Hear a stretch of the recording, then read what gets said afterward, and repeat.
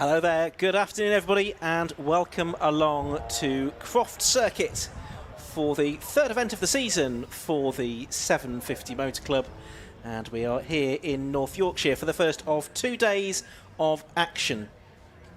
And it's going to be an absolutely fantastic weekend of racing, brought to you by Alpha Live in the company of myself, Ian Soman, Kieran Mogg alongside me in the commentary box today. We'll hear as well from Tom Butterworth down in the pit lane, carrying out our post-race interviews during the course of the day. We're here at Croft this weekend, the 2.1 mile circuit that's been in this configuration for a couple of decades or so, but it's been used for several decades now.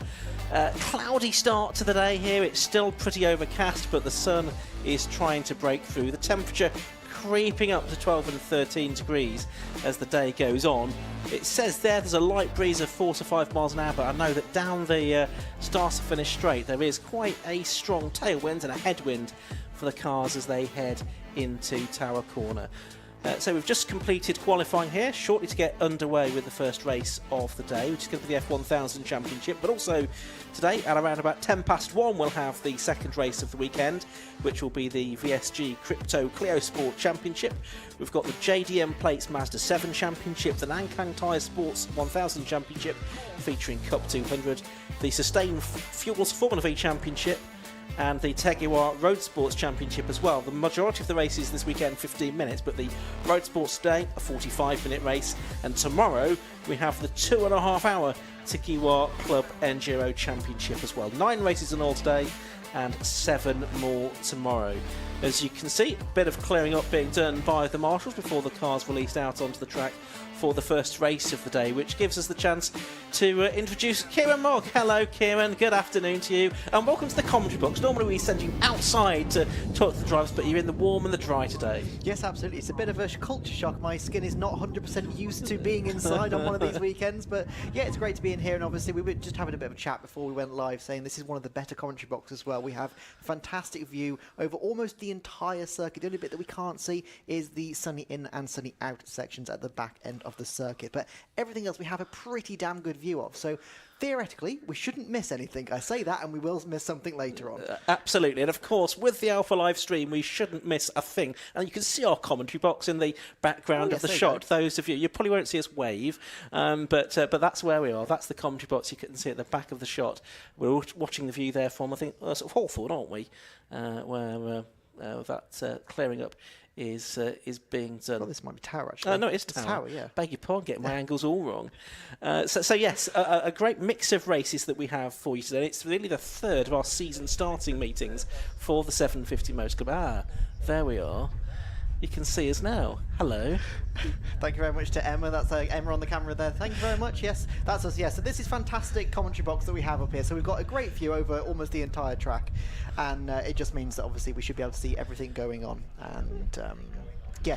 One thing that you were just saying, obviously, is the wind. It's saying only a couple miles an hour on the graphic, but we know for a damn fact that's wrong because it is so strong out there. Yeah. I mean, Tom just came into the commentary box. I had to steal your jacket. He did, because he said it's such a strong wind out there that he was absolutely freezing. So yeah, nice tailwind going down the start-finish straight and a headwind going up towards Tower. So plenty of overtaking opportunities, especially for some of the more slipstreamy type series out there. And there are a few of those. There are. This weekend. Mazda 7s, we're particularly looking forward to those. They've got 2 races today and 1 more tomorrow, 3 races for them over the course of the weekend. They're the big ones, if you like, of the low cost. And if you were with us on Easter Monday at Donington Park watching the live stream from there, we had a cracking low cost race, particularly the second race of the day when the conditions improved a little bit after the horrible wet conditions that we had earlier on in the day. So that's a real classic, that was.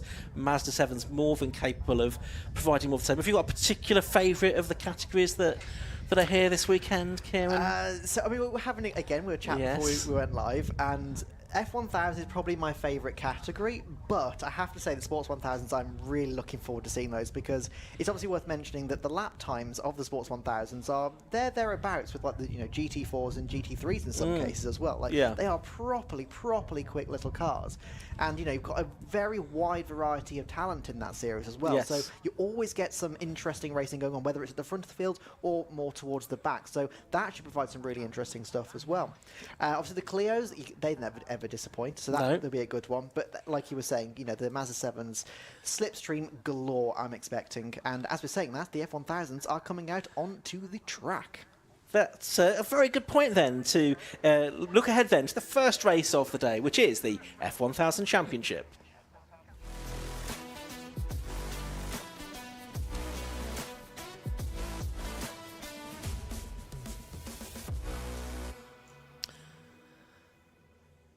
So, first of 3 races this weekend for the F1000s. They have 2 today and 1 more race tomorrow.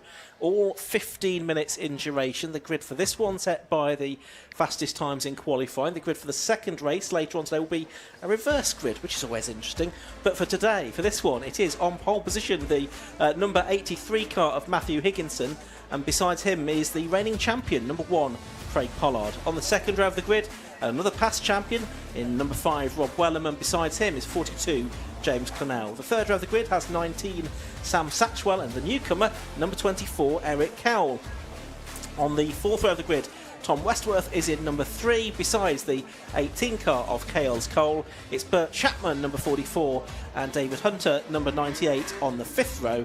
And on the 6th and final row of the grid, it's number 7, which is Stuart Miller, and 29, which is David Shepherd. So 12 cars that we have on the grid then for this opening race of the weekend. And yeah, I think this is one of your favourite categories. You were saying you'd love to get behind the wheel of one of these. Yeah, 100%. I mean, the first time I ever saw these was actually Brands Hatch last year, the opening round that I was obviously with you guys. I was in the pit lane. And I remember I was stood on the pit wall and just watched these cars go flying past me. I was like, oh my God, I am in love, because they are absolutely incredible. Just a couple of quick stats for you. 0 to 60 in about 3 seconds. Top speeds ranging around 150 miles an hour. They only weigh just over 300 kilograms. So it works out almost 500 brake horsepower per tonne. To give you a bit of context on that, that's around the same kind of figure as a McLaren 650S. So these are properly quick little machines. And again, varying driver capabilities from the novices all the way up to the really experts. So I think we are almost ready to get going. For the green flag lap, yes. Which we have for the F1000s. We don't have green flag laps for all of the categories here today, but the F1000s, being single-seaters, being slick-shod with their Hoosier tyres, do have a green flag lap, which they are getting underway now, ahead of the 15-minute race. So, as I say, on pole position is Matthew Higginson, and in qualifying this morning, they can see his green disc lock liveried car, the number 83 car. He did a time of 1:17.750 in qualifying this morning. Just to put that in context for you, the lap record around Croft is a 1:17.08 set by Craig Pollard only last September. And that lap time of 1:17.750 is an average of 97.24 miles an hour, which, when you consider that Croft has some tricky slow corners as well as some fast sweepers, that's a really impressive average lap time. There at the back you can see the number 29 car. That is the newcomer, Dave Shepherd, who describes himself as the oldest rookie ever at 68 years of age. Lives in Bristol, but originally from Doncaster, so back in his home county of Yorkshire today. First season of racing, did some bike racing as a kid, and he's got the hashtag to go with his racing debut of hashtag Davey at the back, and he's living up to his name so far, dare I say. But let's hope he can shake that off as time goes on. He's in one of the Mittal run cars, and like most of the cars on the grid, it is Suzuki GSXR powered. Alongside Higginson on the front there of the grid, you've got number 1, Craig Pollard, who last year became the first driver to win both of the 750 Most Club's single-seater championships. He's a previous double champion in Formula V as well, as have been racing in F1000 for 2 seasons now, winning the championship for the first time last year. And on the third row of the grid, you've got the 2022 champion, Rob Wellham, who is in the number 5 car. So he's always there or thereabouts. He was 3rd in the championship last year. He was 2nd in 2023 as well. Higginson's best championship finish was a 3rd in 2023. He was 4th last year. And you kind of feel that those are going to be the 3 main protagonists this year. Tom Gadd, who was 2nd last year but won most of the races, has moved on, and so a slightly slimmer field of cars that we have for this season. That's certainly the opening round, but it should be no less exciting because of that. Absolutely. So obviously they're coming back onto the grid now, slowly just forming up. So yeah, 0 to 60 in about 3 seconds. So they're going to be firing down towards turn 1 very, very, very quickly. So we want to make sure that obviously everyone stays safe, but we want to see some action. And I have no doubt with the track that we have at Croft, with the long straights, with the fast sweeping corners, the F1000s will be absolutely fantastic. So here we go. Green flag is out. Yeah, green flag at the back. 5-second board is shown to the drivers then. Revs will be rising, tensions will be mounting, and the race gets underway now, and it's a good start by Higginson from pole position. Pollard also pretty smoothly away. I think everyone is safely away then as they head down towards Clervaux corner for the first time. Wellham from the second row has made a good start, clips the curb on the inside of Clervaux there. Did he get up into second place? Yes, he did. So he's made a good start to the race. Wellham in number 5 is second. 83 Higginson is leading, and from the outside of the front row, number 1, Craig Pollard, is in third place at the moment as they head down towards Tower for the first time. Absolutely. So yes, very, very close between Pollard and Wellham at the moment. So Pollard is obviously wanting to try to get that position back as quickly as he can so we can go after Higginson. So coming down towards, where are we? Jim Clark S's into Barcroft and Sunny in now. So very, very fast section this is. So the drivers need to make sure that they are inch perfect, millimetre perfect. And actually, as we say that, Wellham is starting... Oh no, that's not Wellham, sorry. Yes, so they're coming round the back end of Sunny now into the final complex before the last corner and back onto the pit straight. So here we go, there's the front battle again. Yeah. Four in a train. There is, because it's James Clennell in the number 42 car who is making up that lead quartet. He commutes over from Manhattan for all of his racing. That's quite sexy, isn't it? Top 4, they're pulling away from the rest of the field as they go along. In 5th place, it's the number 19 car of Sam Satchwell. In 6th place, it's number 3, which is Tom Westworth. And they were side by side for 7th and 8th as they came across the line. That was Bert Chapman in the 44 car making up some places, but it's still Higginson leading this very tight-knit group at the front. Yes, absolutely. You can see there Higginson was just pulling over to the right-hand side into turn 1 just to defend that position. Wellham had a bit of a look, but he wasn't going to make too much of a stupid move. Obviously, still early days. You can't win the race in the second lap, but you can certainly lose it. Round to the outside again. He's just defending, tries to get the cut back underneath, but no, Higginson has his measure, and that has brought Pollard right back into it as well. There's a slight bit of a gap that was built between Wellham and Pollard on that straight, but with that defence, it's now all 3 of them so close together. This is what we love to see. Coming round into Sunny in now, and you can see there they're just pushing the front of those tyres so hard, finding every last millimetre of grip that they can from those slick tyres. We also see that Clennell is right behind Pollard there as well, so he's brought himself right back into it as well. He had a good run through Sunny there, I thought, to get back on terms with Pollard. I was thinking it was like a 12-wheel Jedi, but it's almost a 16-wheel Jedi that we've got going around the hairpin this time. These first 4 certainly pulling away. First flying lap completed. What lap times are we down to? Already a 1:19.411 for Matt Higginson. I'm reminded that he did a 1:17.75 in qualifying, but probably still getting some heat into the tyres at this stage of the race. It's still Higginson, Wellham, Pollard and Clennell. Then Tom Westworth now is ahead of Sam Satchwell, so he's up to 5th position in the number 3 car. Satchwell down to 6th, then it's Bert Chapman 7th and Caldecott 8th. Side by side for the lead now. Higginson is on the right-hand side and Wellham has got past. He has taken the lead into Tower Bend now. So he now leads this quartet, and now Pollard is right on the gearbox of Wellham. Can he make a move? So coming to the Jim Clark S is now, again, very, very fast section. Needs to be millimetrically perfect, positioning the car perfectly, and he's just, sitting in behind, waiting and biding his time to try and make the perfect move. You can see there coming through. Was that Sunny in? That was, yeah. See Sunny in. Obviously, Wellham was just at the back of the car. Sorry, Higginson, sorry. Back of the car, just sliding out ever so slightly. So really, really on the limit. Through the complex for the 3rd time then in this 15-minute race, and Wellham already has put a few car lengths between himself and Higginson, who is in 2nd position. Pollard 3rd and Clennell in 4th. Is Wellham going to be able to get away? Now he's got out to front. The early signs are that it looks like he might be able to. Here last year, he had some great battles with Tom Gadd in the F1000, but Wellham showing a clean pair of heels to the rest of it. He's done a 1:17.846. so immediately gained more than a second faster than Higginson had gone on the previous lap, and only about 0.8 of a second outside of Craig Pollard's lap record.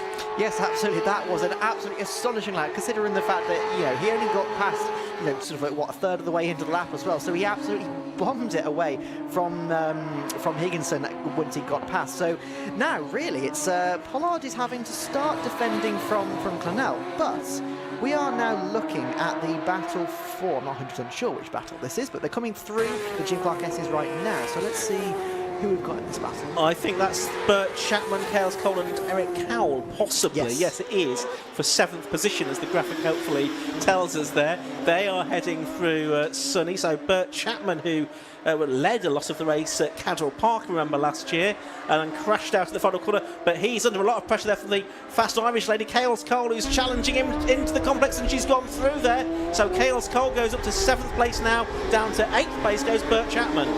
Yes, absolutely. That was a very, very brave move going through there. It's a very fast section, and really, you can get 2 cars side by side, but you don't really want to go much more than that. Coming down the start finish now, and we've got Bert Chapman and there's a a new lap record. A new lap record for Rob Wellham. He's done a 1:17.812. The lap record. Sorry, beg your pardon. That's not a lap record. It's a 1:17.08. The lap record. I beg your pardon. But it's a bit quicker than he was on the previous lap. But he has pulled out now 1.4 seconds over Higginson in 2nd place. He pulled out about half a second on them that time around. Pollard still 3rd. Clonel in 4th. And there is that battle for 2nd now. They have dropped Clonel by the looks of it, but it's Westworth catching them. Looking at the timing screen, he caught them by a few hundredths only on the previous lap. But here is the battle for 2nd. It's Higginson versus Pollard. Yes, absolutely. You can see Pollard is just so much more comfortable through that corner than Higginson. Higginson seemed to be a bit uncomfortable through that corner throughout the majority of the race so far. So that could possibly be a bit of an issue come next lap if Pollard's a little bit closer. But coming into this final section now, Higginson just pulled away a little bit into that last corner. So they've got their strengths and weaknesses in various different parts of this track as well. So Craig Pollard really is going to need to try and work this to his advantage, try and work out where he's faster, where he's slower, and essentially try to work out his attack from that. So coming through the where are we? Hawthorne. Thank you. So coming through Hawthorne now and through the chicane, so onto the back straight. These guys are absolutely going flat out. Rob Wellham has completely checked out. So it's really now the battle for 2nd place. Coming into Tower, and Craig Pollard has a little bit of a look, but no, Higginson has his measure. He pulls to the centre of the track and defends that position beautifully. These two drivers have so many championship titles between them. We've said Pollard the champion last year. He's got 1 on his car, 2-time Formula V champion. Matt Higginson's won in RGB as it was then, Sports 1000 as it now is, several times, mostly in front engine cars. So lots of championships between them as they've got back markers ahead of them. One of them is the number 7 car of Stuart Miller. I think the other one must have been Dave Shepherd in the number 29 car, but they've negotiated them successfully. So too has Clonella's blue flags, of course, are being waved by the marshals at those back markers to let them know that the quicker cars are coming through. And there is quite a disparity in the lap times between them. But here's this battle for 2nd, coming up to complete lap number 6 of the race. We've got 7 minutes left to go in it. And the gap between Higginson and Pollard as they go across the line that time was just 0.4 of a second. It's now 3.2 seconds, though, between Wellham and Higginson. So Wellham well and truly out in front now. Nobody improving their lap times that time, of course, because of the impact of the traffic. 100%. But I have to say, the traffic did very, very well to get out of the way, considering the pace disparity there is between the front runners and the back markers. And also I have to say, obviously, before the front runners, they did very well to get through the traffic without any issues. But you see, coming through Tower there, they are so close. Higginson, again, having to move to the centre of the track to defend his position. Going through the Jim Clark S's now. You can see they are nose to tail. Craig Pollard is looking left, right, trying to find any way around Higginson that he can. Coming now into Barcroft and into Sunny in. Yeah, there's nothing to really give between them. It's just going to be a case of, okay, who has the biggest kahunas? Who's going to go for it? Who is going to put it on the line and get and essentially take it away from the other one? Yeah, and James Clonel sitting there waiting to pick up the pieces if it all goes wrong between these two as well. He's still there in 4th position. chasing after these two. I think he is quicker in the second half of the lap, isn't he, than the first half, it would seem. I have to say, though, it's probably the perfect distance behind these two. If anything does go wrong, they pick up the piece, because obviously if he's a bit closer, he's going to get caught up if something goes wrong. But at the moment, where he's got enough time to react if it does come. So he's probably in the perfect position to, if they do collide. But, yeah, it's a problem for Stuart Miller there in the number 7 car, the driver from Hamilton and Newcomer. You can see the black cross on the yellow background on the back of his car. He's had a little moment at the complex, but that seems to have sorted itself out. So here, with 5 minutes to go, it's Higginson and Pollard and Clonell. Just a bit out of shape there through Tower that time, I thought, but not too much time lost for him. Through the Jim Clark S's, which is absolute blast, that part of the circuit. It's flat out if you dare, I think. Then through the right-hand kink at Barkhoff, then to Sonny, sort of sweeping right-hander. 2 elements to it, double apex.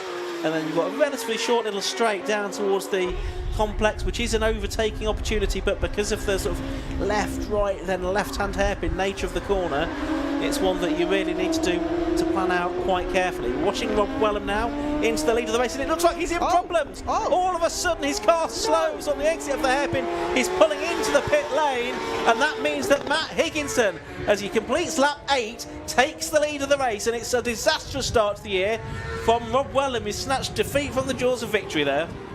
That is horrible. That is such bad luck for Rob Wellham there. He was doing such a fantastic job out in the lead. He had the measure of Higginson and Pollard so brilliantly, and it's just a shame, obviously, it's ended this way. But we've still got 3.5 or 4 minutes left on this race. Higginson and Craig Pollard, still nothing to choose between them. Going through Tower now, up towards the Jim Clark S's. I think Higginson just seems to have the pace in just the right places, just to make sure, especially on the corner exits onto the straights, just enough to keep Craig Pollard behind. Again, coming through Barcroft into Sonny now. This is where we've seen Higginson a bit struggling, but he seems to we see Craig Pollard actually have a bit of a twitch, a bit of a correction there through that corner. So ironically, the place that Higginson has looked a bit more vulnerable on that lap, on that time around, Craig Pollard had the issue. Yeah, so 3 minutes to go. Reminder then that the grid for this race, for the next race, set by the result of this one, with the top 10 reversed. So whoever is going to win this race will start 10th for race number 2, but they'll also pick up maximum points, probably more importantly. It's 30 points for a win, 27 for second, 25 for third, and so on and so forth. Down the start and finish straight they go towards Clervaux corner. It's Higginson leading, who's 0.4 of a second ahead at the beginning of this lap, and with 3 minutes to go when they cross the line, I think there's going to be 3 more laps to go, including the one that they've just started, to make it a 12-lap race. Higginson moves across to the left-hand side of the circuit, takes a defensive line then into Tower corner, but you can see Pollard, his front wing is right underneath the rear wing of Higginson, who we think might be dropping oil, Kieran. Oh dear, yes, I've just been told in our ears that yes, that's definitely not what you want. We had a bit of a delay this morning because somebody had dropped oil around the final corner, but I believe that came from the Formula V's. But yeah, with these cars, with the slick tyres, with the downforce, the last thing you want is a slippery surface. So coming around now into the final section again, through the complex, they are still nose to tail. We've still got a couple of minutes remaining of this race, and there is still nothing to choose between them. We say obviously the grid is reversed for later on, which is a bit of a disadvantage for the person that leads, but obviously they get the maximum points as well. But with how it's shaping up between these two, they are really struggling to have one or the other faster or slower. It's still weaving down the pit straight. So would it be even better to consider this? I know obviously trying to rationalise with a race driver is a bit, like trying to negotiate with a bear. It's not really going to happen. But could it even be a case of Craig Pollard, okay, sit behind him, you get second place in this, then once it comes to the race later on, you defend and he can't get past you? Well, that's it. Of course, there's the added complexity, though, of trying to pick your way through some slower cars as they head down past that time the number 98 car, which is that of Dan Hunter, the driver from Cambridgeshire. He's gone a lap down to the 2 leaders then, who are on their penultimate lap of the race now. By the way, Sam Satchwell it is that's got the best lap of the race, I think, on a 1:18.62. No, it is still Higginson, yeah, that's got it. Correction, 1:18.153. Oh no, hold on, Pollard, 1:18.016. Looking down our timing screen. as we're watching Pollard now. He's lost a few car lengths to Higginson, and if Higginson is dropping oil, I wonder if he's just a bit aware of that and keeping a few car lengths behind. It could be an incredible tactic from Higginson to try and keep his rivals behind, just drop some oil or something, and keep other cars at bay. Yeah, perhaps one of those James Bond little things. Oh, quick check the flag though. I completely missed that. Sorry. So yeah, Matthew Higginson, he completely takes that win now. He over Craig Pollard, fantastic race, fantastic battling, and he had to defend for his life against Craig Pollard. Yeah, like you were saying, multiple championships between the two of them, and really, really good racing. So well done to Higginson. Yeah, an early checkered flag about 30 seconds before the clock had counted down to 0, and possibly officials were mindful of issues that needed to be dealt with. If there is a car dropping oil, then that will need to be cleaned up. But it is then a win in the first round of the season for Matt Higginson. So many congratulations to him. It is his first win since Brands Hatch in round 2 of last year's championship. Craig Pollard it is that takes second place. James Clennell in the 42 car, I think that's his first podium. I think he had a few fourth places last year on the way to the Clubman's Cup title. Tom Westworth was fourth, and Sam Satchwell fifth, with Cales Cole completing the top 6. We did have a few cars 1 or 2 laps down in that F1000 race. Of course, it's the first of 3 races this weekend for the F1000 cars. They're back out again a little bit later on, around about 4 o'clock for race 2, and then tomorrow at 1:30 in the afternoon for their 3rd race of the weekend. Let's have a look at the results now for race number 1, and confirmation that the 11-lap race was won by number 83, Matt Higginson. Second was number 1, Craig Pollard. The gap between them at the end was 0.626 seconds, which I think was probably as big as it was throughout the whole race. Third was number 42, James Clennell. Fourth was 3, Tom Westworth. Sam Satchwell it was, the number 19 car in 5th, ahead of Cales Cole, number 18, in 6th position. Eric Cowell was 7th, Bert Chapman 8th. He was the last of the drivers on the lead lap. Then Dan Hunter was 9th, Dave Shepherd was 10th, Stuart Miller was 11th, and the man that led for much of the race, Rob Wellham, he ended his race in the pit lane, I'm afraid. So dramas for him. We'll see, Kieran, if he's going to be back out later on. Yeah, I do hope so, because he had so much pace under him in that first race. It's really, really shame, obviously, his race was cut short like that. But yeah, hopefully, obviously, the guys behind the car can get something sorted. Whatever the problem was, we don't know what it is yet. Hopefully get that sorted, and later on go once again and hopefully mix in with Higginson and Pollard like we were seeing in that first race. Fantastic race from all of them. Nice, clean racing, exactly what we like to see. But yeah, massive shame for Wellham to have ended like that. Certainly was. So, as I say, another race for the F1000s a bit later on. The next race on track is going to be at around about 1:10, which is the VSG Crypto Cleo Sport Championship. Also, a reminder, we've got the JDM Plates Mazda 7s, the Nankang Tyre Sports 1000 Championship, featuring Cup 200, and the Sustain Fuels Formula V Championship. The centrepiece of the afternoon's racing really is around about 3 o'clock, which is the Takiwa Road Sports Championship. But now, at the end of the first race of the day, let's head down to the pit lane, where Tom Butterworth is going to speak to our top 3 drivers from the F1000 Championship. Well, welcome down to the pit lane for the end of the first race of the day. We've got Matt Higginson taking victory there, and just getting his kit off, ready for a bit of a chat. So Matt, did you, first of all, did you know you were dropping any oil as you were going round, or was it just James Bond tactics, trying to throw it out the back a little bit and keep it all to yourself? Oblivious, I'm afraid. If that was the case, sorry for Officer Craig behind. No, it's just there's a little bit of smoke coming off down here. Look, you can just see it dropping off there, but I think that was causing a few little issues. But no good fun nonetheless. You were going full defensive all the way through. Yeah, tough race. I don't know where the pace is, but luckily this track is relatively easy to defend against if someone's slipstreaming you all the time. So yeah, pleased to turn that pole into a win. Thanks to the sponsors, Dislock, preparing the car all winter, and Team Mattel for ironing out a problem we had last year. So yeah, can't wait for the next race and make some tweaks maybe. What did you think about the big send that Rob Wellham sent down the outside round Tower? I kind of let him do it because somehow he's got a lot of straight line advantage on us still. So yeah, no point fighting Rob. I know what his race is like. Looked like a good move, to be fair. He was just in front. There's no point me fighting it because he had the corner basically.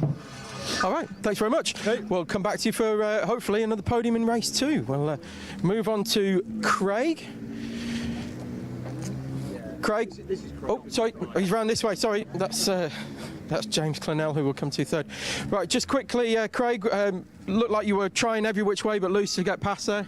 Yeah, no, trying hard, but Matt's been round here quite a few times, so he's a hard one to pass. And I think start of the season, we had to do an engine change last night, so I didn't get much sleep. So I think I didn't want to make a silly mistake in that. It's a long season ahead, and we've still got 3 more rounds to go. And obviously another race coming up today as well. Yeah, that's it. So we're trying to make loads of changes to the car, and nothing seems to be doing it. But I think, having spoken to some of the other drivers, that everyone's struggling a bit in certain areas. So see what we can do and dial it in for the next one. Great stuff, thank you very much. And we'll very quickly move round to James Clennell before we go on to our second race of the day. James, trying everything to get past, hanging on, doing everything? Just trying to hang on. It was nice to get the first podium since 23, and it was good. A bit lucky with Rob. I don't know what happened with him, but yeah, nice. It was good to be just keeping on at the front, keeping up with the pace. So it was nice. Hopefully, get another result this afternoon. You got to be in it to win it. Exactly. Yeah, that was good. And position yourself very well. Thanks very much, James.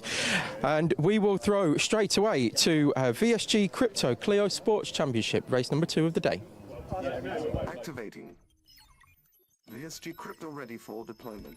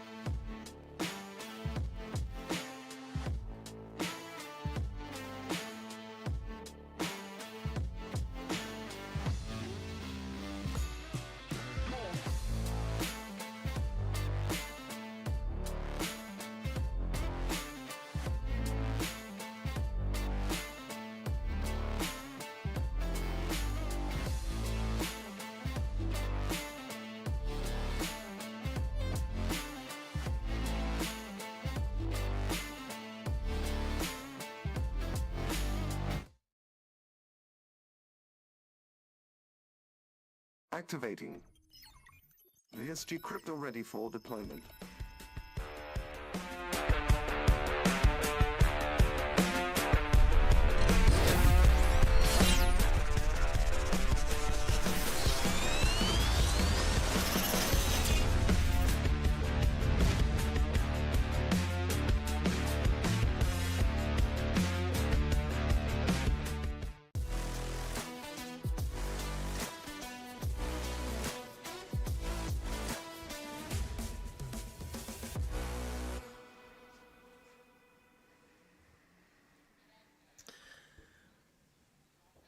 Welcome back to Croft, where we are shortly to get back underway with this afternoon's racing at this meeting organised by the 750 Motor Club. We've already had one race today for the F1000 Championship. They'll be back out again a little bit later on, but we're looking ahead next to the VSG Crypto Cleo Sport Championship. Marshals are back on their posts. Hope they've had a good, restful lunch break and are ready to get back into action for 8 more races that we have this afternoon. Not only for the Cleos, but also for the JDM Plates Mazda 7 Championship, the Nankang Tyres Sports 1000s featuring Cup 200, the Sustain Fuels Formula V Championship, and the Tagiwa Road Sports Championship, plus then second races of the day for F1000s, Cleos and Mazda 7s. My name is Ian Soman, up here in the commentary box overlooking the start and finish line and sort of the first half of the Croft lap. Alongside me is Kieran Mogg. Kieran, we had a great start to the day's racing with the F1000s, and now we've got 8 more races to come. What are you looking forward to this afternoon? Absolutely. Well, we're having a bit of a conversation with this during the lunch break. Obviously, the Cleo Sports obviously always put on a show. Mazda 7 is going to be really interesting, I think. Obviously, that's going to be somewhat of a slipstream kind of race. Obviously, got the Sports 1000s. They're always putting on a fantastic show, and I do love the championship as well. Formula V, obviously, very popular category as well. Lowest level of single-seater racing, and very affordable for people to get involved in and just feel what it's like to drive a single-seater. So yeah, there's plenty of different series coming up. Also got obviously the road sports as well. A bit of everything in the road sports. You know, we were talking about some of the cars that are in there. Everything from, you know, the M2s and M3s all the way down to the little Genettas and Lotus Elises and everything. So real nice mix. So I mean, plenty to look forward to. I think if I had to pick out some, I'd probably pick out the Sports 1000s. Okay, well, we'll look forward to that. Cleo's up in a moment, though. They are shortly going to be released onto the grid for the first of their races this weekend. They have 2 races today, and then a third race of the weekend for these cars is tomorrow afternoon at 2 o'clock. Yeah, more racing here tomorrow. Practice from 12, racing from 12:35 tomorrow here at Croft Circuit, and it's the K-Tech Racing Cleo Sport Championship. Last year that was won by Pete O'Connor. He won that from Class A in one of the 182s. I think he's moved to Class B for this season, to the 197s. 2 different classes within the K-Tech Racing Cleo Sport Championship for the 182s in Class A and the 197s in Class B, and the good split across both of those cars. They both run standard engines in both of the classes, with a K-Tech Racing Control Series ECU as well. Control K-Tech Racing coilover suspension. They run on Toyo R888R Control tyres with a limit on how many sets they can run per season as well. Disc brakes have to be standard or standard pattern. They can have racing pads though, and it's a standard gearbox that must be retained with limited slip diff on the 197s. Bolt-in roll cage is required for both the 197s and the 182s, and it's a very good, affordable way to go tin top racing with cars available second hand from around about £6,000. So a very good value way to get into motor racing, an affordable way into motorsport, which is so important, Kieran. 100%. It's one of the biggest philosophies with 750 as well, isn't it? You know, affordable motorsport for everybody, and that is really one thing that has made 750 so big in the UK, because it really is just affordable motorsport for everybody to get involved in. And yeah, the Cleos are one of the most popular categories in the country for that. Not only because it is affordable to get into, but also because the racing is so good. Like you say, obviously we've got the 182s and the 197s, and obviously some of the older 200s as well. So there's a good mix of cars in there, a good mix of drivers. So it just means that anybody can come into a series like this and find somebody that they're going to be somewhat on par with and have a great battle. And obviously on a track like this as well, there'll be some good slipstream opportunities, some fast corners to get into, some nice hard braking zones to try and outbrake your opponents into as well. So it's going to be a real mix of drivers today. So it should be a really good race, and they never fail to put on a show. No, they don't. Sponsored this year by VSG Crypto as well. New sponsors to the Cleo Sport Championship. So very warm welcome to them, supporting the Cleo Sport Championship for this season. It's going to be, I think, a 14-round season that we have for the Cleos once again. 3 races here this weekend at Croft. Then they go to Alton Park for a double-hander at the end of May. Snetterton in June, just a couple of weeks later in actual fact. Cadwell Park in July for another triple-header meeting. And then they conclude their season with 2 double-header events at Brands Hatch and at Mallory Park on the 18th of October to round out the season. So a great variety of circuits that the Cleos will head to as well, and good grids we have. 20 of them were out in qualifying this morning ahead of this weekend's 3 15-minute races. Yes, 100%. And obviously with this track as well, it's obviously built on an old airfield, but what I quite like about it is it's not actually as flat as people would think either. There is a little, obviously not much, but there's a bit of elevation change in it. You know, if you're talking coming down towards Tower, there's a bit of a drop there into Tower Bend. Also through the Jim Clark Essex, it's a bit of an elevation change there. So there is, it's not as easy as it perhaps look at first glance. And so these drivers really got their work cut out for them. Yes, obviously, you know, it's not quite the elevation change of your Brands Hatches and your Alton Parks, but Croft has its own set of unique challenges, and there's some people that will excel and some people that will struggle. No, and some people do rate it as one of the circuits that they really enjoy racing at during the course of the season. 1 or 2 drivers have certainly sort of put that on their driver profiles and said, yeah, Croft is the circuit that I most look forward to attending each year. Without further ado though, Kieran, shall we have a look at the grid for this? Yes, let's do that. First race of the afternoon then. It is the VSG Crypto Cleo Sport Championship. As I say, we should have 20 cars out there, with on pole position the number 3 car of Jack Kingsbury. He's been a class champion in the past, and besides him is 55, that's Justin Griffiths. Second row of the grid is number 30, Darren Ransom, and the number 111 car of Nick Harrison. On row 3 of the grid, it's the number 7 car, that's the first of the Class A machines, the 182 of Lewis Richardson, making his return this weekend, and number 12, Matt Hipkins, is besides him. On the 4th row of the grid, 56, is Chris Lawrence. Alongside him is number 92, which is Mark Ridout, Hyundai Coupe racer as well now as the Cleos. 72 on the inside of row 5 is last year's champion, Pete O'Connor, switching cars for this season, and he is next to number 35, which is Joshua North. Row 6 has number 27, which is James Gahagan, and besides him is 297, Jan Whittaker. On the 7th row of the grid, it's number 316, Mark Enoch, has Chris Page returning this weekend, 31 on the 7th row of the grid. On the 8th row, it's the 18 car of Mark Witherington, and 57 is Matthew Poncia.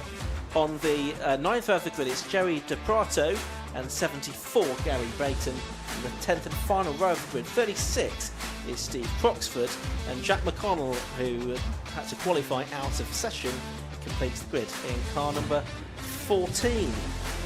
So 20 cars that we will have on the grid then for this 15-minute race for the VSG Crypto Cleo Sport Championship. These cars do get a green flag lap, so they've come onto the grid using the short circuit link to get back onto the grid. They'll line up and then they'll be released onto a green flag lap to get themselves familiar with the track conditions that are facing them this afternoon. Absolutely, and one of the conditions as well that probably is worth a mention is I think the wind has picked up. I think it has. Yeah, we were sat in the commentary box having a bit of a chat, and I could hear the wind going up against the side of it a lot louder than it was earlier on. So I do think, yeah, it's going to be even more of a tailwind going into turn 1 and even more of a headwind going into tower. So again, that's something they got to try and work around. It's not particularly something they're going to be able to pick up particularly on this green flag lap. No. But come that first racing lap, they will feel it. Absolutely. So the green flag lap does now get underway, and straight away you can see cars weaving around to try to get some heat into the Toyo control tyres at the start of this race. On pole position then it is the number 3 car of Jack Kingsbury. He is the 30-year-old from Hertford. He's the owner and director of Kingsbury Automotive. He's been racing since 2017, and 2 years ago he was the champion within Class B for the 197s. Did some karting, some banger racing in the past as well, and the car that he's racing this year was built by himself and his father. Alongside him on the grid is the 55 car of Justin Griffiths, who won the Class B championship last season by 30 points from the man that's third on the grid, which is number 30 as it happens, Darren Ranson. 111, Nick Harrison, he was 4th in Class B last year, on the inside of row 4. Lewis Richardson though, he's one to watch. On the inside of the third row of the grid, the first of the Class A cars, the 182s, the 20-year-old from Milton Keynes is a motorsport technician at Palmer Sport, 20 years of age. 2023 was when he made his race debut. Last season he was on the spanners for his father, Steve Richardson, who was racing last year. And then the Team Hughes Metrics SR Motorsport car with the engine prepared by the Polly family and Ollie Wade, preparing the gearbox on that car. Number 7, Lewis Richardson, it will be on the inside of the third row of the grid. And then number 12, Matt Hipkins, it's going to be completing the top 6 on this sunny afternoon now. The sun is breaking through here at Croft Circuit. A great looking grid of cars here, Kieran, as well. Yeah, 100%. There's also one of the number 55, is it? An old homage to that old Renault. I think we had a conversation about that last year, and you and Andy were talking about it, and I am ashamed to say I didn't know what you were talking about, but I do know what you're talking about now. So obviously coming onto the grid, yes, great looking grid of cars. Very varied as well, even though obviously they're all Renault Cleos. It's 56, sorry, not 55. Yeah, even though obviously they're all Cleos, they all look different, barring those that both say 55 on the side. So ignore me for that. That's the number 27 and the number 35 of the old 182s. Yeah, the teammates in the JGR Motorsport or JG Racing, James Hagen. Well. Yeah, so you've got a couple of sets of teammates there, but lots of very distinctive looking cars on the grid as well, which we like as commentators. Oh, and then there's 2 black cars on the back of the grid as well, including Steve Croxford in number 36, who's 67 years of age from Wigston Parva. He raced in the Renault 5TS Championship, the works or the manufacturer battle Renault Championship in the 1980s. Had a long layoff since then. Anyway, red lights are on, racing about to get underway. In the SG Crypto Championship, out go the lights. Good start then made by Justin Griffiths from the outside of the front row then. Has he got the advantage over Jack Kingsbury? No, he's not, as they head down towards Clervaux corner for the first time. So it is Kingsbury leading, Griffiths in second place. 1 or 2 cars using quite a bit of curb through Clervaux corner. But I think they're all going to make this way through the first corner and through Hawthorne as well and onto the chicane. So it's the sort of grey car that's leading of number 3, Jack Kingsbury. It looked like it was still Lewis Richardson in number 7 that was the best of the 182s. Yes, there it is, the sort of red and black car with the yellow mirrors on it. He's in 4th position, so he's actually made up 1 place, but still leading his class. Yes, absolutely. Obviously, fantastic start from everyone.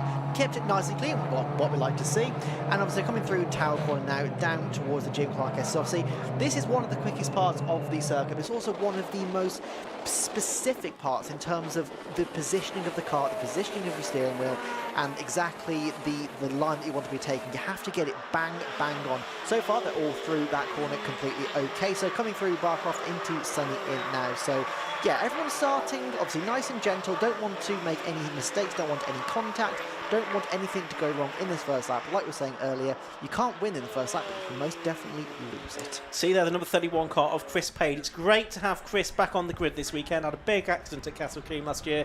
We're very pleased that he's back on the grid for 2025. Coming up towards the end of the first lap then, it is Kingsbury leading. Griffiths in second. Up the inside goes the car you were keeping an eye on the green flag lap. That's the 56 car of Chris Lawrence, who was the champion a couple of years ago. He's doing battle with number 12, which is Matt Hipkins. They're in a battle over 6th position as they come through to end the first lap. Kingsbury leading by just over 3/10 of a second at the end of lap 1. Griffith second, Ransom third, Lewis Richardson fourth. The one that lost out on the first lap was Nick Harrison. He dropped down to 5th position, but the two leaders as they turn through Hawthorne still nose to tail, Kieran. Yeah, 100%, and this is really where we're going to see that headwind coming into effect now, because obviously Jack Higgins is going to get all of that wind straight into his windshield, whereas Justin Griffiths is not. So you see he's closed up quite a lot, but it's just not quite close enough to make any kind of meaningful impact. Meanwhile, in the background, Lewis Richardson obviously had that fantastic start, and he is being caught by Nick Harrison. They were, I believe, side by side going into the last corner, with Lewis Richardson just being able to defend his position. But you've got to wonder, obviously, with that older car, it's probably only a matter of time before Nick Harrison has a good enough run to perhaps have a go at him. Yeah, and second place within the 182 class, the Class A, which is designated by the pink icons on the timing tab. For those of you watching the live stream, that's Mark Ridout in number 92. He's the driver that had several wins in the Coupe Cup for the Hyundais last season, about half a dozen wins that he had. Meanwhile, the top 3 overall, all of them the 197s, are right together as they turn their way into the complex for the second time. Kingsbury it is that is ahead. We heard Matt Higginson, I think it was, in the F1000 race saying actually, it's a relatively easy circuit to defend that, so he's trying to do that. But up the inside for second place goes the car of Darren Ransom. He's alongside Justin Griffiths now on the exit of the hairpin, but I think Griffiths has just about managed to fend him off. Meanwhile, there under pressure, Mark Ridout from the number 12 car of Matt Hipkins for position as well. Meanwhile, Ridout's gone ahead of Hipkins, so it's the two 182s together of Lewis Richardson in 7, Ridout in 92, and there is the Ridout car under pressure from Hipkins. Yeah, 100%. Nick Harrison managed to get just to cut in through the last corner of the complex just before the final corner on the circuit, and it just meant that obviously going on to start-finish rate, Lewis Richardson was now right in front of Mark Ridout. So yeah, so overtake there from Nick Harrison. So now he's got to try and catch up and get onto the back of Darren Ransom. But as I say that, he's been attacked by Lewis Richardson. So ooh, 316 there. Mark Enoch is out of the race. It looks like he's stopped. Yeah, over the chicane, he has stopped. So whether that's a mechanical issue, he's picked up some damage possibly that we couldn't see. Not quite sure, but that's not in a great position. It's just on the tarmac runoff area by the chicane. So there's yellow flags covering that at the moment. He's at the car though, that's, yeah. So probably mechanical by the looks of it if he's just walked out straight away. So yes, there we go. Obviously, I'd like to see him out of the car, that's good. It doesn't look like it's going to be a massively difficult place to recover from, which is good. Hopefully. Meanwhile, look, there's the 12 car of Hipkins. We just saw him attacking Ridout there for position, not for class position. We're getting the safety car, by the way, as you can see on the timing tower. So safety car will be coming out at the end of this lap, which is a shame because the leaders are absolutely nose to tail as they come up towards the end of the third lap of the race. They see the yellow flags, though some of them back off more quickly than others, but now they are now being controlled by Jack Kingsbury. The safety car, the McGann, is back on duty, I'm pleased to see, this weekend at Croft. So Renault's all the way, and that is going to pick them up and lead them around this fourth lap of the race. Yes, absolutely. into that final corner complex just before before they got round onto the start-finish straight, and obviously the safety car. Chris Lawrence in the number 56 and Matt Hipkins in the number 12 were side by side going into that final corner. Chris Lawrence on the left-hand side, Matt Hipkins on the right-hand side, and yeah, obviously just got to the yellow flags, and Chris Lawrence just about had enough to stay in front of him. But I can imagine, come the restart, Matt Hipkins is going to be like, right, you are going behind me after this.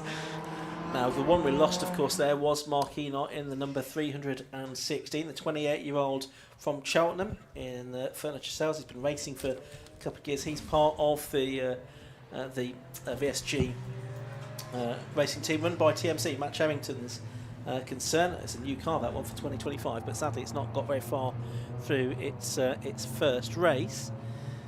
A driver that's made a bit of progress from the back of the grid because he qualified out of session is Jack McConnell in the number 14 car. He's climbed up to 15th position. The 29-year-old from Belfast is a senior electric vehicle test engineer.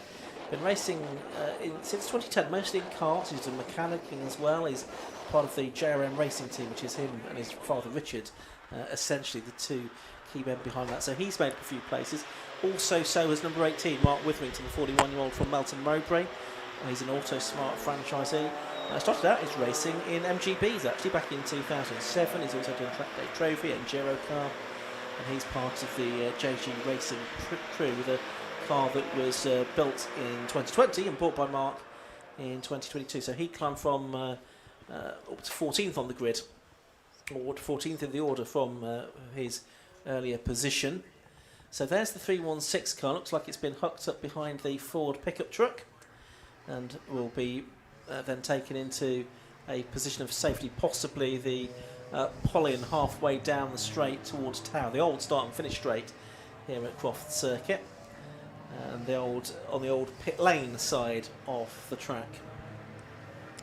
Yes, and I think if they're already they're already moving now. So theoretically, the start finish straight, well, they've got the safety car obviously going down there at the moment, so they've just gone on to the next lap.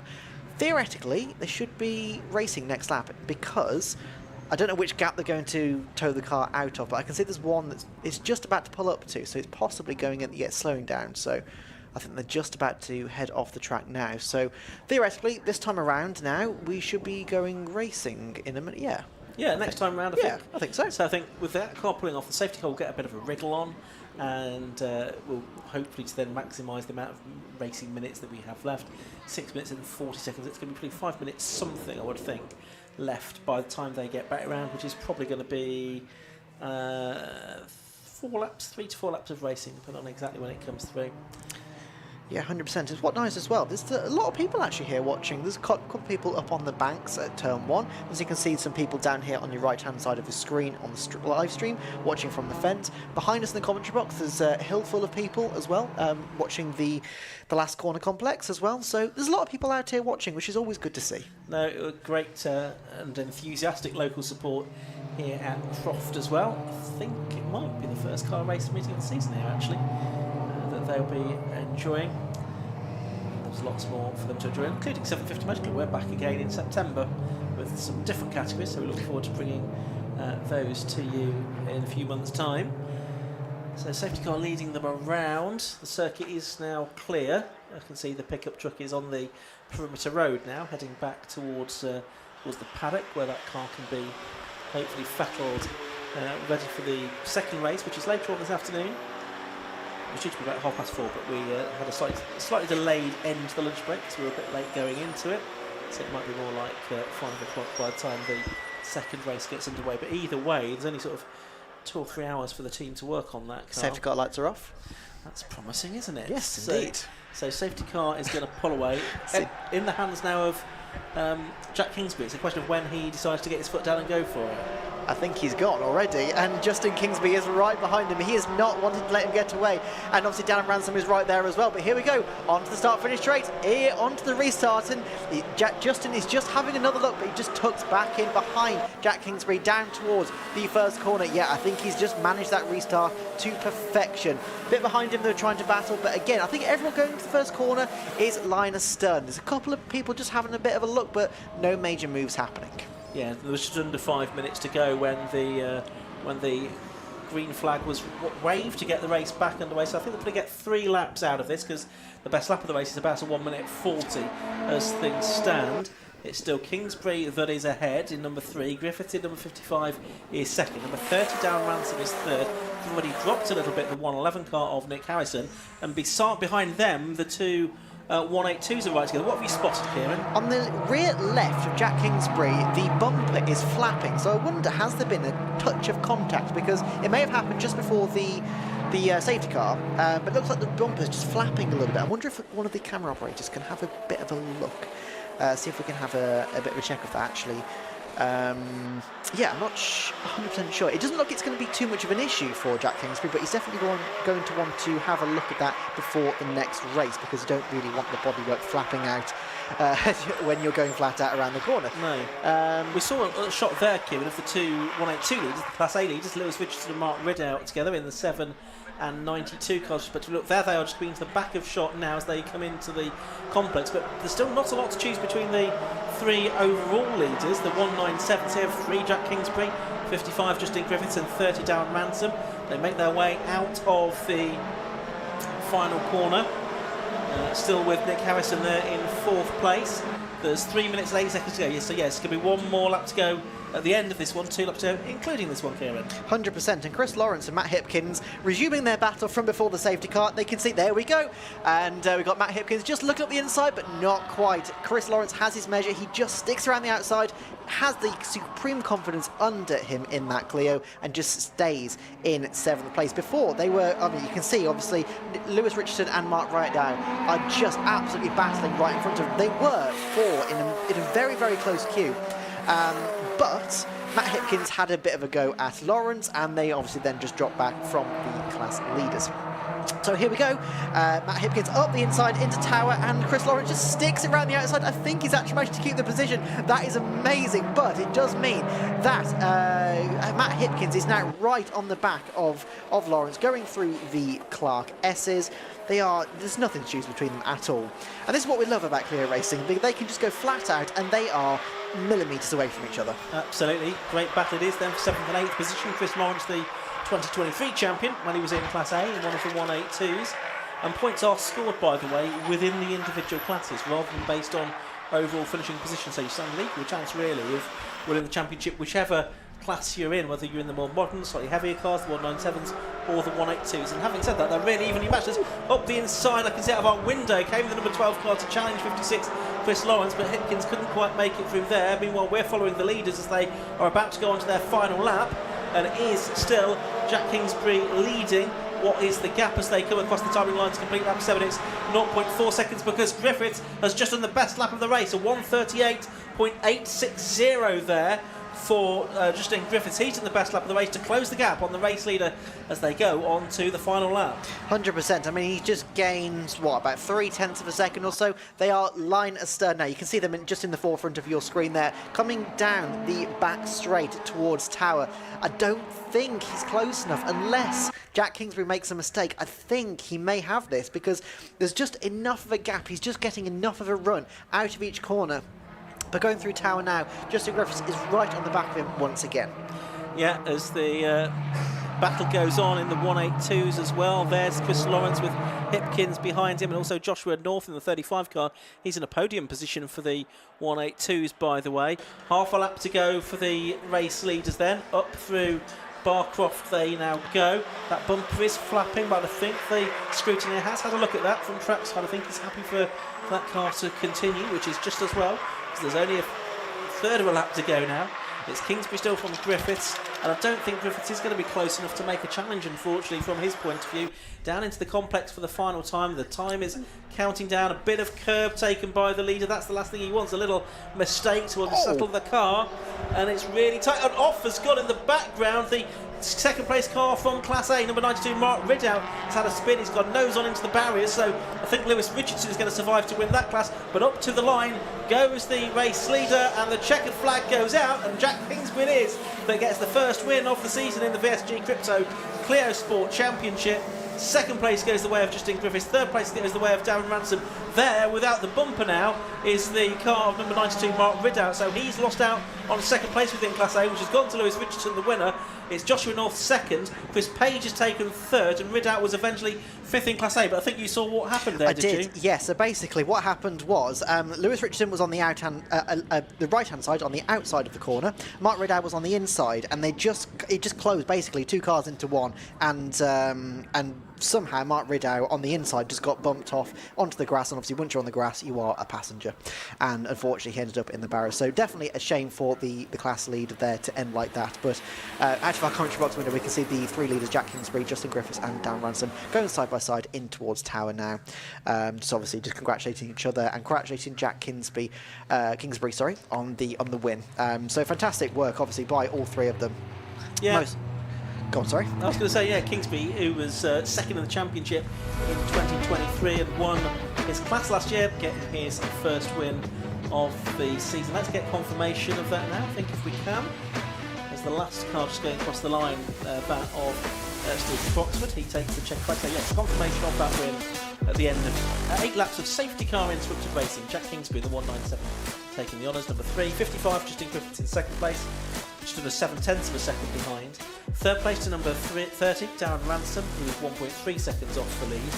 Fourth to number 111, Nick Harrison. And after that late incident, number 7, Lewis Richardson, taking the honours in the 182 class A. Number 7, he was in 5th place overall. 6th was 56, Chris Lawrence. 7th was number 12, Matt Hopkins. Then second of the 182s was Joshua North, number 35 in 8th place overall. And then it was last year's champion, number 72, Peter O'Connor, as he sort of settles into a new car.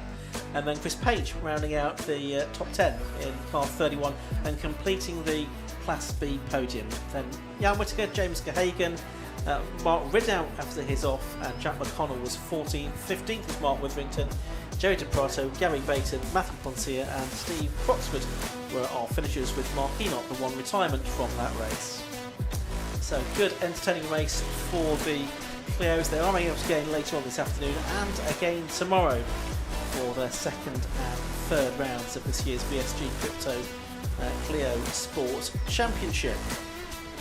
Great racing that we had there. Just a shame about that late incident, wasn't it, between the 2 Class A leaders? Yeah, 100%. I mean, they were battling really, really hard throughout the entire race, and obviously, we were focusing on the leaders primarily because there was 3 of them, and they were really nose to tail. It's obviously a shame that we missed what happened, but it's even more of a shame, obviously, that it ended like that. But it just goes to show that they are really, really pushing out there.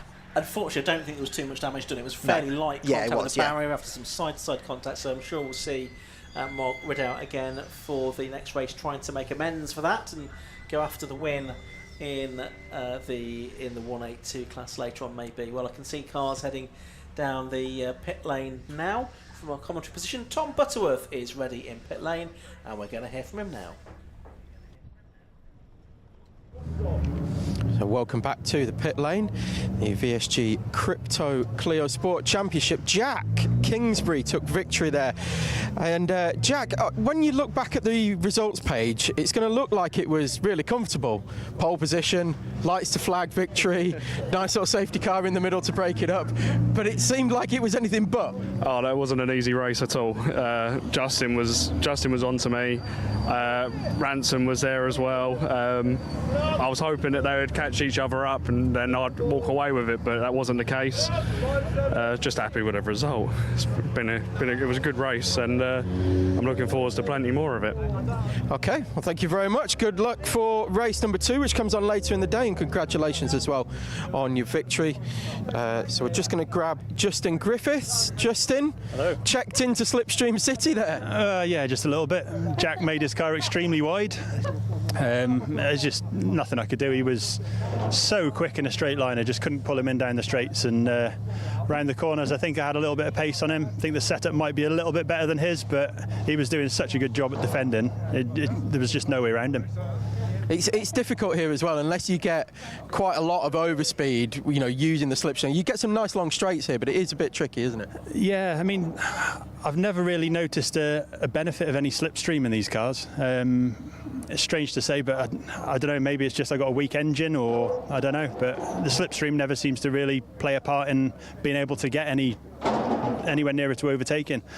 And like you say, it's so quick round here, unless you've got the pace the whole way, then you're a bit of a stuck boat, really. I've come up with a solution. What we'll do is we'll cut a little hole in the floor and we'll Fred Flintstone it out the hairpin. That sounds good. I'll put a seat and you can come and help. A little bit of extra boost coming out.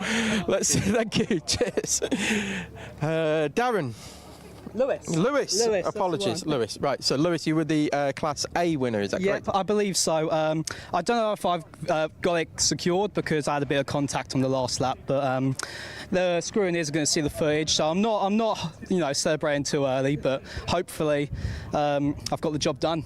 Provisional. So so you didn't get the damage, did you? Yeah, the side of the car's pretty stoked. Oh, is it? Okay, well let's go and have a quick look and the side of the car's pretty see how we look at. Oh, yes, indeed.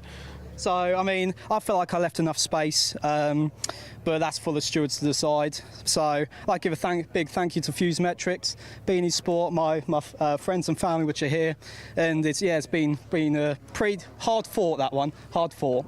Yeah, very much so, and apologies that I missed the incident. I was sprinting from the commentary box down to do these interviews, so I normally miss about the last half of the last lap. So we'll have a quick chat with third place Darren.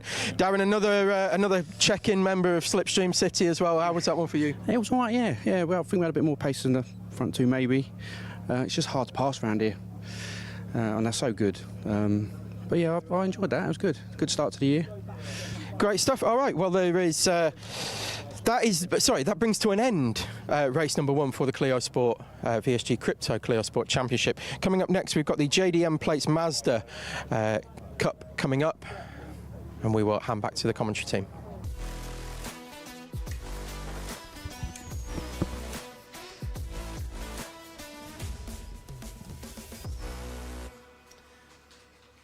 Yes, the cars are already on their way to the grid for the opening round of the season for the JDM Plates Mazda 7 Championship. A great grid of cars that we have here. Let's have a look at how they line up. On pole position, it's the number 87 car of Craig Land, and besides him is number 94 Martin West, both successful drivers in low cost in the past. Champions indeed. 25 David Bowen and 20 Todd Boucher line up on the second row of the grid. The third row has 66, which is Lucas Batt, and 22 Tom Collar. On the fourth row of the grid, Daniel Sibbons is in 56 and Eddie Moyer, new car for him, in 77. Row 5 of the grid is 3 Callum Barnes and 99 Martin Shelton, and on the 6th row it's going to be 17, which is Ben Dade, and 15 Matt Grove. Row 7 is 55 Mark Crawford, and 50 is David Jones, 13 is Tony Ridd, and 79 Ayrton Rogers on the 8th row. Rick Lanier in 24 and David Mason at 43 are on the 9th row. The 10th row has Imran Khan in 21 and Lewis Penstone Smith in 47. Row 11 is 10 Ian Deeves and 73 Simon Walker, with Paul Southwell in 88 and Lee Rogers in 69, completing a very promising 24 car field. And if you've not seen the Mazda 7s before, well, these are low-cost chassis, but rather than running the 1300cc Ford Crossflow engine, they run the 1.8-litre Mazda MX-5 engine, the associated running gear.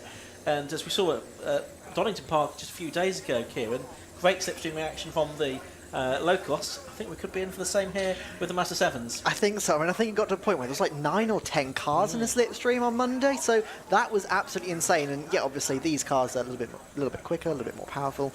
It should be some really good action. Obviously, it's a very slipstreamy kind of track. This, you can definitely take advantage of the slipstream because it is so quick.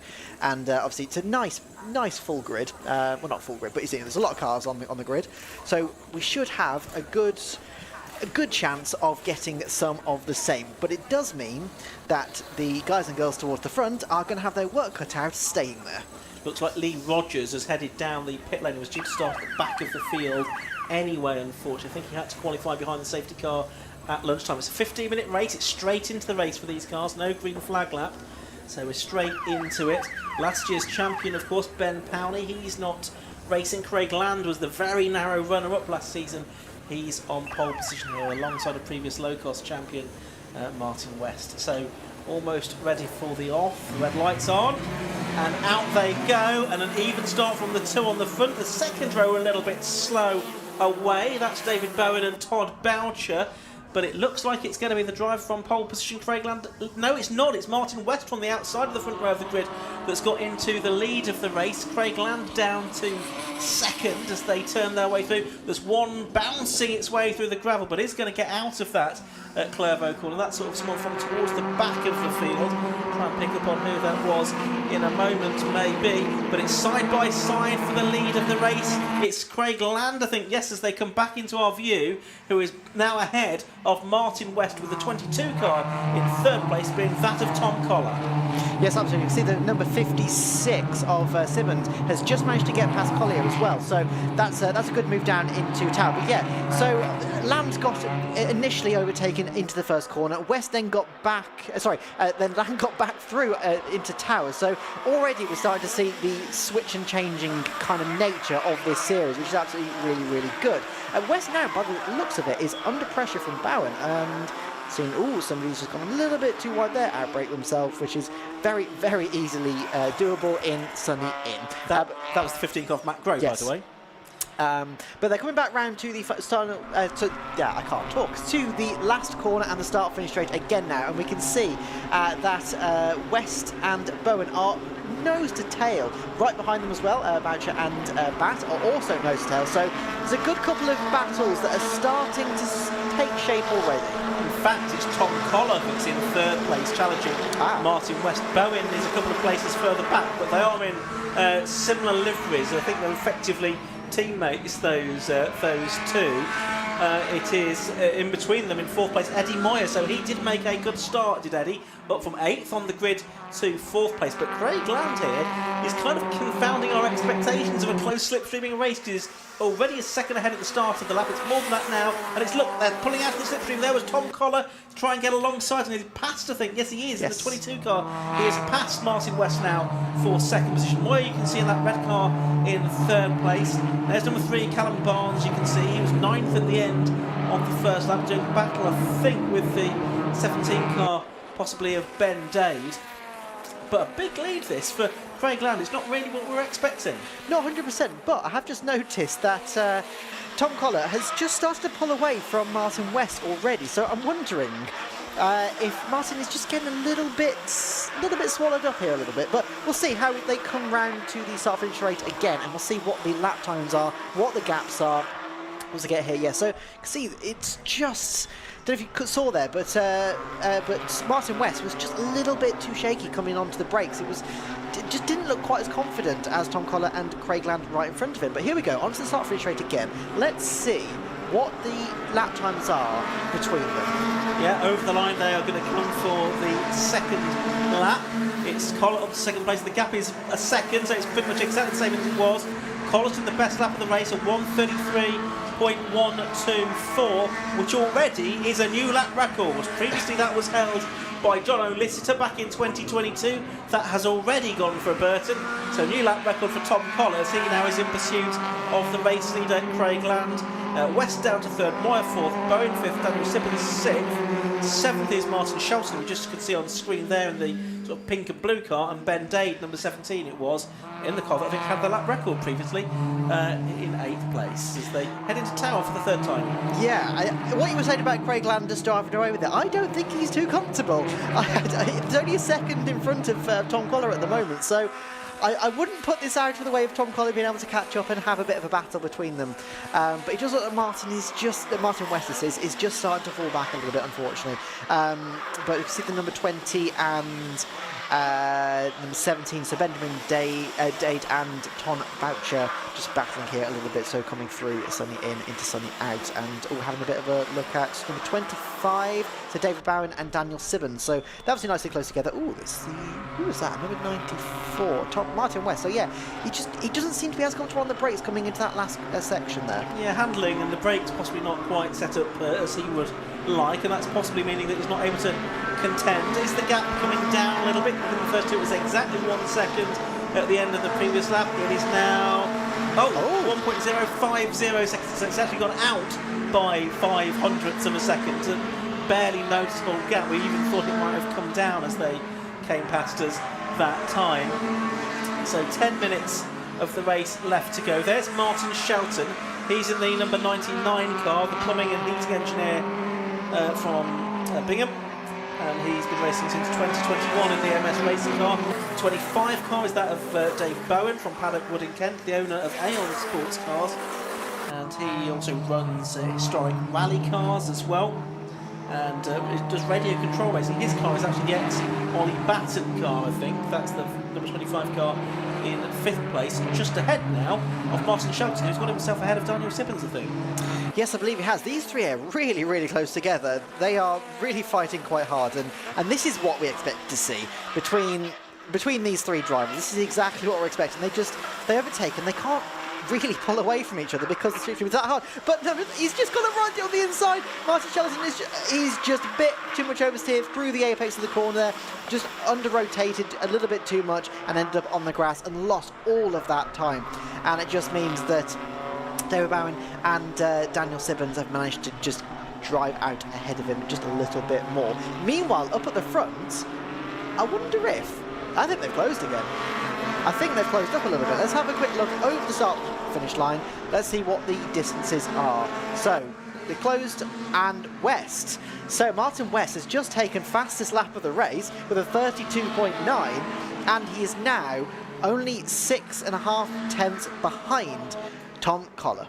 Yeah, and the gap between the first two did come down, but only by about 800ths of a second that time. So it's really, really marginal on the gaps there between the first few cars. So they are heading down the back straight towards Tower now. Not close enough to get a slipstream. A bit further back, I can see there is a slipstream battle going on between David Bowen and I think that was Daniel Sibbons for 5th and 6th positions. Martin Shelton had gone behind them once again and was a few car lengths behind. But so 5th and 6th were having a battle.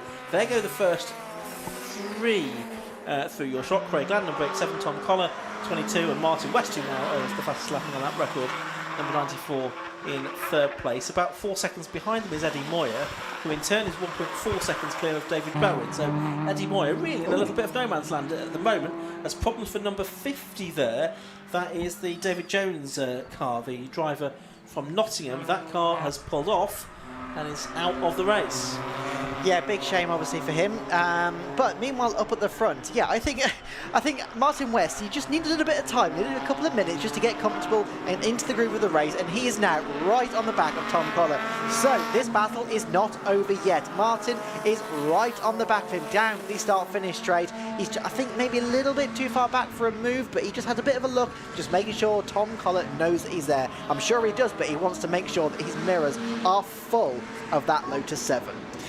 Yeah, and there's a black and white driving standards flag. That's gone out to car number 20, I think, Todd Boucher, for repeatedly exceeding track limits. Boucher is running in 8th place. He actually started on the 2nd row of the grid, so as we said at the start, the drivers on row 2 didn't make such a good getaway. In trying to make that up, he's exceeded track limits too many times now, and if he's not careful next time, it'll be a penalty. Yes, absolutely. But coming through the first couple of corners now, so this is the battle for... what is this? 16th. 16th, yes. So 16th place, we've got the number 66, we've got the 15 and the 24. So that's Rick Lanny, Matt Grau, and these three just gone past. It was the 60s, so it was Bat, Grau and Lanny, wasn't it, the three? I think Bat had actually made up a couple of places already on this lap. They'd managed to get ahead of those. Possibly there's a change there between the two of them as they head. And there's one car, that I think is the car of Imran Khan, I think, in trouble. He'd got his hand in the air. That car looks as though that is going to pull out of the race. So that's a couple of retirements now, because we'd already lost the car of David Jones a lap or so ago, which had pulled off. Meanwhile, the leaders coming through to complete another lap. 5.5 minutes to go. The gap's been pretty consistent to over a second, around about a second. It's now come down to about 3/4 of a second, Kieran. Yeah, absolutely. But behind him, Martin West goes up the inside of Tom Collar into turn 1 and makes that move. So he's now back up into 2nd place, and they're not that far behind Craig Land. So yeah, Martin West just needed a couple laps just to get himself into the groove of the race, get himself into whatever window works for him. He's now back in that, and he is fighting with the leaders once again. And that's Todd Boucher coming through there at the head of that group in the number 20 car. He's the driver that's had the driving standards flag waved at him. He is now, though, ahead of number 17, Ben Dade. So he's made another position on this lap. I think he'd lost it on the last lap, has gained it back now, has Todd Boucher. Ben Dade also involved in that battle is, I think, the 55 car. Mark Crawford, the 49-year-old from County Down, who works in telecoms, in the ex-Danny Andrew car for the driver that's raced a lot in Northern Ireland at Kyrgyzstan. as we've got the yellow flags waving because of the Imran Khan car that is off up at Barcroft. Yes, absolutely. That's it's a bit of an awkward place. I don't think the cameras can actually see it, but it's like right underneath the marshal post, just after the Jim Clark S's. So that's quite an awkward place, really, for the car to stop. But I think it's probably just going to be okay for the next couple of minutes until the end of the race, and then they'll probably clear the car. Meanwhile, more towards the front, you can see Martin West now is right on the back of Craig Land. Yeah, he needed a couple of minutes, but he is back into this now. I think he's probably a little bit too far back on this lap to get a move into turn 1, but I could be wrong. Let's see. So down the start-finish straight once again, Craig Land still in the lead. The gap is now only half a second back to Martin West, and he goes into the first corner. Yeah, he's too far back to make a move, but they look about half a second. Yeah, and then Collar's 7 tenths behind Martin as well. Yeah, so really now Martin is just focusing on Craig Land. He's probably got enough of a gap and enough of a slipstream to not have to worry too much about Tom right behind him. He just needs to look forward at what Craig is doing. Yeah, as further back there's this battle going on, as there are battles going all the way down the order. You can see there the 13 car of Tony Ridd, the 51-year-old from Maidstone, started racing back in 1990 in Formula Ford 1600. He's done new Super Sports and kit cars with the 750 Motor Club, 366 touring cars as well. Another that's the next Todd Bouch car when Todd was successful in low cost. And up the inside there goes number 3 Callum Barnes. That's to take 8th place away from Todd Bouch, who looks like he's going to pull off there. Yeah, looks like he's going very slowly down the back. Yes, back stretch. Yeah. Yeah, I'm not Meanwhile, sure. that's a back marker that Craig Land is getting past into the complex. It's an exciting moment, and it means that Martin West is right with the race leader again. Tom Collar trying to keep pace with him. He's perhaps 6 or 7 car lengths behind the first 2 that are coming through the hairpin with 2 more laps to go, Kieran. Yeah, absolutely. I love the different lines that they're taking as well. You can see Craig Lang is just trying to get every possible mile an hour out of that car that he can, where Martin is kind of more looking at the positioning and how can he then best position himself for down the straight. They're right line astern now. Oh, we've had a bit of a spinner on the last corner. But yeah, going through there we go, there's our spinner. So Callum Barnes. Thank you very much, yes. So back to the leaders. So yeah, there are only a couple of tenths between them. What is it? 4 tenths between them at the moment. And Martin West is just looking at different lines. So Craig Land is maximising his performance in terms of the speed he can take through and out of corners. Martin's looking at different lines. But into Tower now, up the inside he goes. Has he got enough on the braking? I think he has. Up into the lead he goes. So he's now back where he started. He is, so it's West now leading, number 94, Craig Land, who had that sort of healthy lead of about a second for quite a while, is second, although it looks like he's trying to fight back immediately through the Jim Clark S's. Can't quite do that. Of course, it's Craig Land with a sort of day-glow orange roll hoop, that's darker coloured roll hoop of number 94, Martin West, the driver from Southampton, in the lead of the race once again. He's been doing Mazda 7s on and off for a couple of seasons now, having had previous success in the low-cost championship, but has yet to win the Mazda 7 title. He was 3rd last year, was his best result so far. Round through the complex they come, about to start their final lap of the race. Tom Collar about 1.4 seconds behind the leading battle as they are going to go on to that lap, and he's then another 7 seconds clear of Eddie Moyer, who I have to say now has Daniel Sibbons right behind him for 4th position. There's the last lap board that has gone out, Kieran.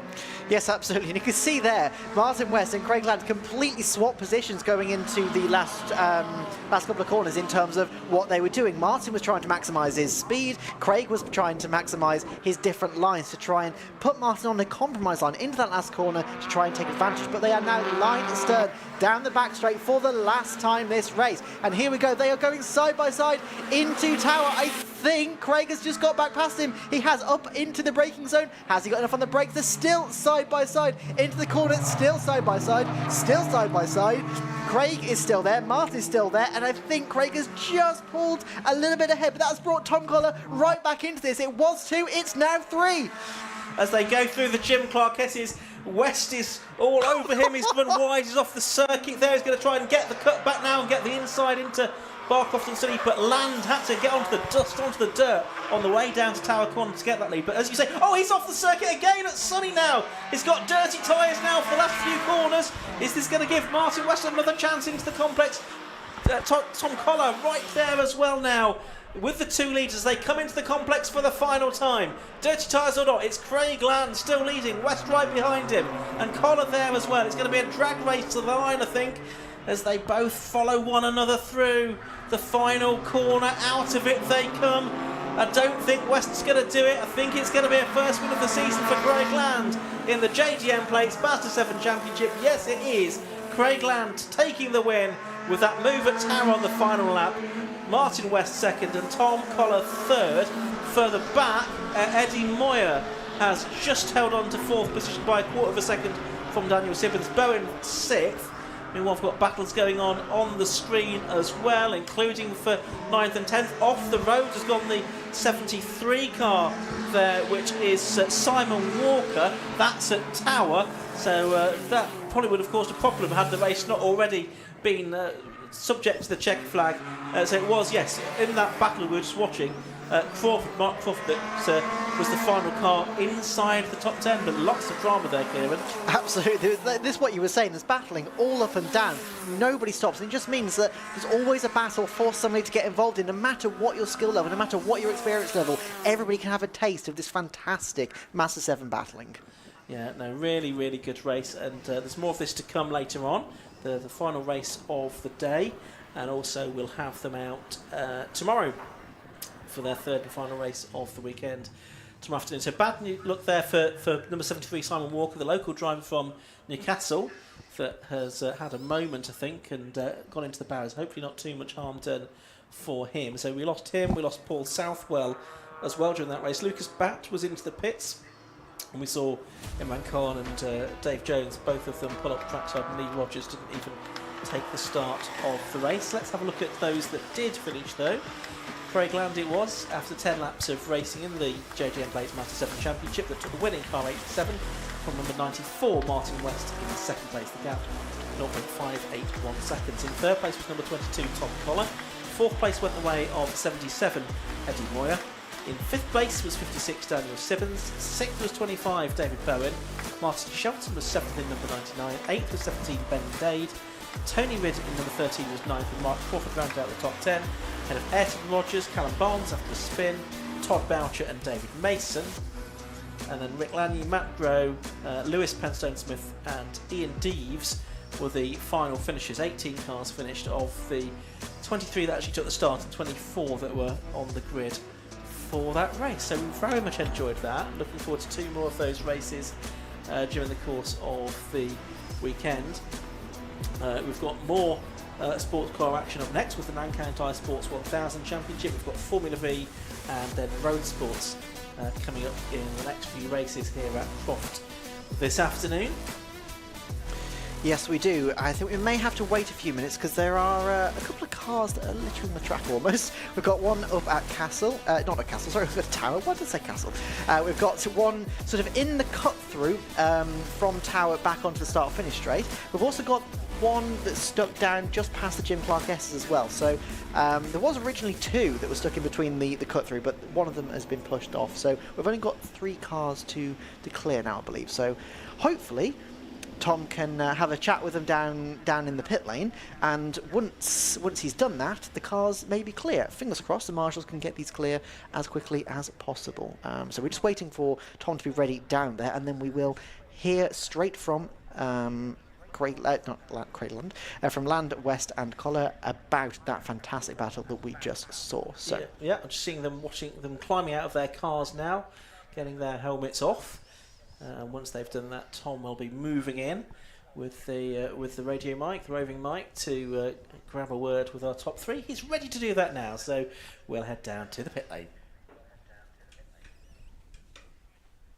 Race winner Craig Land, bit of elbows out, all chopping and changing, and all fun and games. Yeah, I sort of knew he was going to come. You know, towards the end of the race, there was knocking a few attempts each lap, and as soon as I made a few mistakes, they're right up behind me.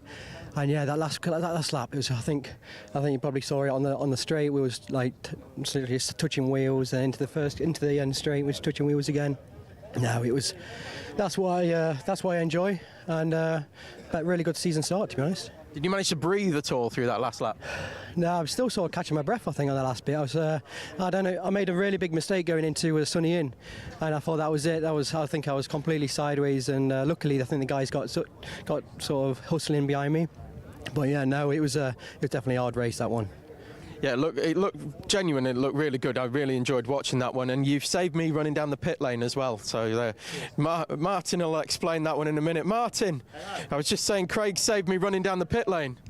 He did, didn't he? I thought isn't that again? I thought he was going to go for a run down victory lane again. Well, we can have a little one anyway, because new lap record holder. Oh, was it? Oh, well, something, I suppose. It's all right, isn't it? You enjoyed that one though. It looked fun. I mean, the thing with the car was, from me watching it on the stream, it looked like you were kind of almost waiting for the pressures to build up. It was a little bit all over the place, and then all of a sudden you could put the car where nobody else could. You could turn it tighter, you could get out, get a better drive off the corner, and then it looked like it went away a little bit towards the end as well. Is that fair? Yeah, I mean, it's a little bit of keeping your powder dry sort of thing. I thought, well, there's no point battling and me and Craig and Tom holding each other up so the rest of the pack get us, but then I could see Tom's tyres definitely went. He was all over the show, so I thought, right, you're holding me up now. And then, like you said, 2 or 3 laps from the end, I could just see Craig starting to have a wiggle, and mine were pretty much where I wanted them to be, so I thought, right, we'll have a little go. But yeah, last lap, you just last lap battling it, you can have a little touch here and there, but I had to have a go at him, didn't I, on the last lap. Couldn't let him have it all his own way. Well, there's still chance for another run down pit lane later on today, so congratulations on second place, and we're going to move over to Tom Collar. Tom, how was that one for you? Well, it was a brilliant race. I mean, it's great to be back in this championship, and to get a podium on the return is just brilliant. I mean, I've got to say a big thank you to Aon Motorsport, because they built this car in 6 weeks. So this plan was hatched on the 2nd of March, and it's all down to them and the great car they built for that performance out there. So, and Dave, who's the owner of the company, lost his mum last year, so that one's for his mum, definitely. Oh, brilliant. Well, that's a great story to tell as well, and another race coming up as well, so I think you can go 1 or even 2 better in the next one? That's the aim. I mean, it's a new car, so we're learning with the tyres. It definitely went off mid-race, so we go home, do some work, and we'll come back for race 2 today and see if we can fight at the front where we want to be. Brilliant stuff. Thanks, Tom. So coming up next will be the Nankang Tyres Sports 1000 Championship, but just before that, we're going to go to some ads.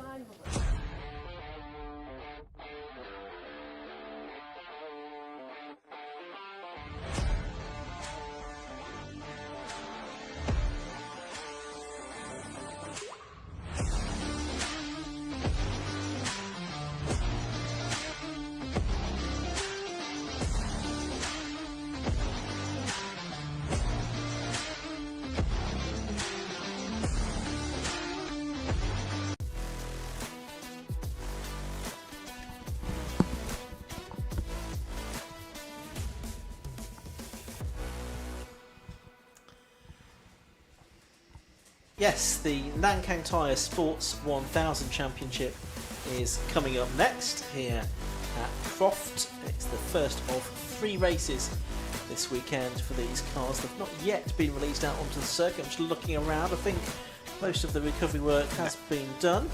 Safety car's still waiting at the end of this straight, so no, the cars aren't out on the track at the moment. It looks like, though, the cars have been recovered, the ones that were stuck. So I think in the meantime, let's go for grids. Yeah, let's have a look at the grid then. Set by the fastest times in qualifying this morning. So it is on pole position. Actually, I'm going to refresh my grid here that I've got on my screen, because it's different to the one that you've got. You have got on pole position the number 2 car of Dan Clues, and next to him the number 24 of Noah Osbaldeston. The second row has 42 Clint Newman, and 87 is the car of Tom Johnston. On the third row of the grid, it's number 44 Carl Austin, and besides him is number 54 Ryan Yarrow. On row 4 of the grid, it's 63 Colin Chapman and 72 Johnny McGill. On row 5, 15 Lion Pack, and 28 is Charlie Slatton. The 6th row is 69 Ian Hutchinson, and the 33 car is Dan Ashby. Row 7 of the grid, we'll have number 88, which is Richard Webb in the Cup 200 car, alongside John Cutmore in number 98, Mike Wayman Hayward in 111, and 34 Stephen Dean on row 8. Row 9 is number 11, which is Stephen Hullock, and 77 Seamus Heaney.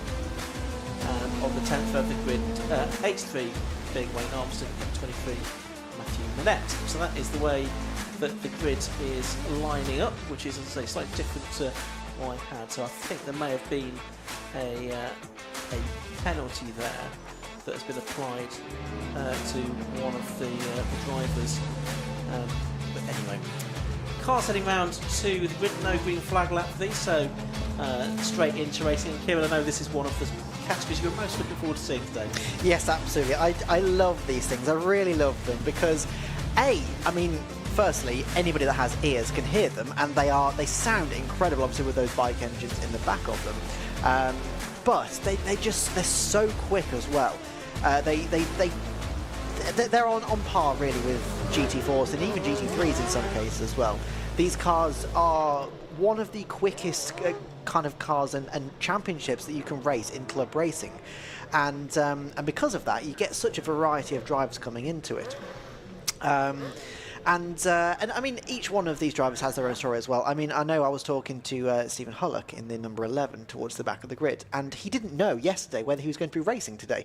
And he was just prepping the car in the hope that he was going to be able to. I don't know exactly what the reason was. He didn't know why, if he would be racing or not. But yeah, he was just not 100% sure if he was going to be able to race. But thankfully, we can see him on the grid right now, just pulling up at the back now. So yes, obviously great to see a grid packed full of these cars, and every single time I have seen them, they've put on a fantastic show. So I'm really looking forward to see what they can do for their first race of the year. Absolutely right. Yes. So fastest, some of the fastest cars that we'll see this weekend. Not quite as quick as the F1000s, but not too far off. We are missing, I think, the Seamus Heaney car that needed to do some laps at lunchtime, but didn't appear for those, so it's not qualified for the race. So there was a gap on the penultimate row of grid. Ryan Yarrow was the fastest car in qualifying, and I've not yet got to the bottom of why he's not on pole position and is starting a bit further back. But anyway, about to go racing because the red lights are on and they are out. Away we go. A better start from Dan Clues, the car on pole position in car number 2, as they make their way up towards Clervaux for the first time. There's Ryan Yarrow with the yellow front on his car. He's trying to get through to second, taking quite a bit of curb there. I think manages to get through Clervaux in spite of that. One of them doesn't, though. That's the car that's ploughing through the gravel top. Problems for 34 as well. That's Stephen Dean in his Spire, but it's Dan Clues in the Mattel that is leading. It's the 24 car of Noah Osbaldeston in second place, the newcomer, and it's Ryan Yarrow, the 4-time Sports 1000 champion, in third, and then in fourth place it's the 44 car of Carl Austin as they make their way around the first lap of Croft. Yes, absolutely. There's a little bit of elbow barging into that first corner, but thankfully everybody has got out, I think, unscathed. I can't see any cars down there, so I think everybody's got through that first corner and is in the race still, which is absolutely fantastic to see. We can see the number, is that Stephen? That's number 42 going past the number 23, so that's Cup 200. So yeah, obviously we've got two different classes in this, so we've got two races effectively going on at the same time. They're very drastically kind of different cars. They're both got, as we see, the leaders are starting to battle. Actually, let's go to that instead. The top three up line astern. Ryan Yarrow is trying to find a way past the number 24 down the start-finish straight, and it looks like, is he about to pull out of the slipstream? I think he is. And so yeah, he's done it down into Clervaux corner. Yeah, number 54 Ryan Yarrow has got through. He's ahead now of Noah Osbaldeston, the 17-year-old in his first season of racing, esports driver from Bury St Edmunds. Only started karting last year, and he has great ambitions. He's in the Mattel MC53, but he's lost out to the Spire of Ryan Yarrow. Meanwhile, it's the 2 car of Dan Clues, the driver from Newcastle under Lyme, that leads in the new for 2025 Mattel MC53 with the Suzuki Hayabusa engine in. And just to explain, as Kieran was about to a moment ago, you've got the two different cars. You've got the 1340cc Suzuki Hayabusa engine MK Indies that make up Cup 200. The Sports 1000 cars are, as the name suggests, powered by 1000cc superbike engines. Yes, 100%. I mean, they both have some similarities, but as you can see, they look drastically different. They drive drastically different as well, but both are in their own amazing categories. But as we can see on screen at the moment, so we've got there's a bit of a train there, the 87 and the 72. That is where we're looking. 7th and 8th, it is. So Tom Johnson and Jonathan McGill just fighting it out coming into the final corner onto the start-finish straight as well. Now, from the commentary box, I can see that Ryan Yarrow's got right onto the back of Dan Clowes. So it looks like they're about to start battling it out as well. Noah Osbaldiston has just dropped away a little bit, so Ryan Yarrow absolutely on a charge in the second lap of this race. Yeah, so the lap record for these cars is 1:23.64. That's held by Richard Webb. So far we've had a 1:24.892 for Ryan Yarrow as he's got off in pursuit of the leader, and they're very close, can tell you, at Tower Corner's wheel, watching Dan Ashby in the Spire, number 33 in 9th position. Good scraps going on all the way down the order. There's the 87 car, which is Tom Johnson. He's just getting past Richard Webb, who made a great start to that race in that large capacity but front-engined MK car. Meanwhile, we've got the battle for the lead going on here then. Dan Clowes, number 2, who's been an F1000 champion in 2020, has got the 4-time RGB Sports 1000 champion Ryan Yarrow behind him in this self-run Spire. Number 54, it's the ex-Billy Oldbone car built by the Spire factory. But Ryan's been running this car himself for a few years up against some of the bigger teams, and he's been very successful with it. 4 times a champion, who's having to work hard at the wheel there to try and stay on terms with the leader. 100%. But you can see there the wise mind of Ryan Yarrow. He has driven these cars for many years. He knows exactly where to put them, and you can see there he just went slightly wider than Dan Clowes just before that final corner, because he knew if he could get his car position perfectly, he could get on the inside, or at least unnerve Dan Clowes into that final corner. So it's little mind games like that that are really starting to play as there's number 63 is pulling off at the end of the straight. That is Colin Chapman. Yes, that's a shame to end it like that. Meanwhile, the leaders are side by side. So Dan Clowes on the right hand side, Ryan Yarrow on the left hand side. He manages to just hold him off for the time being, but you have to say Ryan Yarrow is looking much stronger at the time being. Going into the Jim Clark S's at the moment, but they're almost side by side once again, and we're just waiting to see. So Ryan Yarrow has to just dip back in behind Dan Clowes for the time being.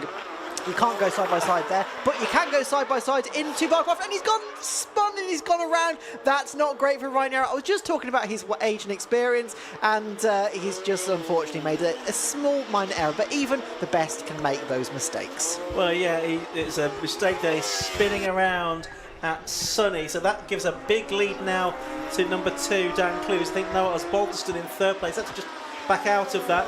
Ryan Yarrow's car is still stranded there at Sunny. He can't get the car fired up, I don't think. He's trying to wait for a gap in the traffic as well. So, yeah, he's going to go now, but he's going to be pretty much right at the back of the field with a lot of work to do. So the 4-time champion, there's a car sounding a bit sick past us as well, and the reigning champion is back out into the race. And it's a shame that we also lost on that lap the last year's Sports and Cup champion. It's the 28 car that sounds awful. That of Charlie Sladden, by the way. Yeah, but we lost Colin Chapman, who was the Sporting Cup champion last year, from 5th position. So there is the fight for 7th and 8th. 33, Dan Ashby, and number 72, Colin McGill. And then you've got Mike Whiteman Haywood. He's now leading in Cup 200 because Richard Webb has dropped back down the hill. So maybe he's had a spin somewhere out of our sight. I think he may have run wide a moment or two ago. But he may have done more than that and lost a bit more ground. So, Dan Clowes leading by nearly 5 seconds now as we watch this battle between Johnny McGill just getting himself ahead of Dan Ashby. 100%, yeah, these two have been fighting all race long, and I don't think it's going to be letting up anytime soon. So, coming through the Jim Clark S's now as we've got jumped to the number 42 of Clint Newman. I think Charlie Sladden right behind him as well. So, these guys are also, almost... They're only a second and a half behind Carlos in 3rd place currently. So, I mean, you never know. They could pick up a surprise podium depending on what happens with Carl right in front of them. So, number 87 of Tom Johnson currently, just keeping it nice and clean into the last corner there. settling down a little bit for the time being. Obviously, we had some real excitement at the start of it. It settles down in the middle part of the race as everybody just gets into their groove, gets into their rhythm, and just finds their own pace, drives their own race. And you can see somebody going side by side into the final corner there, overtaking a It's Ryan Yarrow, isn't it? It is, yes. On his recovery mission. So Ryan was 14th at the end of the previous lap, which is the lap that he spun on. And he's going to cross the line now. Where is he up to now? He is up to 11th. So he's made him a bit of ground already. How far up the order can he get? There's only 7 minutes of the race left to go, though. Watching the back of the third here. This is the final podium position now. Carl Austin versus Clint Newman. It is Austin, the Devonian, against the man from Bristol, Clint Newman, the postman. Side by side, he's sending it at Jim Clark Esses, and he's gone through. So Clint Newman goes up to third place there in the number 42 car, so great effort from him there. He started on the second round of the grid, but don't think made the best of starts, dropped down the order, now starting to recover a little bit into the podium positions. 100%, that was a brave move going into Jim Clark Esses. It's not really a place that you see much overtaking opportunities because of how fast and how tight it can be, because you only have really one racing line. So yeah, going into there is ballsy. But here we go, so the number 69.54, so that's Ryan Yarrow again making up moves. He is a man on a mission as it stands. It'll be interesting to see what position he manages to get to. So that was 10th place, and he'll be closing in on 9th place very shortly, I'd imagine. Yep, so we have 6 minutes to go in this race. It's Dan Clues is now leading by 4.3 seconds in number 2 from 24 Noah Osbaldeston in second place. In third place is number 42. That's Clint Newman now. In fourth place is number 44, Carl Austin. Fifth is 87, Tom Johnson. And sixth is 28, Charlie Sladden. Mike Whiteman-Haywood is leading in Cup 200 by about 1.3 seconds from John Cutmore. And there goes Cutmore over the line now, just going through our shot. And then a couple of the Sports 1000 cars. I can see, I think that's Matthew Minette, number 23, who's just made up a place. Good to have Matt back in the championship. Started racing in it in 2019, but returning to it for this season, still doing some F1000 racing. And that car, the 23 car, the ex-John Watley car, now being run by his Team Secura engineering crew. Yeah, 100%. Matt Minette, he actually, so I posted this morning saying we were commentating, and he commented on that post, and he said, please be kind about my qualifying position. I was stuck in third gear. So he had obviously some troubles in qualifying, but I think he's on a bit of a comeback, as is Ryan Yarrow. He's just obviously trying to get his way back up the order, currently in 16th place, and driving quite a good race. But we see there, Ryan Yarrow has just taken 9th place, is that? Yeah, that's 9th place. So he's back up into the top 9 positions. Next up, Dan Ashby in 8th place is next. Yeah, but I think there's a bit of a gap, about 5 or 6 seconds that he's got to make up to get there, though, and only 4 minutes left to do it, so we'll see what he can do. Some lappery going on there for the race leader Dan Clues. I think that might be Richard Webb, who's, I think, got problems now with that car. It's going rather slowly, that MK Cup 200 car. Yeah, it looks very, very slow going to Jim Clark Esses there, so must be an issue there, which is definitely a shame to have ended the race like that. But meanwhile, we're looking at Stephen Hullock in the number 11. So this is the car we're talking about that he didn't know whether he was racing until quite late yesterday, so fantastic to see him on the grid. I believe he had a bit of time out last year, so great to see him back in the championship and racing that car that he's run and preparing himself. Yeah, and you can see he is just in behind John Cutmore there in the number 98 Cup 200 car. That's the blue car with the yellow roll cage. There's the Cup 200 leader, Mike Whiteman-Haywood, 111, the red car, who is 1.5 seconds-ish ahead of John Cutmore at the moment. Looking good for a first-class win of the season for Mike Whiteman-Haywood. Just looking to see, did he get many class wins during the course of last year? He had just the one last year, so he'll be looking to take his second race win here. Meanwhile, I can see from our commentary box that Ryan's caught that gap on Dan Ashby already. Yeah. I said it was a big gap, and he's made short work of it, and he's going to get him on the way out of the hairpin. There we go. He's up into 8th place now, Ryan Yarrow, bearing in mind he was 14th at one point. 100%. I mean, driver of the race, I've got to say, like Ryan Yarrow, although he made a mistake, he is making up for it in a big big way. He's on an absolute charge. I think he's probably got comms in his ear. Heard you say, that's a big gap, and he goes, watch this, hold my beer. And he just destroys it in what, essentially a lap. 6 seconds in a lap is absolutely incredible. So up into 8th place now. Next up is Jonathan McGill. Now, there is a little bit of a gap again. So, Ryan, you know what to do. Close that gap in a lap. We'll see you at the end of the lap. There we go. Here's Whiteman Hayward. Meanwhile, he's got Cutmore closing in on him, actually, because Cutmore on the previous lap did his personal best lap of the race, a 1:30.533. Cutmore that time was a 1:30.6, so 0.3 of a second taken out of Whiteman Hayward's advantage in Cup 200 that time. And of course, they've got Stephen Hollick's Sports 1000 car not too far behind them either. Meanwhile, just outside our window, go on to his penultimate lap now, is race leader Dan Clues in the Mittel, and he was second in the championship to Ryan Yarrow last season, and he had some wins during the year. 2 wins, 4 seconds and 3 thirds last year, did Dan Clues. But we're watching here John Cutmore, who raced in Sports 1000, or RGB as it was, for many years, and spent the last season or so racing in these Cup 200 cars, and very nicely presented car that, with the Dayglow yellow wheels and roll cage. He is still narrowing that gap, isn't he, to the red car in front of him? Yes, ever so slightly closing, so we've only got a little over a minute left, so it's definitely not out of the question that these two could have a last-minute battle. It's number 87 of Tom Johnson in 5th place goes off. That's not... Where is he? That's at Hawthorne that he has gone off, so he has pulled off the circuit there. There's been a black and orange flag being shown to Charlie Sladden, I think, probably because that's the car that's been really noisy. So I think that's why we've seen that car have the black and orange flag shown at it.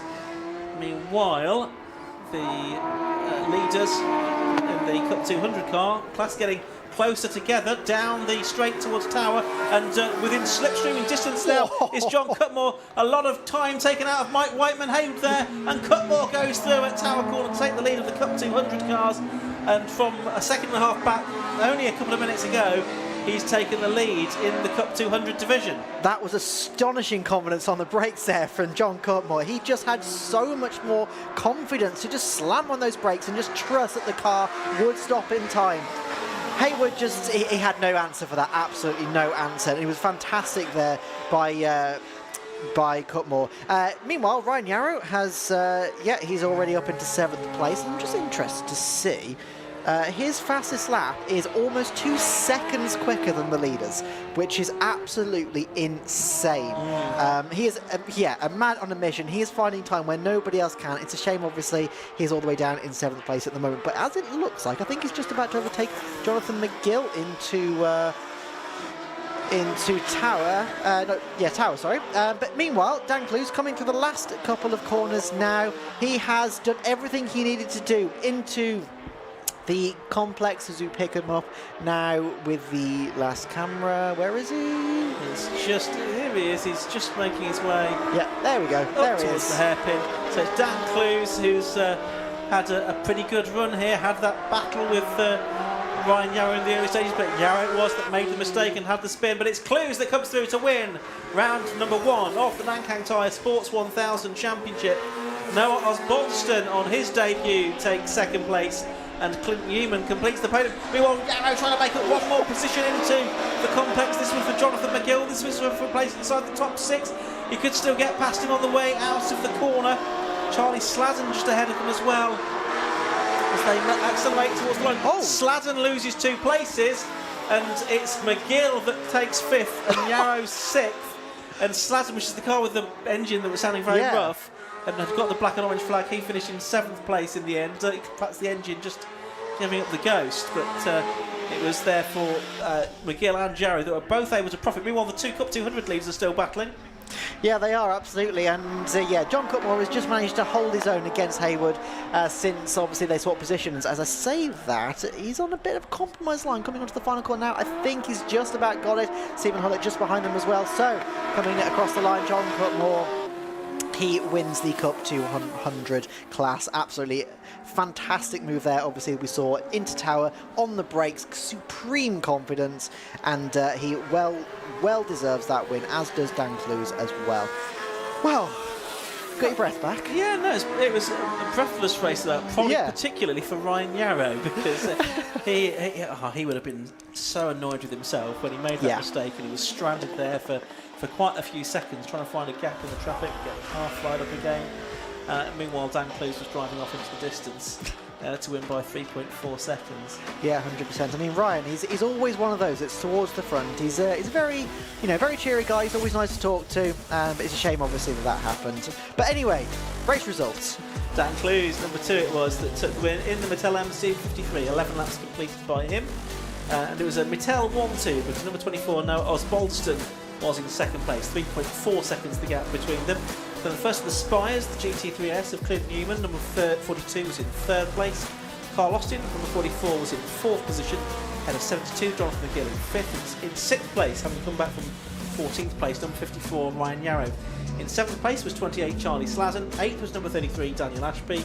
Naeem Hack in number 15 was 9th, and Ian Hutchinson completed the top 10, with John Cutmore just fending off Mike Whiteman-Hayward for honours in Cup 200. Stephen Hullock and Matthew Manette were 13th and 14th, and Wayne Armston and Stephen Dean, the only 2 further drivers to make it to the checkered flag. With Tom Johnston, Richard Webb, Colin Chapman, I'm afraid, retiring from the race.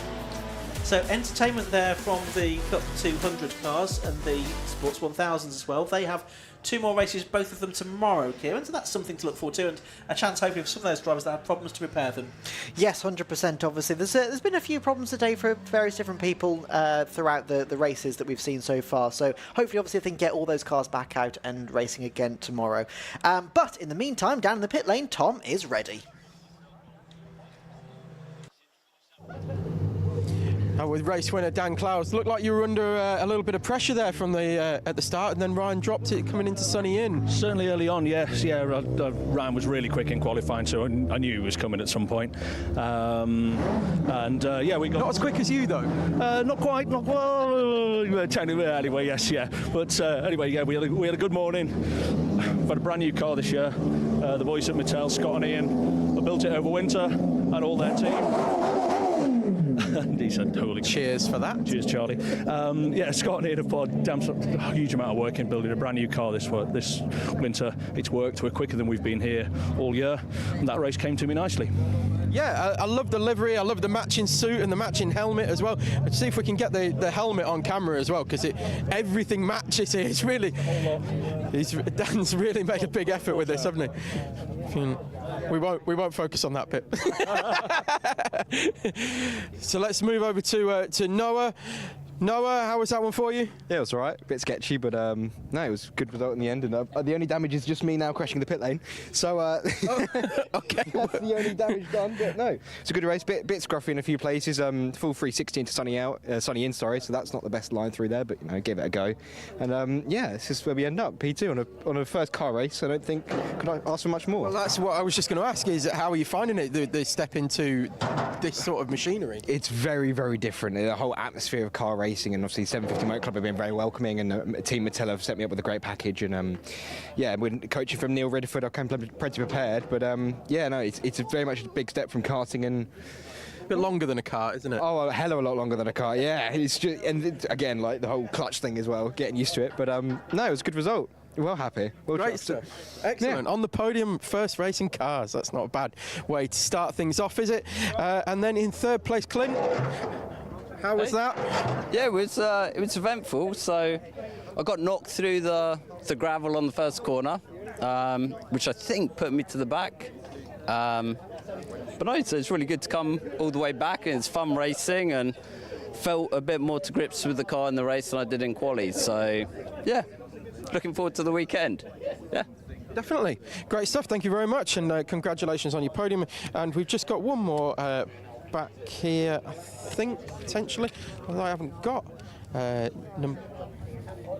yeah, so we've got the Cup 200 winner here as well.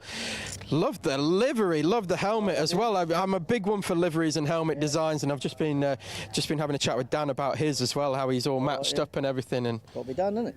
Made an effort. Well, we all make an effort, though, don't we? Well, it costs enough to come racing nowadays, doesn't it? So. Yeah, I know. It is. It's a fair, tidy price. No, I love it though. It's like it's torn. It's beautiful. That's the idea. Yeah, it's what it's meant to look like. I got one similar myself. Yeah. Yeah. I'll show you afterwards. Yeah, no, you do so. Yeah. Right. Well, that's the end of our Cup 200 class winner and the Nankang Sports 1000 Championship. Coming up next will be Sustain Fuels Formula V. But just before that, we're going to have a quick ad break.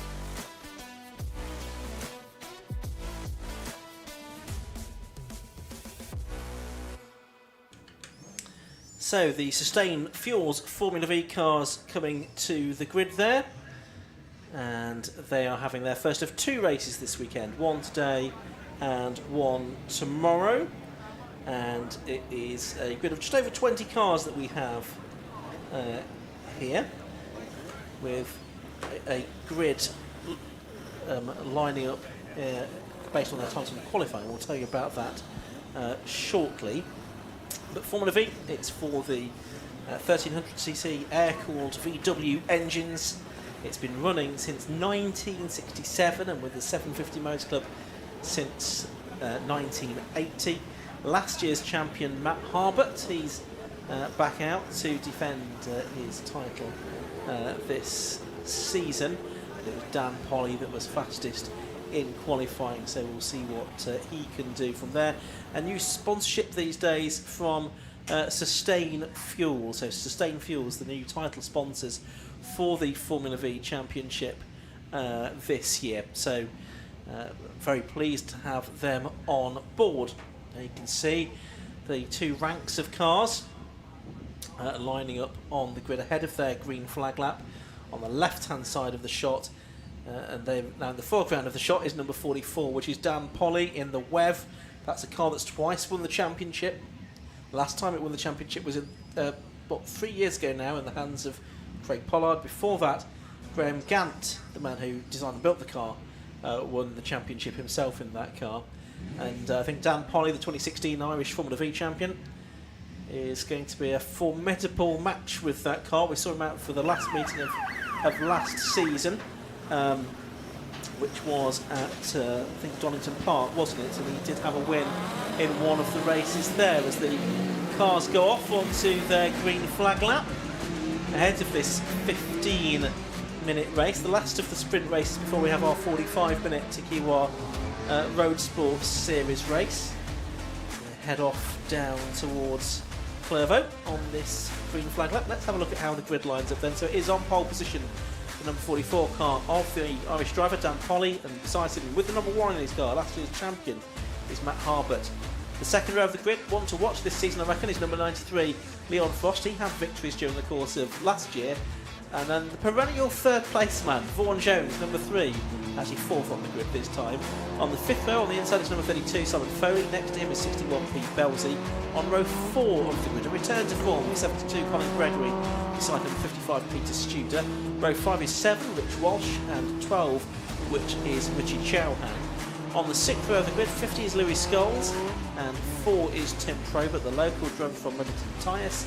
The 7th row, 36, Bradley Tarleton, and 46, Will Malins. The 8th row, 25, Daniel Lanier, and 66, Phil Waterhouse.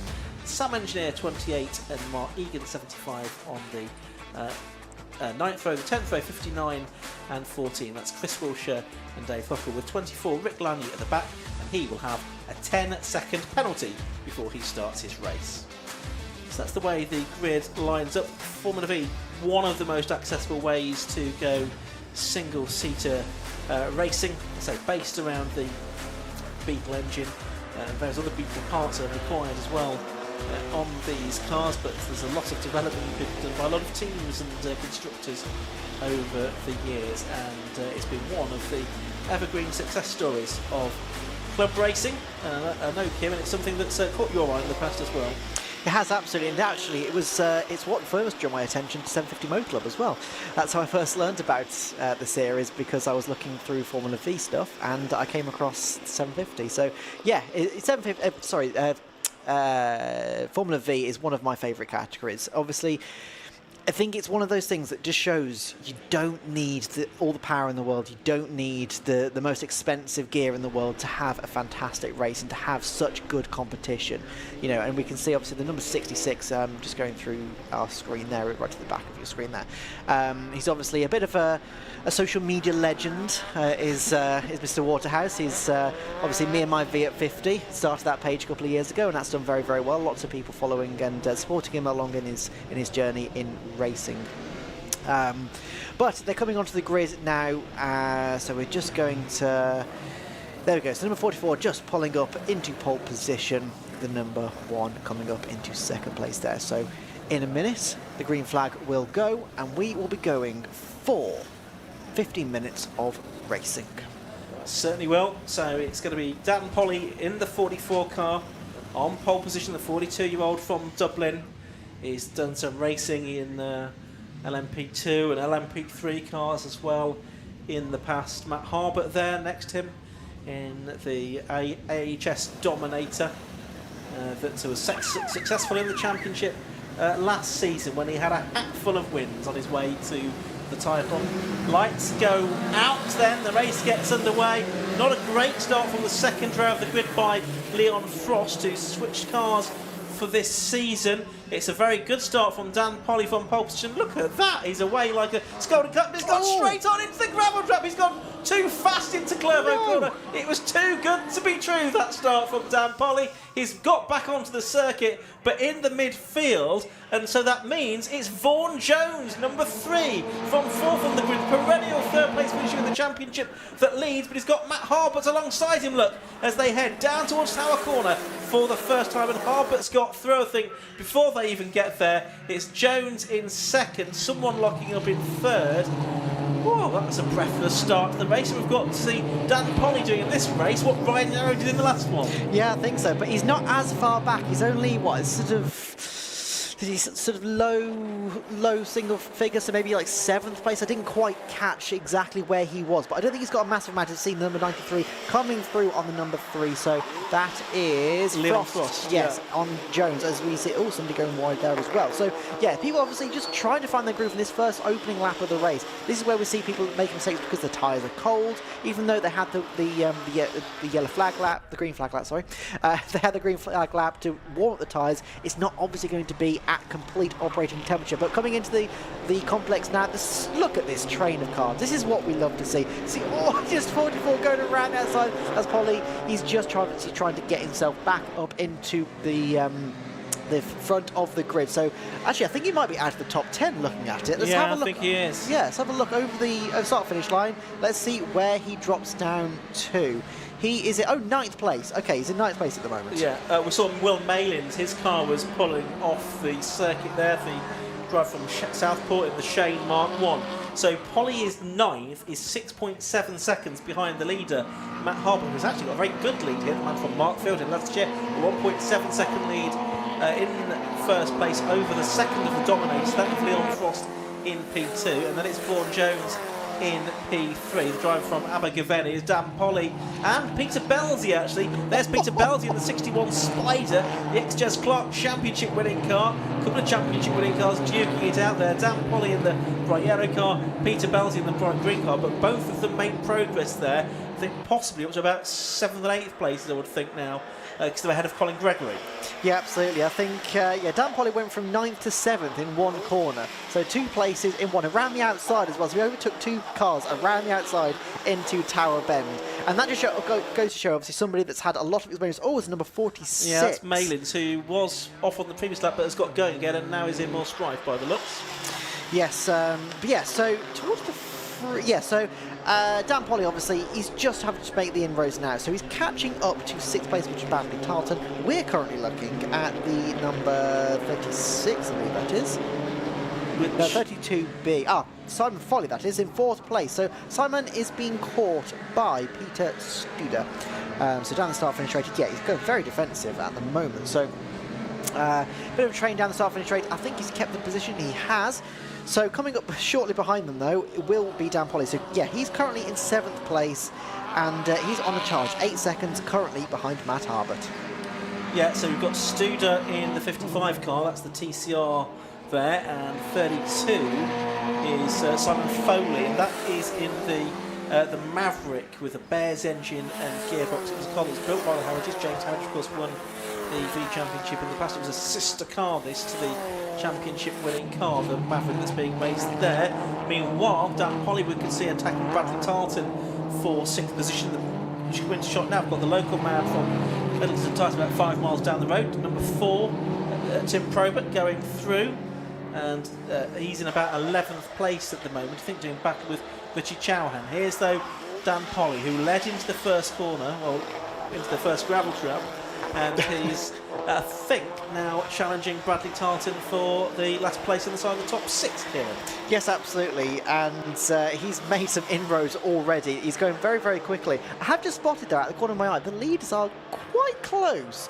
As Dan Polly goes, looks at the inside, but not quite. He gets the door shut on him by Bradley Tarleton. But yeah, it'll be a matter of time before he's passed, I'm sure, and he can get on with the rest of his... Oh, bit of a slide there from Bradley Tarleton. He just gets a little bit of the back end coming out, and you can see there that, yeah, Dan Polly's already alongside down the start-finish straight, past the start-finish line. He'll be taking...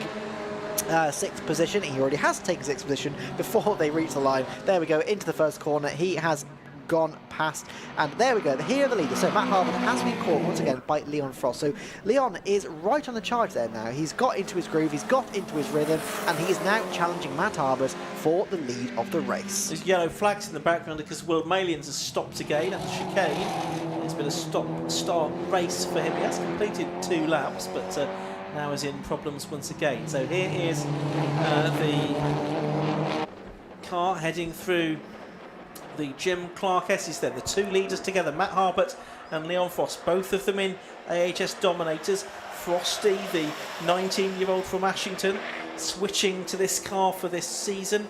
It's car racing only from last year, had a few wins in Formula 3. Current aims to move into Formula Ford and then the British Touring Car Championship, and he lists Croft as his favourite circuit anywhere, but now he's got a safety car to deal with, so he can't attack Matt Harbert just yet. That'll be to allow the recovery of Will Malins from where he has come to rest at the chicane, and the safety car is waiting patiently at the exit of pit lane to pick up the cars as they come out of the hairpin, which they do now.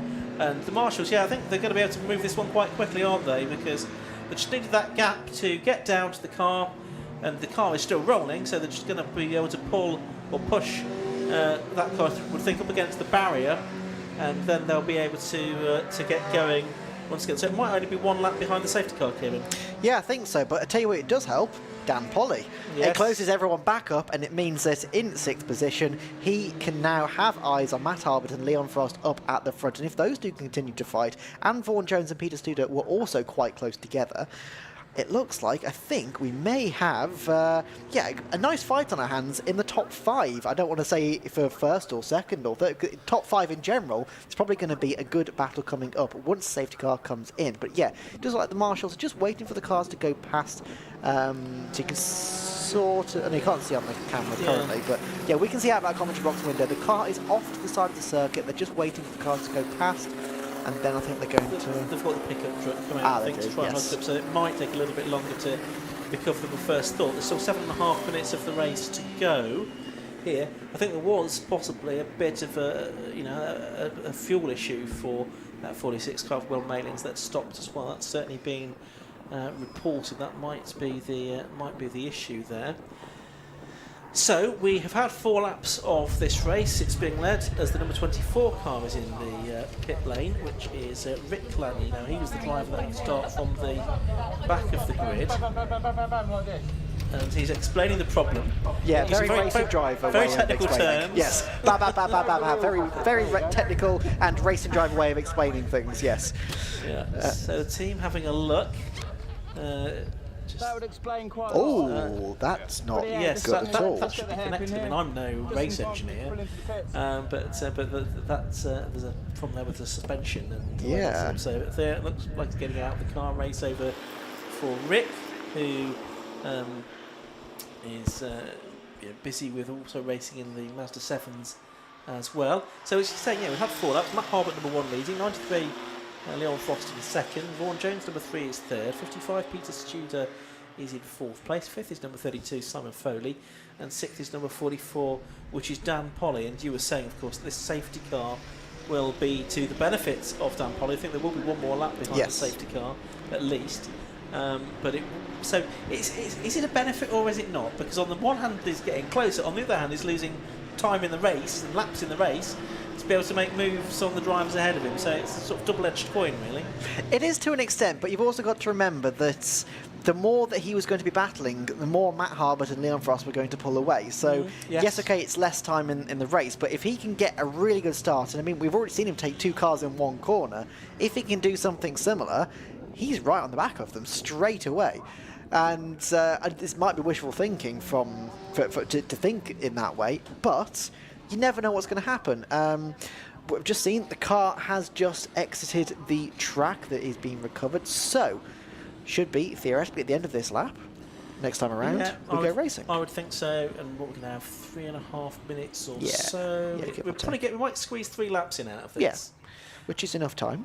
It is. I mean, the best lap of the race so far has gone to Frost, 132.913. The lap record for these cars around Croft is a 131.1. Set by Craig Pollard, of course, we saw out earlier on in the F1000s. That was in 2022, so that was when he took the WEV to the title. That is the car now being driven by Dan Polly. 1 lap times he's done so far, 134.916, and of course he's been mired in battles. He's not had a clear run of things as yet. Of course, he was fastest in qualifying with a 133.862. Cool. So it's certainly. So Frost is quicker than the whole qualifying time then. Absolutely. Well, he did do well, didn't he, to close the gap to Harbert there, because Harbert got a decent advantage at one point, which has come down. Now the safety car lights are still on, but I imagine they're going to be turned off very shortly. Yeah, I would have thought so. I mean, the safety cars, lights are off, safety cars sped up, and the queue are slowing down. Here we go. So Matt Harbert is now in control. Safety car will come round the complex, round the last corner, and into the pits, and it will then be on Matt Harbert to dictate when to start flooring it, essentially. Yeah. So Leon Frost is just going to be glued to the back of the car. I think they've gone. I think they've gone already. Yeah, I think you're right. So before they arrived at the complex, so safety car's going to turn into the pit lane. Already pushing on to by the leader, Matt Harbert. We've not got to the green flag yet, guys. Come on. Still with yellows at the moment. So, of course, no overtaking until they get to the timing line, which Matt Harbert arrives at about now. And, there's one car that has come to a stop out on the circuit, which is not very convenient. Try and pick up on who that was in a moment. But Harbert's done a fantastic job of that restart there. Yeah. Huge gap over Frost. And then Vaughan Jones locks up in 3rd place, but 3rd, 4th, 5th and 6th, Dan Polly right together as they turn their way through Hawthorne for the first of what is going to be, I think, 3 laps of this restarted race. I'm not sure how on earth Matt has done that, and even, to be honest, Leon has got and Polly has spun! Oh, no! Dan Polly has spun coming out of the chicane. He was in the gravel at the first corner. He fought back to 6th. And now he's spun it on the first lap of the restart. I don't think that car likes being on cold tyres. No, I'm not sure it's like him being at Croft either, to be honest. It doesn't seem to want to go around this track very well. But anyway, this is, 3rd place, I think, battle at the moment, 4-car train. Let's have a quick look. 3. Yes. So currently Peter Studia is in 3rd place, Vaughan Jones in 4th, Simon Foley's not there. Oh yeah, sorry, Simon Foley is there. Yeah, Dan Foley's not there, so that's Bradley Tarleton right behind him. Yeah, there it is. And then Peter Belzy in the Green Spider in 7th. They're all a little way behind the leaders who are already coming into the complex, I can tell you. It was a great restart, as you're saying. Here they are from Matt Harbert. Leon Frost caught napping a little bit, I think. Oh! Stereo there. Bradley Tarleton has spun and now at the complex, so he's on the grass. I think he's going to get back into the race, but the 2 leaders are over the line. I think we've got time for 2 more laps here. The gap is 1.5 seconds between Harbert and Frost. That was the best lap of the race so far on the first flying lap after the restart, of 1:32.468. And now another spinner. Everyone's at it. It's number 7, Rich Walsh, that time in the gap that goes round on the exit of the hairpin. Here is Polly fighting back to get 8th place away from Tim Probert. He's dropped exactly to where he ended up last time as well. So that car must just be like, I want to be in 9th place. Please let me just be here.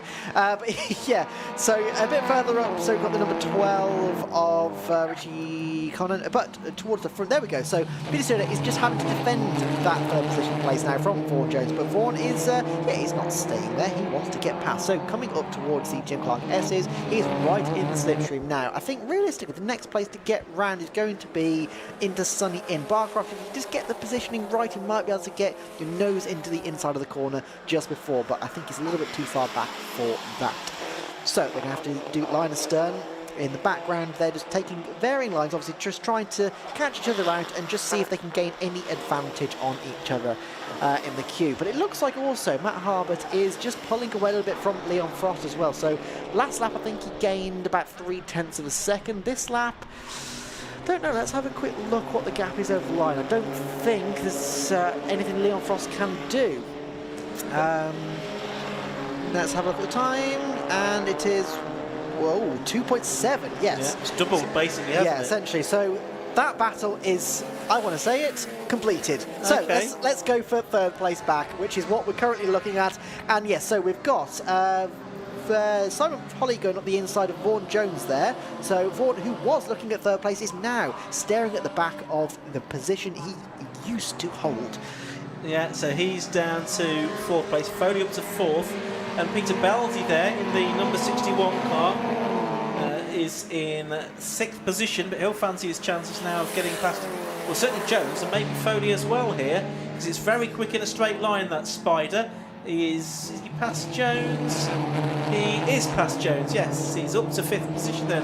Peter Studios had 3 wins and 36 podiums in his 158 races in that car. He told me that, that's not just me doing my research.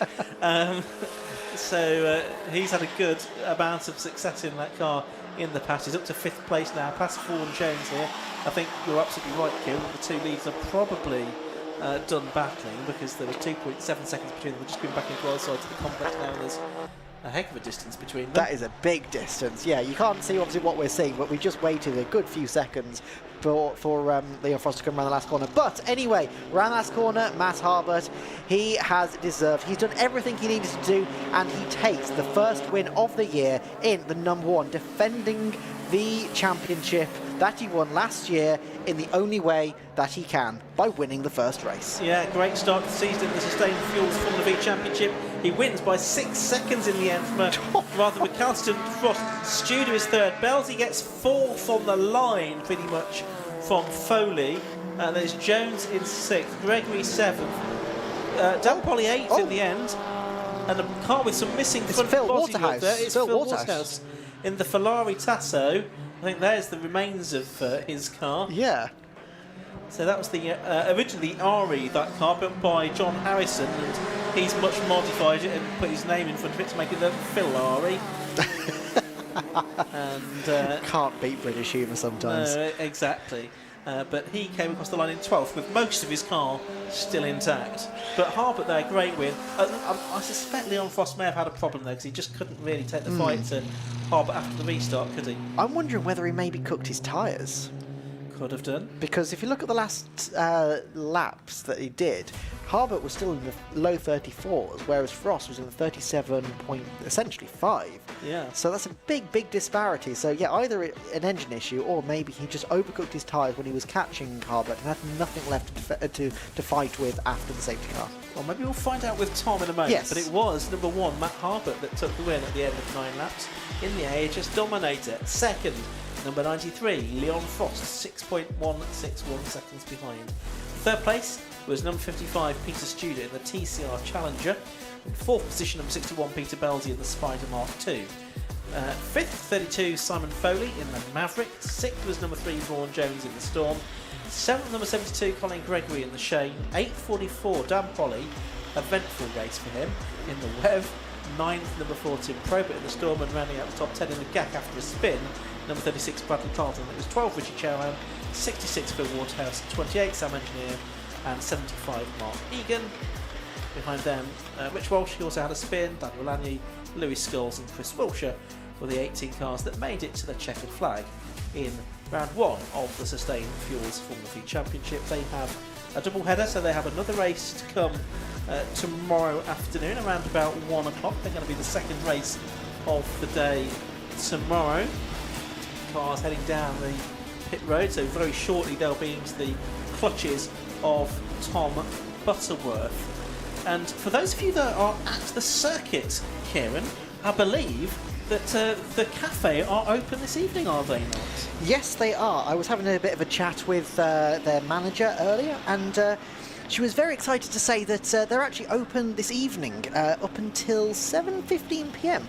With the options of lasagna and salad. So for people here at the circuit that late, which I suspect with the amount of car issues that we've had, there's going to be a few of them. Yes. They can go and get a nice lasagna from the cafe at the hangar up in the main bit of the paddock area. So nice lasagna for those that are going to be working very hard underneath their cars for quite late this evening, I'd imagine.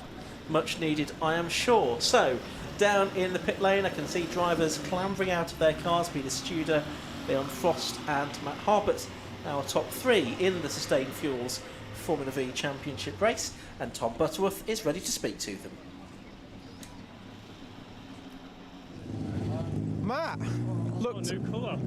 you looked extremely happy with that win, punching the air over the line, big drift out the final corner. Yeah, it was unexpected. So Dan didn't test yesterday at all, and he turned up, put it on pole, and I thought we were in for a long season. Obviously Dan went deep. I was expecting to see him come back through, and then Leon put us under a bit of pressure. The car's running a bit rough on the right-hand side. It was banging around a lot, and I was a bit worried it was going to go, but it held together. We had a great restart. I think we kept caught Leon napping a bit really, and then just managed to break the toe, and then I just tried to put 2 really big laps in to break it, and then Leon seemed to ease up a bit, and nice. We really enjoyed the last 3 laps. It was just good, really good. Yeah, great race, great start to the season. It's nice to be able to relax on the final 3 laps. What, when you say it was banging away, what do you mean? I thought a plug had blown at first. It was missing on the right-hand side of the Boxer engine. I was going to come in the pits on the formation lap. It seemed to right itself, but it was getting very loud on the right-hand side. So yeah, we need to have a look at that for tomorrow, or we're going to be very disappointed tomorrow. Well, that's definitely going to be a come down from today anyway, if it does go wrong. But yeah, no, congratulations. I'm going to try and find Leon Frost. I think he's over this way. Oh, no. Leon, not the best of restarts, but still managed to bring it home P2. Yeah, I didn't expect him to go that early, really. I didn't think he could go that early, so yeah, I was a bit surprised by that one. We have the pace, we had it in the first half, but yeah, in the later half, I just struggled with a bit of grip, but the team have done a good job. And I thank Alan Harding for letting me drive this car this year. It's a good car, and I'm proud to drive it. But it's a good result. I'm not too happy with it personally. Could have done better, but. Yeah, I enjoyed it. It was a good result, good points. Some of our other competitors didn't do too well, so that's helped us. But yeah, just keep going tomorrow, rest tonight, think about what we can do better, and go again tomorrow. Just like to thank Julian Gamble supplying us with a buggy this weekend.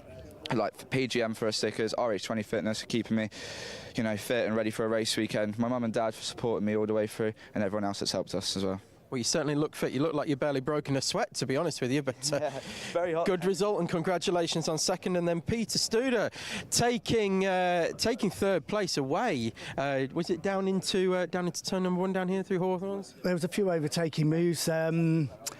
Yeah, no, I got Vaughan out the back into the end of the straight. I can't remember the name of the corner at the back. I knew it was the end of one of the straights. No, I got fourth into the first corner before the restart, and then I got Vaughan just before the safety car as well. So off 8th, and a pretty dozy qualifying this morning. I wasn't really on it this morning, but yeah, no, really good. Good start, good clean race as usual. Seemed to be going on all behind me. I was trying not to look in the mirrors, but no, really, really happy. Good way to start the year. I guess like we finished last year. So yeah, thank you. It's really good. Yeah, the way to the podium while everyone around you is losing their head. Keep yours. Yeah, I've got a little bit of experience over a lot of these guys. Actually, I had my very, very first race 43 years ago yesterday. So yeah, I've been doing this for a while. That's longer than I've been around. So we're going to move on from that swiftly and not let Peter tell everybody his age. Coming up next, we've got the 45-minute endurance race of the Tequila Road Sports.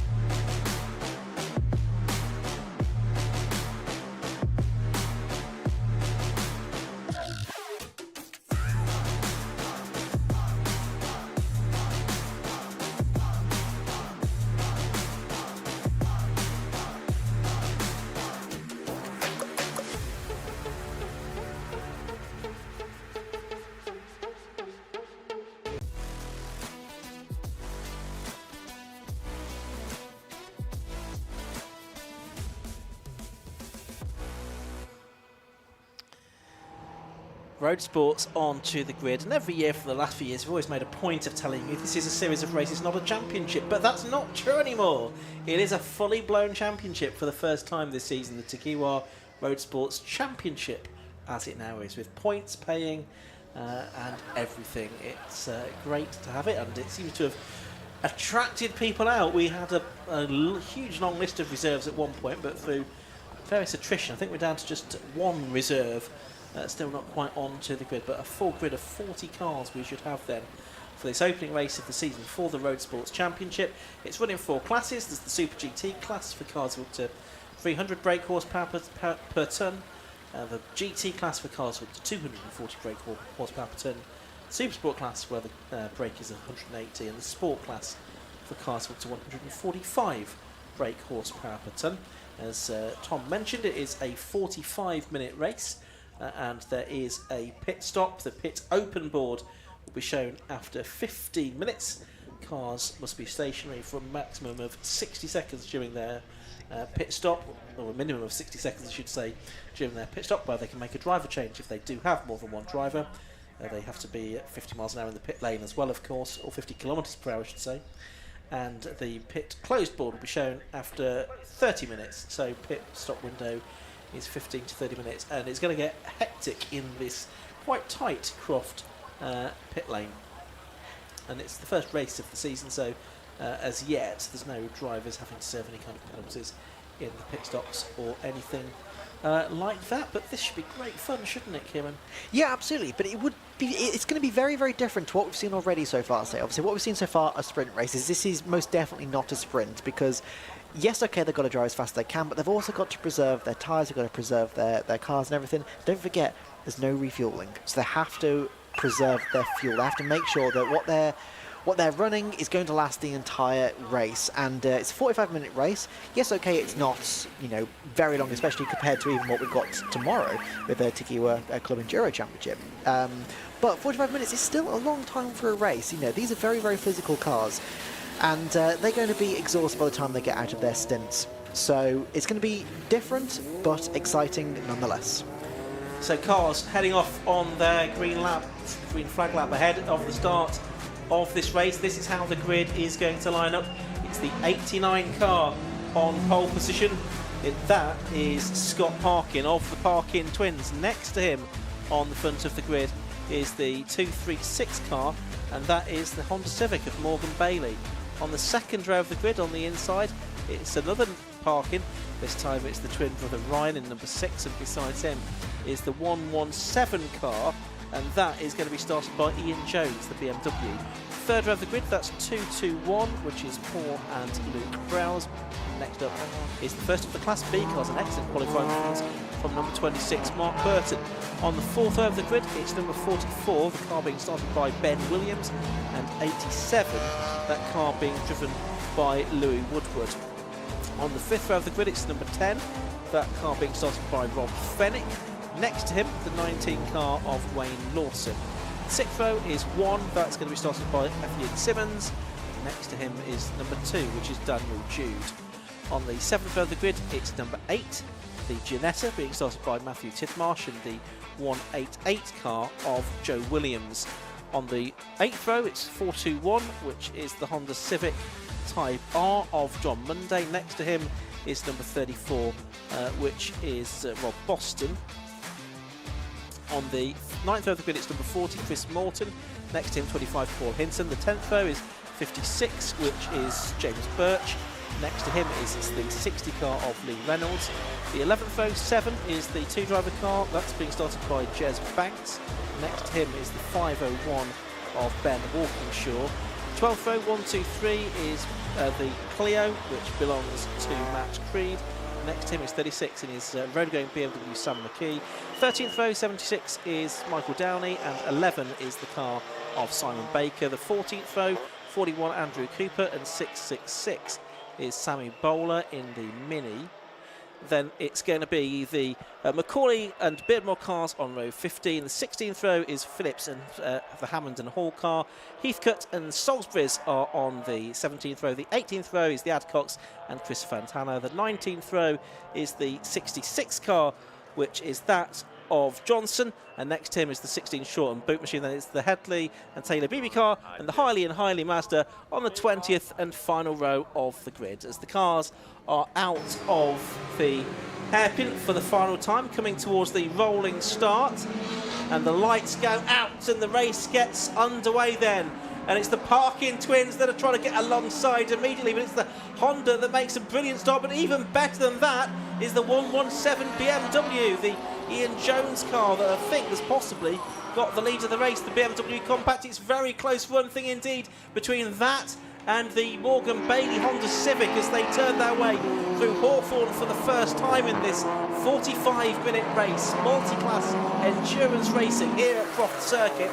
And a fantastic array of cars that we have. Is it still the BMW leading as they head through the Tower Corner? No, I don't think it is. I think it's the Honda Civic that has got ahead of Morgan Bailey. But a fantastic sight these cars make, Kieran, as they head through Tower for the first time. Yes, absolutely, 100%. It's just the variety of cars that we're seeing. I mean, we've got Minis, we've got Scirocco's, we've got Audi TTs, we've got BMWs, we've got TCRs, we've got Lotuses, we've got Ginettas. It's just, the list goes on and on and on. Now, at the start of the race there, we did see that Scott Parkin had a little bit of an issue start, I think.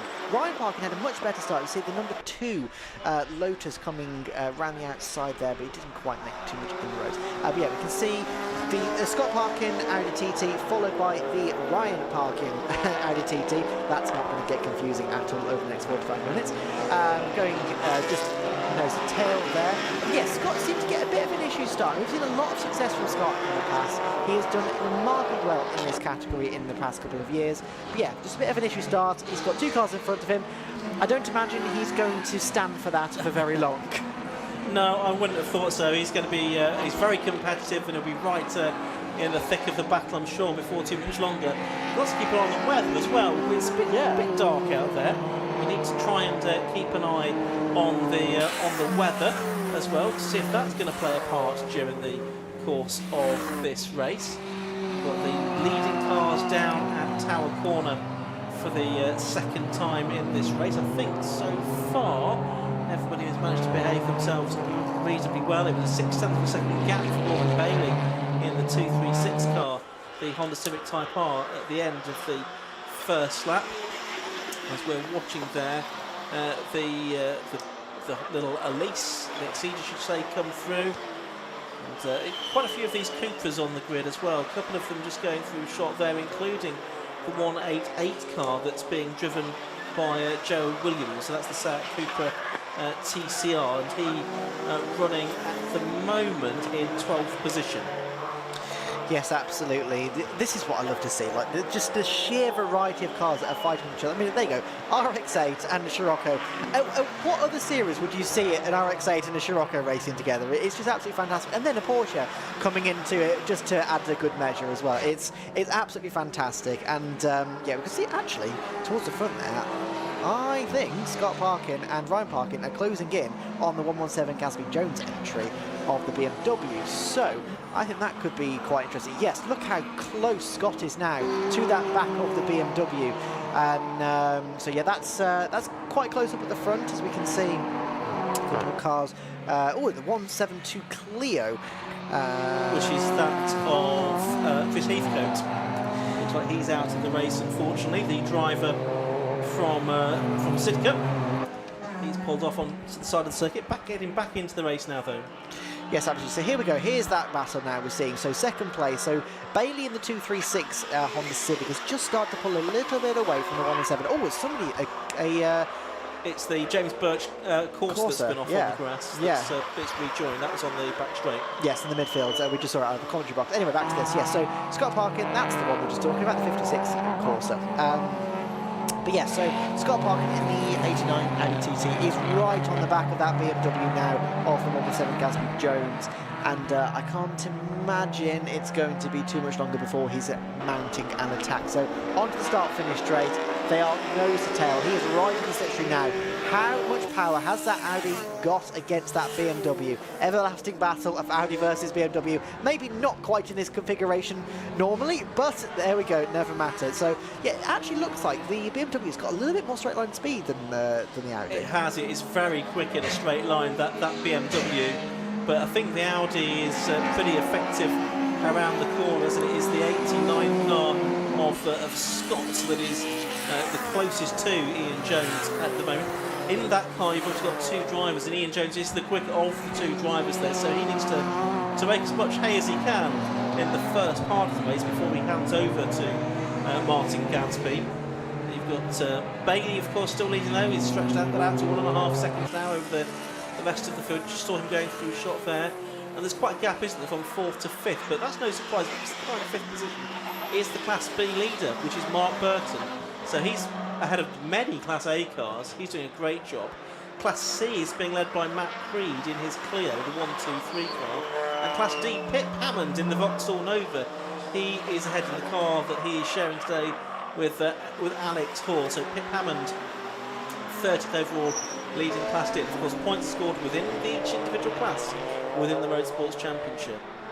Yes, absolutely. We just saw the couple of TCR cars, here we go, of Ian Williams and Browse. So the 44 and the 221 as the number 2 Jude's Lotus Elise is just trying to look away around that Seat Leon Cupra and TCR car. Just up the inside. No, not quite. That Cupra has just got the legs on the straight. So that Lotus, you know, very light, very nimble car is going to have to try and make a headway in the corners. But meanwhile, Burton's just been overtaken by Williams in the TCR 44 entry as they both lap a Mazda 2. I couldn't see who that was. Yeah, it's one of the cars in Class D. Yeah. So this is what we can see opposite, because there's such disparity in the power between the front runners and some of the lower categories. Like if you look at Class A versus Class D, the difference is just incredible. So we are going to see this for the next 38 minutes. Like this is just going to be consistent. They're going to have to deal with traffic, and this is another element of endurance racing that this particular category gives a fantastic representation of that, because it just means that the drivers learn to deal with the traffic really where they don't expect it, and it's in such a big disparity as well between the cars that they're racing. So it's really a bit of everything championship this is, and that's what's one of the amazing things about it. Just looking down the timing screen, the top 15 all held their positions on the previous lap. The first driver changing was going up the order was the 421 Honda Civic Type R, that of John Munday, so he was up to 16th at the expense of the number 40 car, Chris Morton. As we've now completed 5 laps of this race, watching that Daniel Jude Lotus chase after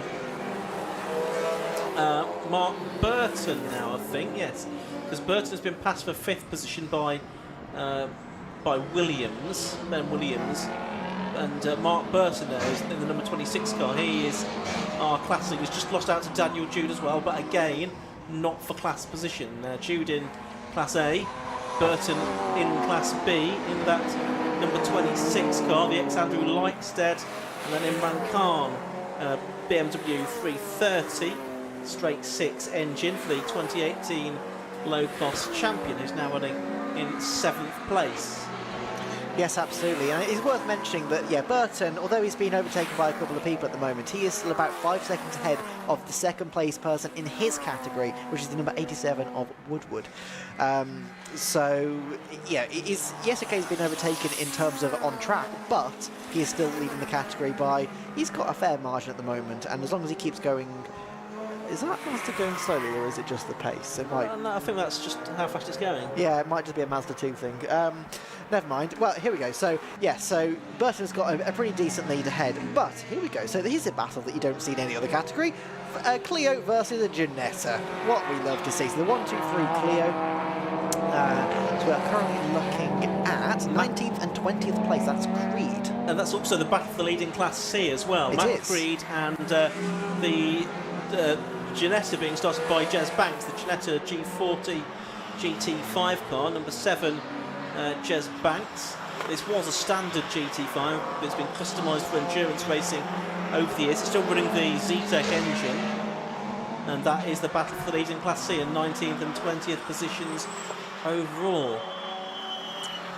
Yes. Go on, sorry. I was just going to continue on, but you know, these cars obviously they've got their advantages and disadvantages. The Ginetta obviously very, very nimble. I'd imagine the Cleo's probably got a little bit more power if they're in the same category.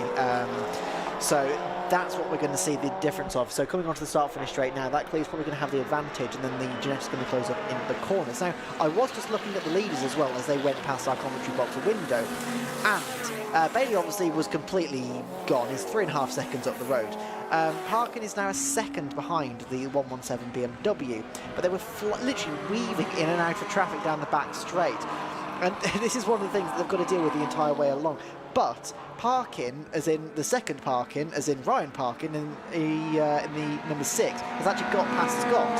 So Scott is now down into 4th place, where Ryan takes 3rd place and currently also holds the fastest lap. So maybe a bit of inter-team politics going. I can't quite catch him, but you're a bit quicker. Have a go. Lap record for these cars are 1:27.90. And so best lap of the race, but we're underneath that already, aren't we? So that's two Parkin, Ryan Parkin, number 6, at 1:27.393. Need to watch out for Dan Jude. We were watching that Lotus earlier on. Reports that might be leaking fluid, so we just need to keep an eye on that. There is the 501. That is the Volkswagen Scirocco of Ben Walkingshaw, the 23-year-old from Whitehaven. He's an engineer. Started racing 4 years ago.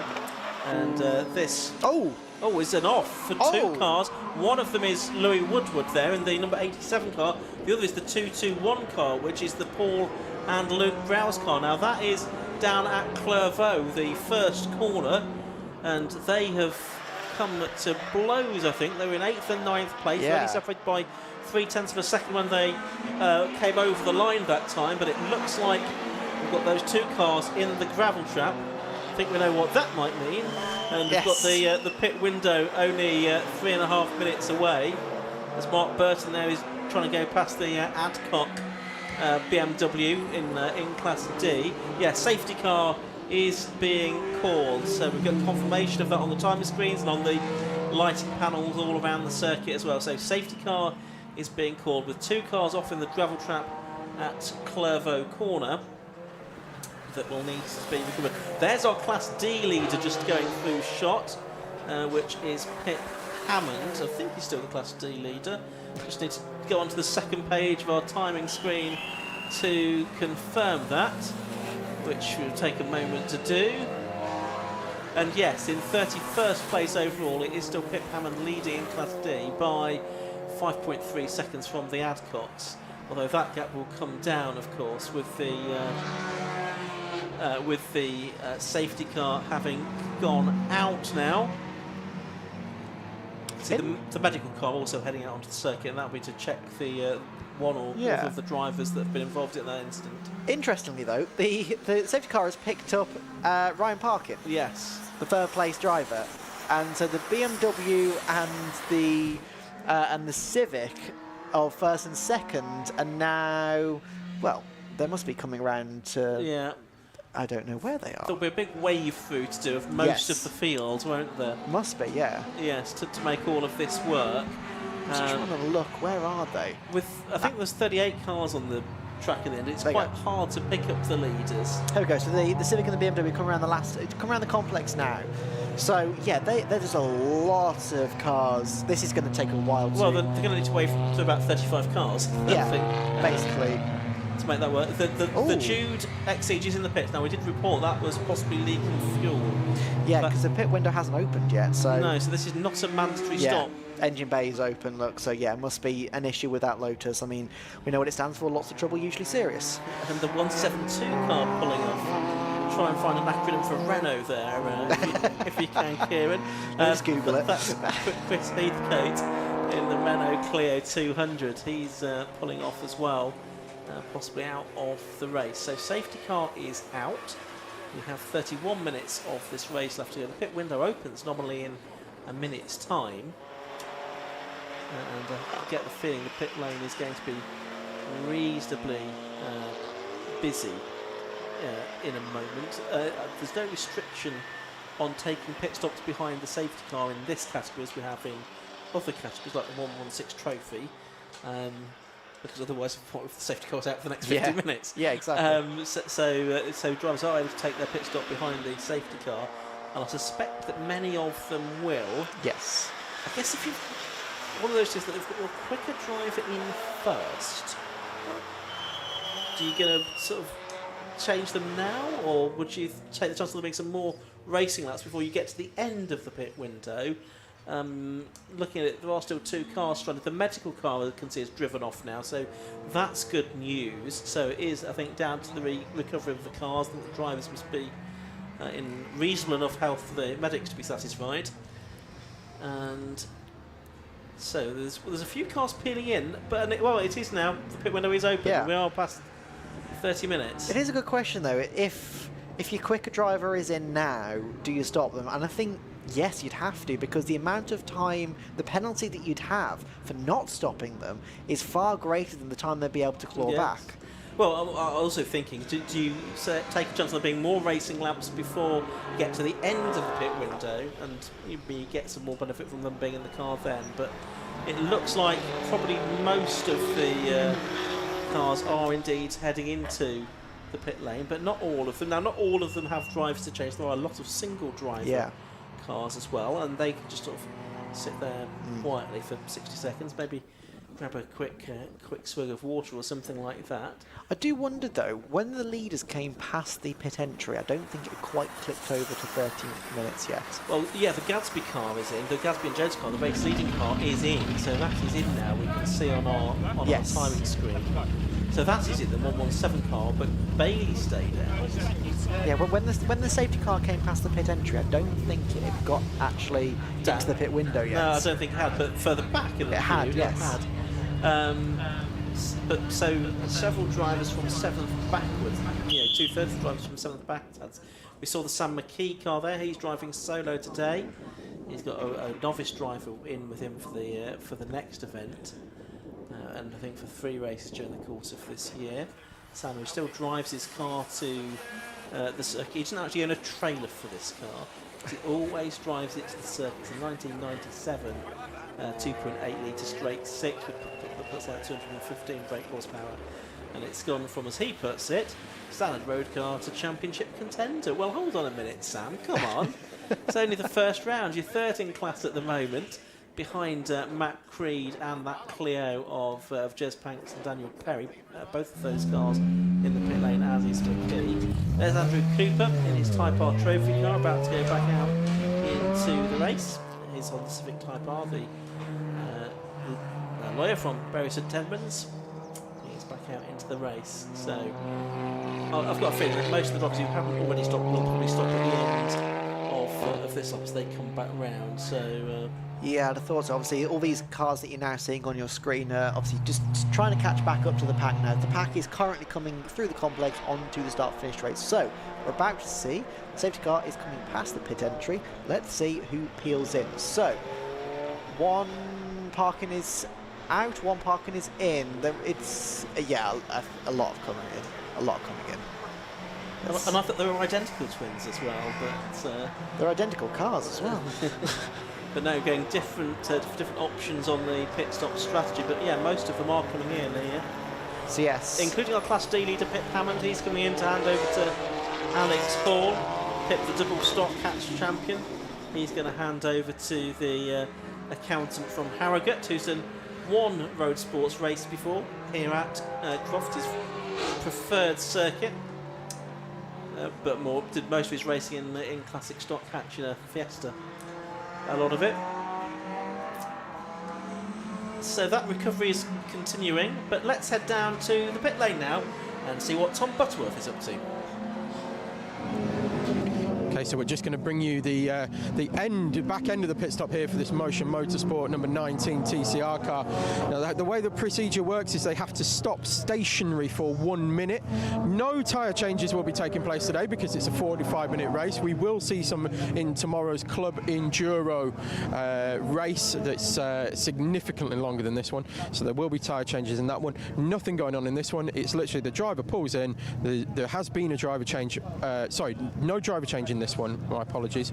The Motion Motorsport guys have got some Honda Civics that came in on the previous lap's pit cycle, and they did do a driver change. This one keeping the same driver, but you stop still for 1 minute. It's not line to line 1 minute as in pit entry to pit exit.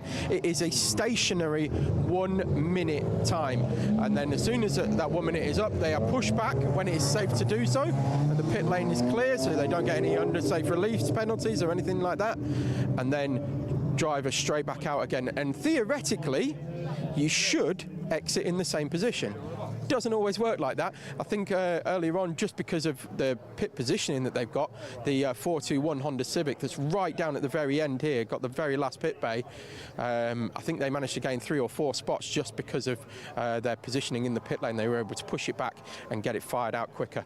So yeah, that's how it works down here in the pit lane, and we'll try and bring you as much action as we can as the race goes on.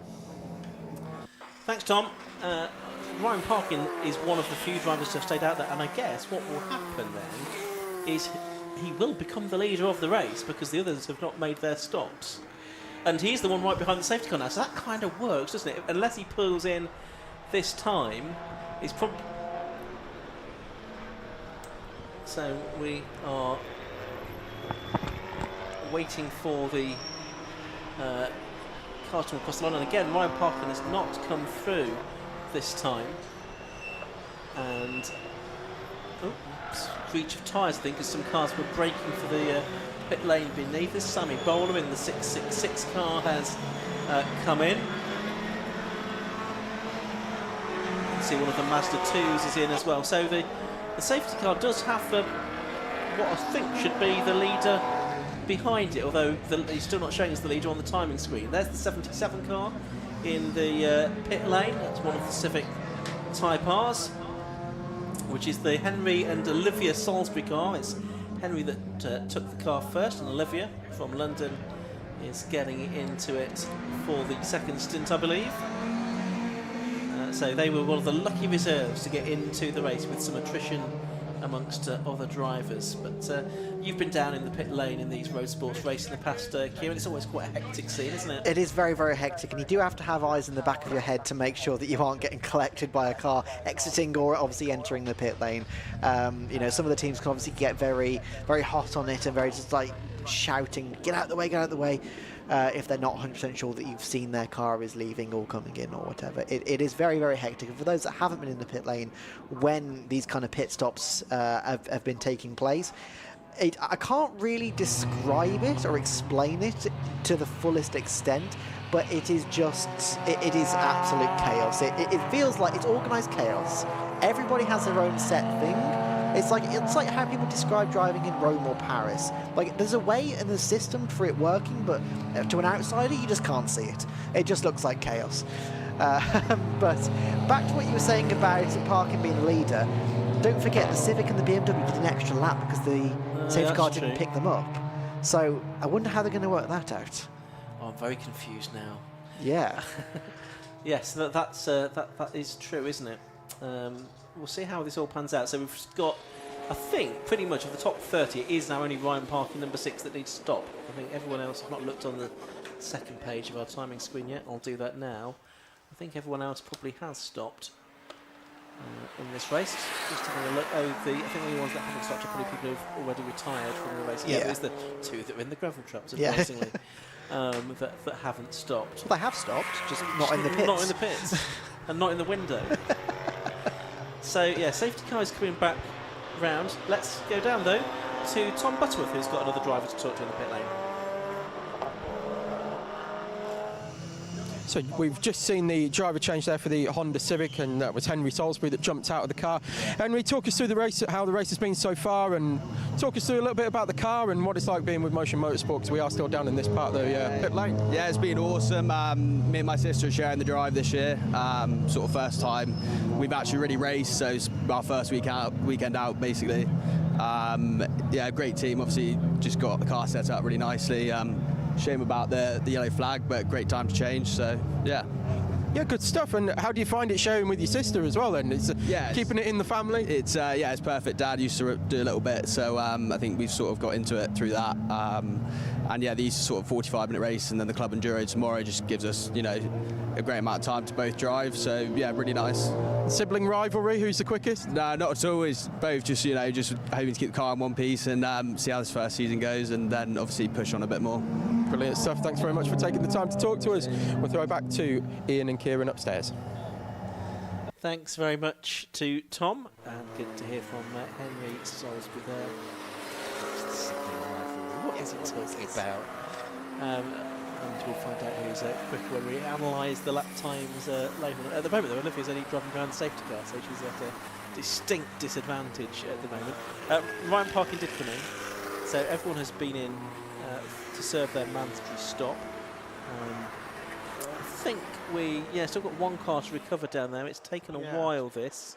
The safety car, though, is letting people go past now as well. Right. So here's where we find out how they're going to work this out. So I'm guessing the Civic will stay in the lead.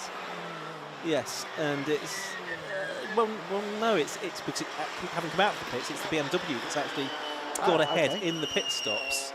But that's now Martin Gadsby driving that, who, as I said, is probably not as quick a driver as is Ian Jones. So that's something to bear in mind as well. And there's also the question of how many cars there will be between them. So we're looking for cars 117 and 236 are the ones that the safety car will be trying to pick up, which it hasn't done just yet. It's only got 4 cars, I think, to wave through. And then he's got them. Okay, and then between the 117 car, 1, 2, 3, 4, 5, 6, 7, 8, 9, 10, 11 cars, I think, between the 2 leaders. Sam McKee's got his left-hand indicator on, but the safety car hasn't yet waved those cars. Oh, yeah, I think it is now waving them past as it tries to pick up the leader. And Alex Hall's got his left-hand indicator on as well. I thought they might be sort of deciding to take another pit stop.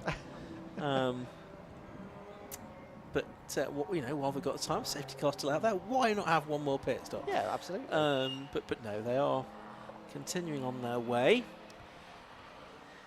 So 30 minutes is when the pit lane window opened, 15 minutes is when it closes. That's just about 3 minutes away from now. A couple of drivers picking up 5-second penalties for exceeding track limits. In fact, only the one, I think, so far. I think it's the 34 car of the Blake car. Oh yes, those cars are now being waved through. So the last car that will be waved through is Michael Down, I think, in the number 76 Porsche Boxster S.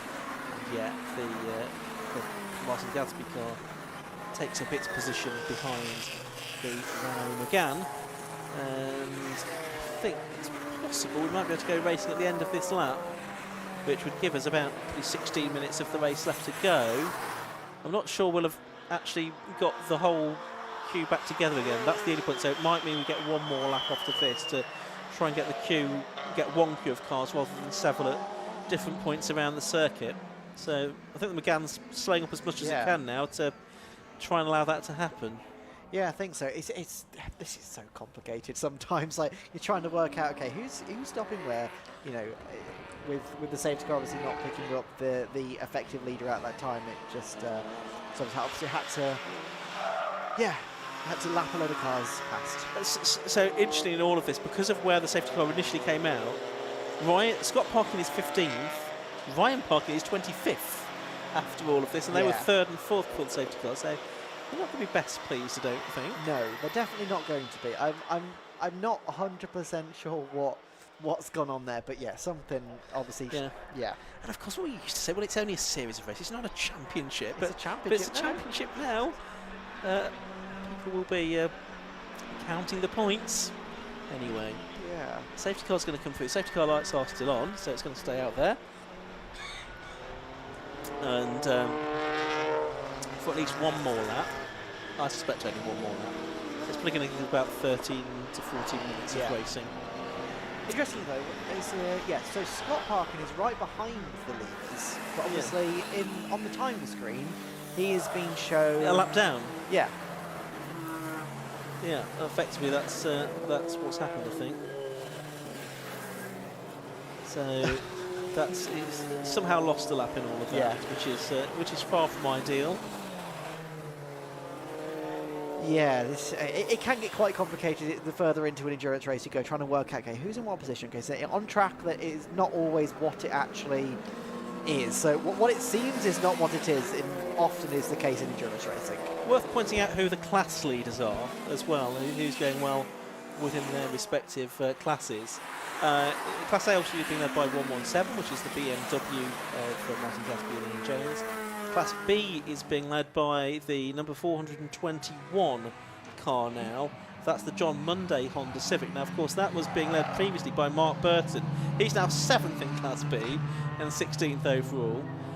Class C is being led by the Ginetta of Jess Banks and Dan Perry. They've got ahead of Matt Creed and Sam McKee, but I think they all more or less stopped together, those three, didn't they? So they've all come out in the same order. So that's work for them, although the Ginetta did get ahead of Matt Creed in the pit stops. And Class D is being led by Chris Fantana, although I think he may have a penalty to serve for a pit stop infringement. But the Adcocks are 2nd, and 3rd now in that class is the number 66 Adrian Johnson Mazda MX-5. So the Hall and Hammond car that was leading has dropped out of contention there, seemingly. All because of the idiosyncrasies of the safety car interruption. And the lights are off. So we're about to go racing again, so it doesn't matter about all of that, that's in the past. What matters now is what's about to happen. So safety car pulls into the pits, and the BMW leads the train around the final corner onto the start-finish straight, and he still hasn't gunned it yet. There he goes, and we are racing, and interestingly, so Scott Parkin goes right up alongside the Civic, but no, the Civic just pulls away once again. So we've got Gadsby Jones, 117 BMW in the lead, 236 Bailey in the Civic right behind. Yeah, and of course Parkin was waiting to pass the green flag, past the timing line as well, to make an overtake legitimate, which it wouldn't have been until that point, but he's effectively a lap down, but he's going to be on a very similar pace and probably actually a bit quicker, if anything, now than the car ahead, and is attacking to unlap himself is Scott Parkin, number 89, who's in 15th position. The leader, Martin Gadsby, then, number 117, turns his way through Tower Corner. You've got Parkin a lap down in 2nd, and he's going to try and unlap him. He was 2nd on the road, going to try and unlap himself here. I wonder if he knows he's on paper a lap down. Because it doesn't look like he does know that. I think he's defending still. He's like, oh, Scott's, yeah, I'm racing Scott. I need to defend against him. But like, no, you don't. Scott's a lap. Oh, no, there we go. Up the inside he goes, and yeah, they'll all be, or certainly most of them will probably have radios as well back to the team to let them know what the positions are and what's going on. That's the Mark Burton car. Now that's another of the cars that lost out really, going from 1st to 7th in Class B within that safety car intervention. So he's going to try and make up some ground. The 34 Lotus in there. That's the car that was advertised for Rob Bottom. There's a change of driver actually come the race, which I'll check about. That's the Brooks car as it's showing on the timing screen now. That's making its way through, and yeah, it's all very chaotic, isn't it, as cars try and find their rightful position in the order. Chaotic is the right word. I mean, look at there's so many cars trying for one bit of track, and you don't know who's on the same lap as you, who's a lap ahead, and who's a lap behind. You just don't know. Even we, looking at this train, we don't, oh, there's a Cleo in the grass. That's not ideal. We don't know who's on what lap, so we've just got to try and talk about, okay, yeah. So it have just seen Banks Perry, number 7 entry. They've just gone in 2nd in class. That's the Ginetta I was just talking about. Right behind McKee in the 36. Now that so it looks to be going quite slowly. I'm not sure why. Maybe it just might have been the corner, but no, it's been overtaken. I'm not 100% sure. Never mind. But yeah, we just don't know what's going on. I have no idea what's going on. Well, there's your commentator, Kieran Mogg, telling you he's got no idea what's going on. I'll pretend that I do. 44 car there, that's Alok Iyengar now that's taken over that car, I think, from Ben Williams. There's some dust being kicked up on the exit of Tower Corner. Someone I think has gone wide there. Black and orange mechanical warning flag going out to somebody. I think that's to the 34 car possibly. Yeah, that's the Elisa, which is Ben Brooks driving that car.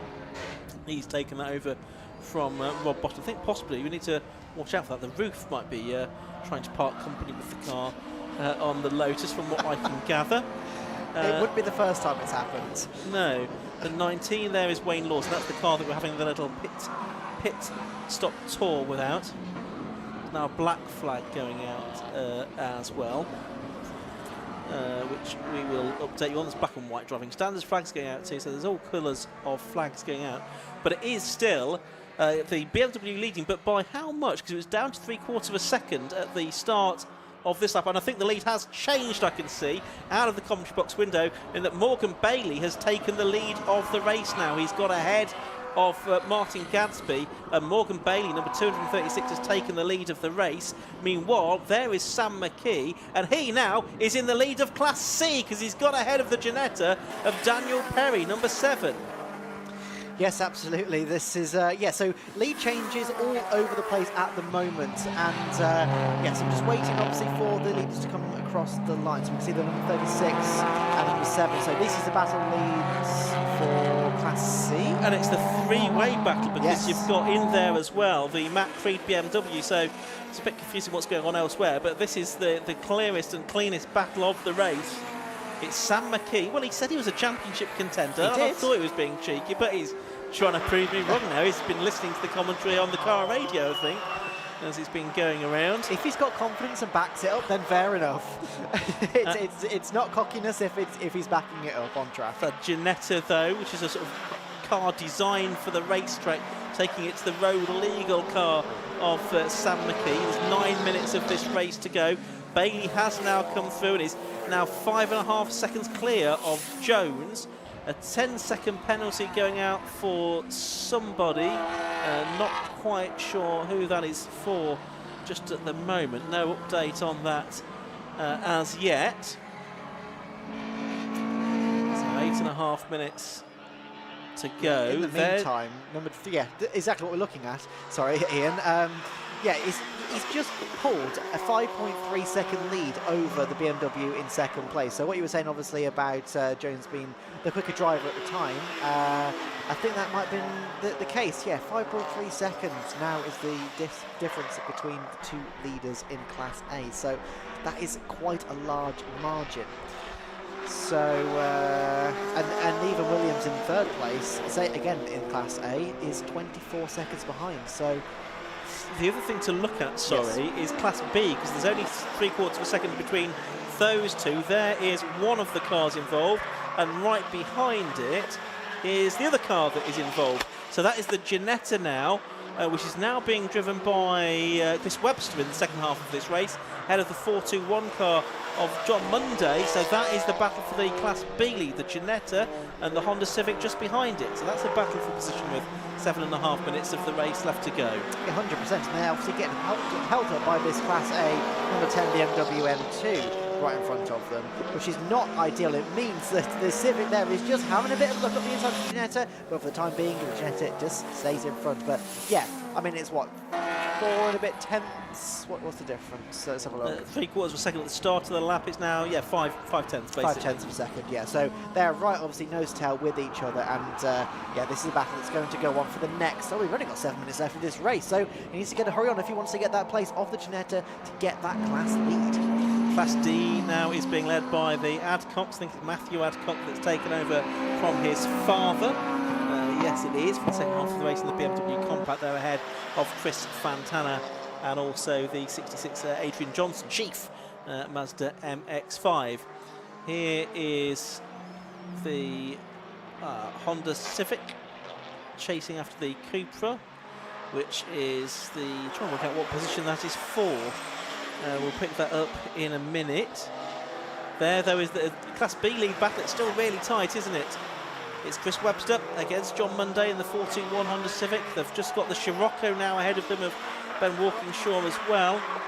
That Scirocco actually has been put together from 2 Sciroccos, one which was a good chassis, one which had a good engine. And Chris Fantana on the inset from Class D is serving his pit stop penalty because I think he wasn't pushed back into the pit lane as he should have been after making his stop. Scirocco going off briefly to try and get out of the way of those 2 faster cars coming through, the Ginetta and the Honda, that are disputing Class B lead, and it's the Honda that's gone wide though as a result. Yes, absolutely. He's just obviously on the outside, less grip out of there, bit more marbles from the tyres obviously, and just ran out of road unfortunately. So not ideal passing traffic, and this is again what we're talking about at the start of the race. Passing the traffic is one of the big key differences between this and one of the sprint races, because you're having to constantly do this for 45 minutes, trying to make your way through the traffic to a point that's not going to compromise your run. In the meantime though, this could be interesting. This is Ryan Parker, number 6. So where is he up to now? He is currently he's 17th. 6th in Class A. So he's right behind the 117. So effectively, this is what we were seeing at the start of the race. This is 2nd place and 17th place, but really they're kind of racing each other. They are. And I think Ryan Parker will get through. He's the faster driver of these 2 now. But he's a lap down, and that's the problem. And the car that's leading is still pulling away. It's lapping faster than the likes of Ryan Parkin, or indeed Scott Parkin. Doing 127s, 128s, Morgan Bailey. He's had a very good race. Oh, there's a bit of contact there, I think, between a couple of cars as they came out of the final corner there. Yeah, I have to say, the difference between Scott Parkin and Bailey, the current effective race leader, the 236 Civic, the gap is not extending at all. So only a couple of seconds in between them. Obviously, I know that Parkin's a lap down. Here we can see them on screen now. So there's Parkin, and there is Bailey right behind him as well. So a couple of seconds. That gap is not extending. It's not decreasing, but it's not really extending either. So yeah, Parkin is obviously on the pace of the leaders. Is just unfortunate down in. What place is he now? He's in, well, that's Ryan in 16th place. Scott's in 13th place now. He is, but also still not on the lead lap, crucially. No. Which is the problem that he has got. He is one of those that lost out with that safety car intervention. Mark Burton being another, who was our Class B leader. There's our Class C lead battle. It is still Sam McKee that is at the head of it, and it's 8th place overall as well. Matt Creed 2nd, and then it's Daniel Perry in 3rd, in that number 7 car. So these 3 Class B cars right, C cars right together, and now the Cleo is alongside McKee, and it's going to be Creed. Is it for the lead of Class C into Tower Corner? No, not quite. It's McKee still ahead. He's going to try and hold on for 3 more minutes of this race, but the Cleo, get a more pure race-bred car possibly, is challenging, and it's side by side through the Jim Clark S's, and the slightly bigger Cleo muscles its way past and knocks Sam McKee down second place. So Creed's made up 2 positions there. McKee's not having the end of that though, is he? He was challenging again into Sonny, and he'll try and get back if he can, but he also needs to keep the number 7 car at bay as well. I was just about to say, they are in a perfect position. The Banks Perry, number 7 Ginetta, literally waiting for these 2 to have a little mistake, have a little incident, and to go, thank you very much, the lead of the class is mine. These 3 line astern for the lead of Class C. This is what we love to see, with the Porsche right behind them as well, number 76, I believe it is. Yep, yes. These 3 are just line astern, and here comes the Ginetta. It's pulling out of the stream of the BMW, down the start-finish straight. They are now alongside, so this is for second place of the class, and I believe he has just overtaken, yes, and the Porsche is also just getting past this Class C battle for the lead. The Ginetta is in the gravel, but just about holds on to second place in front of the BMW. That was astonishing. So now, what he's going to do, he's going to stick it on the back of that Porsche, let him carry him up to the Cleo in the lead, and then just try and follow. But that Porsche is so fast, so much power, that's why it is a different category. Minute and a half to go. Morgan Bailey has completed 24 laps of this race, now well clear of the 117 car in second place. 188 Joe Williams that is in third place. Number 8, our Class B leader, Chris Webster, is in 4th. John Monday 421 is in 5th position, and there is that car that is leading Class B. There's a bit more of a gap now, 3.5 seconds or so back to John Monday between these 2 for the Class B lead battle, and also not too far away from coming through again, I don't think, is the race leading car, and this time it will be to start the 26th and final lap of the race. There's James Birch coming through in the Corsa, which is keeping an eye out for that Civic to come through, as Sam McKee is trying to get back ahead of the Ginetta, isn't he? But out of our window, couldn't quite make it work. That's from one Ginetta to another. That's the Class B leading car on screen now, and there is the one that is fighting for second in Class C, with the Audi TT coming up behind it as well. Yeah, 100%, and that also means that Bailey in the 236 is not far behind. There we go, you can see the back of your screen. That is the race leader going on to his final lap of the race. So this is the Class B lead at the moment. B lead. C lead, sorry. Yeah, absolutely. Yes, so it just never stops, it never stops. The Cleo is now a bit more secure, I think, in the lead of that class, because McKee and Perry have been battling over second place within the class. They've now been picked off by Morgan Bailey as well. So Morgan Bailey, they're on to their final lap as well, but Bailey has passed them. And Bailey will probably, before the end of the lap, pass the class leader as well, I would think. I'd have thought so, but there he is. There is Bailey coming through the Jim Clark S's now. He has he's done everything he needed to do. Obviously, he took advantage of the safety car, pitted at the right time, and he's just had the pace. He got back past the 117 BMW for the overall lead, and yeah, he's just fighting his way through traffic, but he's got a 34-second gap now back to that BMW in second place. He's done everything he needed to do. As the BMW goes off, spins. Wow, that was okay. That was Richard Phillips, the man from Plymouth, in the BMW 125i. Meanwhile, our race leader into the complex for the final time, 236 then. Morgan Bailey, he's been towards the front all the way through, the driver from Brigg, turning his way out of the final corner now, sprinting towards the line. He goes past the Class C leader, Matt Creed, and the checkered flag goes out, and victory for Morgan Bailey in the first ever Tagiwa Road Sports Championship race. He wins overall. Matt Creed wins his class. His Class B drivers still heading towards the checkered flag there as well, and Class D is yet to be completed as well. And it was McKee that got back ahead of Perry, so the BMW back ahead of the Ginetta for second place within Class C as well. But it looks like for Class B, it's going to be Chris Webster to bring it home relatively comfortably in the end. Yeah, absolutely. Obviously, he hasn't had it easy. He hasn't had it all his own way. He's had to fight for it, but coming through the complex for the last time now, this Ginetta is very, very, very well prepared. It's a lovely looking car. It always stands out when you're at the track with it, and yeah, coming home 4th place overall with a Class B win as well. So going to come onto the start-finish straight now. You can see it in the back of your screen. There it is, coming to take the checkered flag and the Class B win. Yeah, so well done to the two of them, Matthew Tidmarsh and Chris Webster in the number 8 car. They win by just about 2 seconds in the end from John Munday within Class B.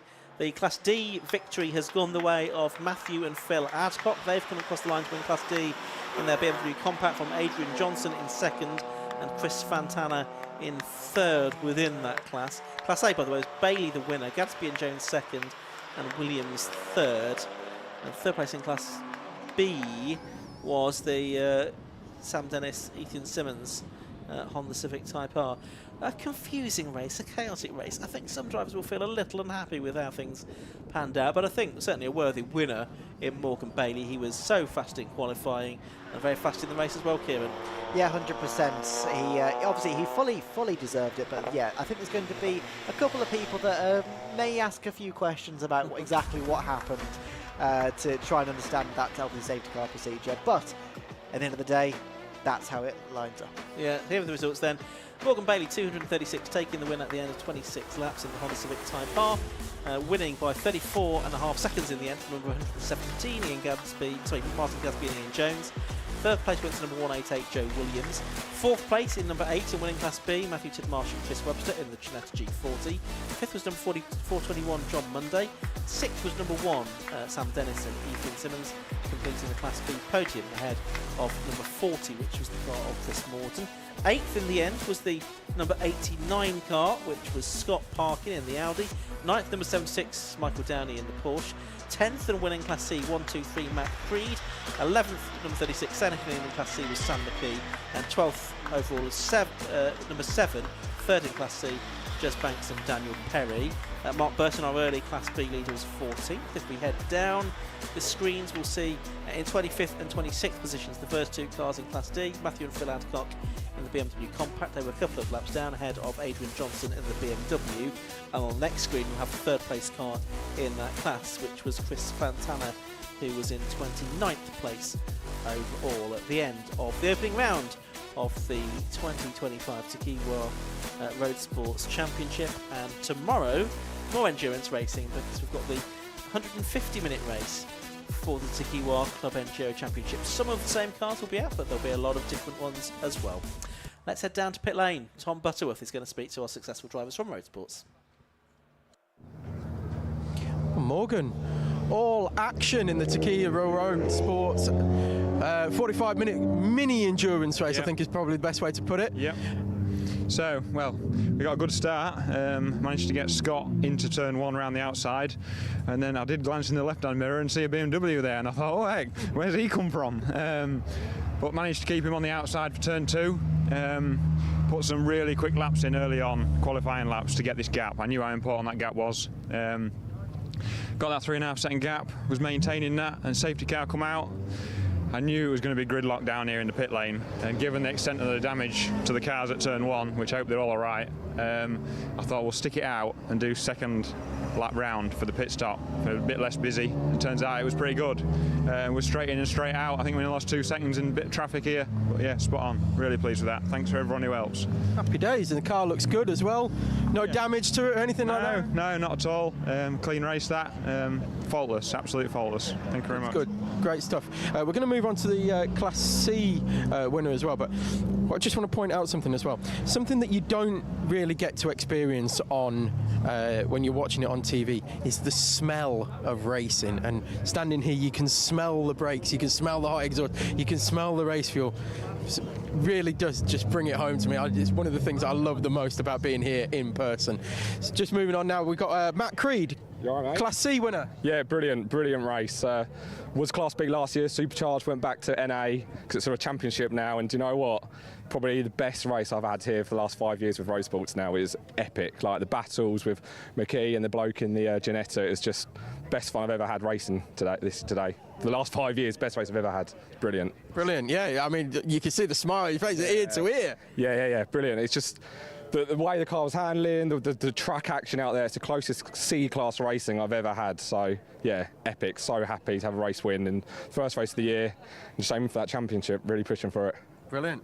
Great stuff, and congratulations on the class victory. We're going to move on.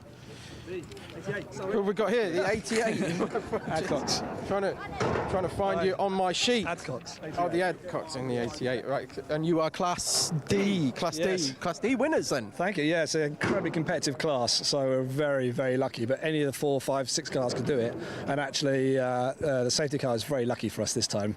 So how do you find it through the pits?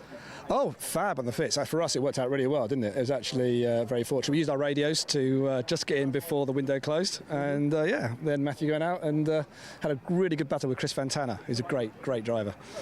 Yeah, we saw him actually. We covered him. He got a quite a lengthy penalty, I think, at one point, and had to come in for that. But you timed it just right with the pits then, and got in just before the pit window closed. So I imagine it was going to be fairly quiet at that point.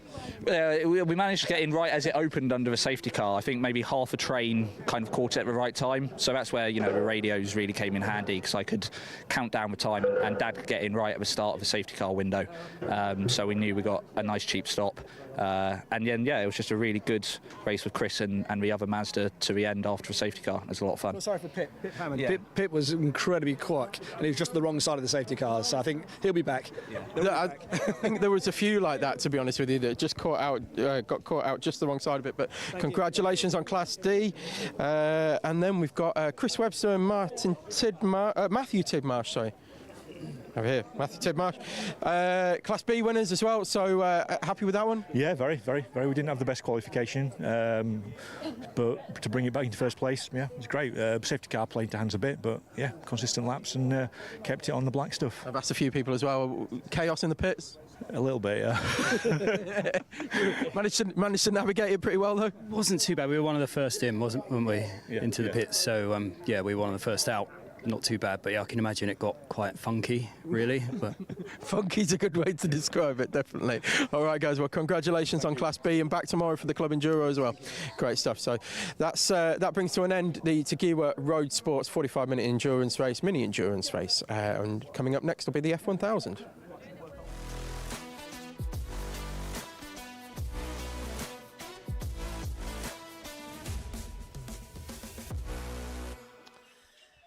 Yes, it's the second race of the day for the F1000's third race of the weekend will be tomorrow. So it's a triple head of the F1000. I think it's for a few categories here today. Earlier on, we had a win for Matthew Higginson, and that was his first win since Brands Hatch earlier on in last season, so about a year ago. But he took the win. But it was a close run thing between himself and Craig Pollard, with James Clennell in third. Rob Wellham was a non-finisher though. He was leading though in the early race. He blasted through into the lead, and then it all fell apart for him. Kieran. Yes, absolutely. It's such a shame, obviously, that it ended that way. He had so much pace underneath him, and I think he is out again. Oh, the car stopped in the back straight. There is, which is unusual. We'll pick that up in a moment. I hope that's not right. Don't get no, wrong. Rob Wellham is out there, though, I can see. Yes, good. Good. It's glad he's got the car back up and running again.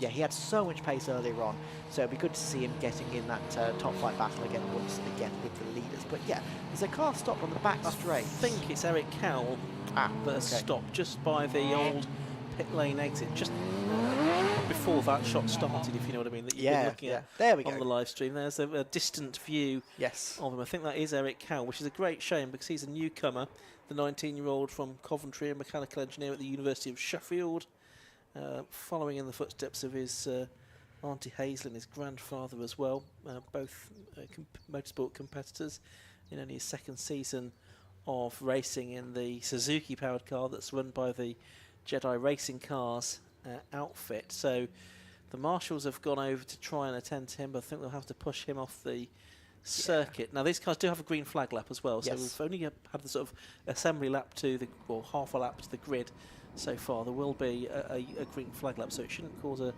a sort of delay to the start as such, because we hadn't yet got as far as the green flag lap. But in the meantime, though, it's worth mentioning this is obviously a reverse grid. Yes, it is. So a partially reverse grid. We'll go through the full order in a moment, but it was the top 10 reversed. I mean, we only had 11 finishers in the first race, so that's nearly everybody. The only one that wasn't included in that reversal was Stuart Miller, but it does mean it's, I think, David Shepherd that will be on pole position. We'll get confirmation of that when the graphics come on in a minute. There is Eric Kell's car being pushed out of the way onto the infield, I think is where they're going to push it sort of round the corner and out of harm's way. But that's a great shame for Eric to be out of the race. In the meantime, the countdown procedure is continuing, I think. Yes, absolutely. And I've just spotted as well, Wellham has just pulled up outside our commentary box because he's obviously right at the back of the grid. Yeah. And so, yeah, we can see obviously that car is back on the grid, and he's only 2 spots behind the race winner. So, well, yes. So you cannot write him off in this race. No. You cannot write anybody off in this race, I don't think. Let's have a look at how the grid lines up then for this second race of the weekend for the F1000 Championship. Pole position then with this reverse grid is Dave Shepherd. It was Davey at the back, his hashtag for race 1. It's Davey very much at the front, the hashtag for race 2. 98 is alongside him, that's Daniel Hunter. 44 and 24 on the second row. Well, no 24 Eric Cal, because he's been pushed off the track as we've seen. 44 though is there, that's Bert Chapman. Row 3 of the grid, number 18 Cales Cole and 19 Sam Satchwell. The fourth row will be 3 Tom Westworth and 42 James Clennell. Getting into our podium finishes from the first race now. 1 Craig Pollard and 83 Matt Higginson on row 5. And on row 6 of the grids, number 7 Stuart Miller and number 5 Rob Wellham, our only non-finisher from the earlier race with those dramas that he had. Looking to make amends for those in the second race of the season. yes, absolutely he is. And obviously, I don't know if you found out. I didn't manage to find out exactly what happened with the car at the first race today. But yeah, with him obviously only 2 spots behind the leaders, it means that he's literally staring right at the back of the cars he was racing against on the grid. So, yeah, like you say, we cannot count him out of this race. Not at all. Worth reminding people as well that there are 2 drop scores that drivers can have in the championship, and they can drop their 2 worst results of the season. And it's going to be a 16 round calendar altogether, 16 races, so best 14 scores count. So it already means that Rob Wellham is kind of thinking, can't really afford too many more of those. Ultimately, that's what it did for Tom Gadd last year. He won most races in the championship, but didn't win the title because he had an engine problem at Silverstone that wiped out 2 races. He'd already had a non-finish at Brands, and that was game over for him. It's the consistency that wins races. It is. Consistency is important now. Right. Davey at the front has decided to be Davey in the pit lane now. And possibly that is because he is very inexperienced, for his own and everybody else's safety. Maybe he just thought, actually, maybe this isn't the best idea, because I'm inexperienced to start from the front of the grid. I'll start from the pit lane and let everyone else continue with their race. So that puts Daniel Hunter, number 98, on the de facto Looks quite lonely pole there. position. He does, doesn't he? It's not a very flattering shot. That's slightly better. There we go. He's got his friends with him now. Absolutely. Right, lights are on. And the race gets underway now then. Looks like they're all away. There's Cales Cole sort of dipping out, and she's making a good move there, isn't she? Cales Cole it is that's going to lead into the first corner at Clairvaux, I would think, and we'll pick up who is in second place in just a moment. They're making their way through Hawthorne for the first time. It looks like it's Pollard already up to second, and Higginson's to third.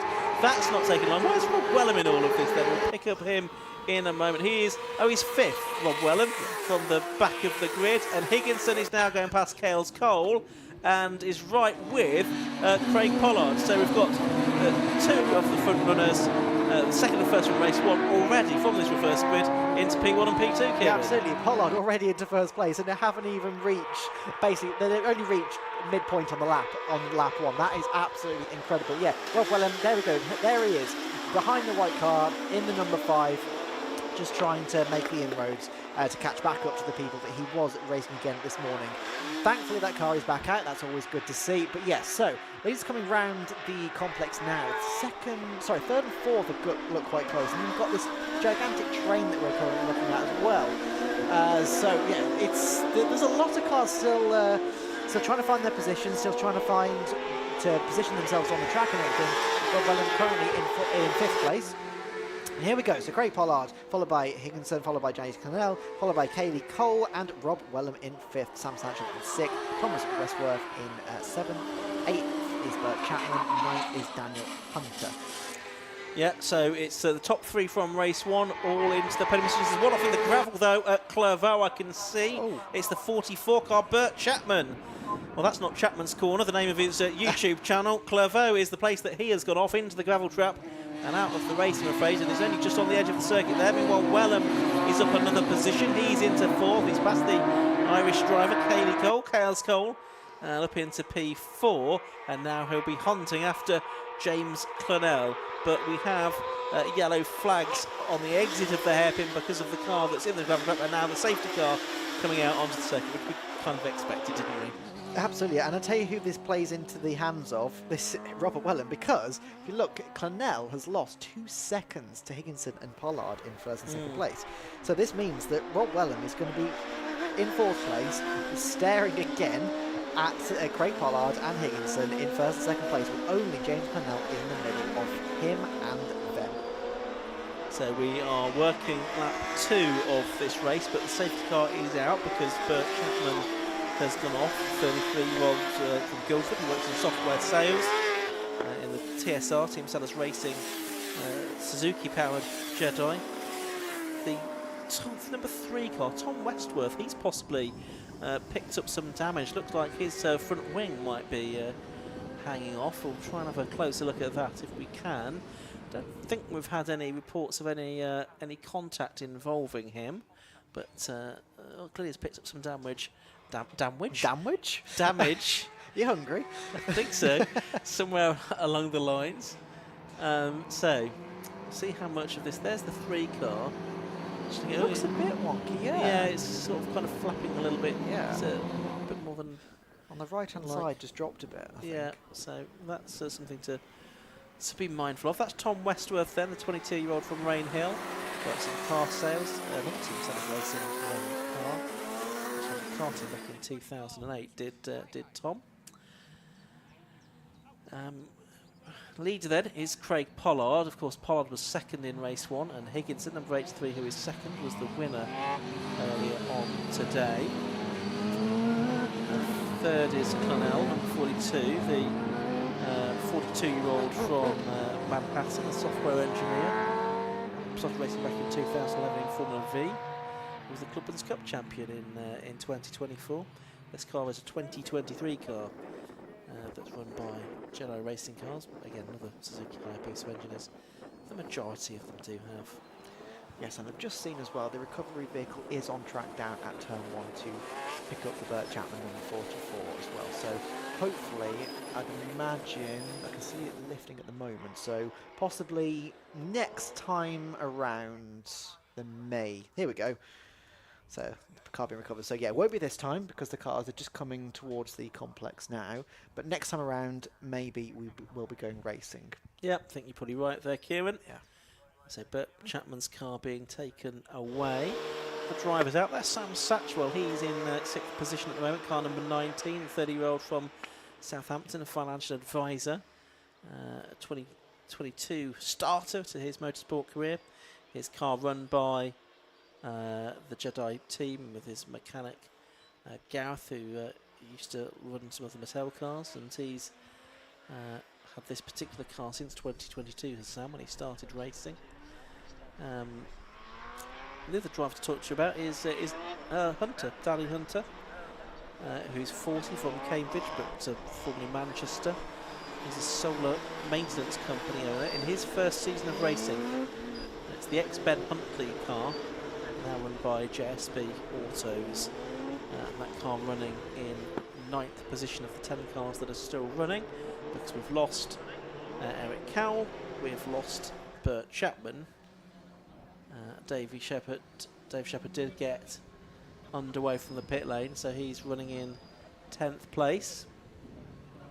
The grid for the third race, by the way, tomorrow is set by the fastest lap times from this race. So it's not a reverse grid, just a conventional grid, but it's set by the order of the fastest lap times.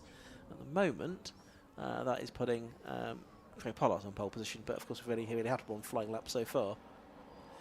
It'll be very tight for second and third though, Higginson and Clennell, but I suspect after we get going there'll be some more quick laps, unless it starts raining or something. With these cars on slick tyres, of course, the Hoosier tyres, that wouldn't be particularly pretty. No, definitely not. But in all fairness, the sky went quite dark about an hour ago, just before the not the Road Sports, yes, the Road Sports Championship went obviously on track. Now it looks like it seems brightening up a bit. I mean, there's no sun, but there's no real dark clouds around either. No, I think it should stay fine for the rest of the day's race. We've got 2 more races to come. After this, of course, we've got the VSG Crypto Cleo Sport Championship and the JDM Plates Mazda 7 Championship to conclude the first day's racing here at Croft. And then don't forget 7 more races tomorrow, including the Tiki World Club Enduro Championship. That's the 2.5-hour race tomorrow, getting underway at 3:20 in the afternoon. So a long old race, the longest of the season for the Tiki World Club Enduro Championship. Look forward to that. Meanwhile, there's still 7 minutes or so of this F1000 racing. I think the safety car lights are out, which means that we should get to the 5 or 6 laps of racing, I think, once we get back underway. Absolutely. So we're coming back through the complex now, and it's all on Craig Pollard now. So obviously he's going to be backing up Higginson into Clennell, and obviously what he wants to do is give Clennell a chance at Higginson. So Higginson is distracted and he can get on with it. Speaking of getting on with it, he has gone. So I think he may have caught the napping just a little bit, and therefore already Robert William is starting to look at an overtake. Pollard comes out the last corner and he's absolutely away. Already Wellham in 2 side by side alongside Clennell, and I think coming down towards the corner, they're still side by side. And just about Clennell holds on to 3rd place, but for how much longer? Coming through Hawthorne now, and you can see, what's happening? That's Westworth getting ahead of Sam Satchwell, I think. Yeah, so 3, Tom Westworth through to 6th position. I think with that restart, Rob Wellham was mindful of not overtaking kind of before the timing line. True. And he has now got past him, I think, going into Tower Bend. So there we go, he's gone through. And Westworth has also gone through. He's gone to 5th position now at the expense of Kelsey Cole. So Tom Westworth there, 2 places he's made up in quick succession, the 22-year-old from Rainhill.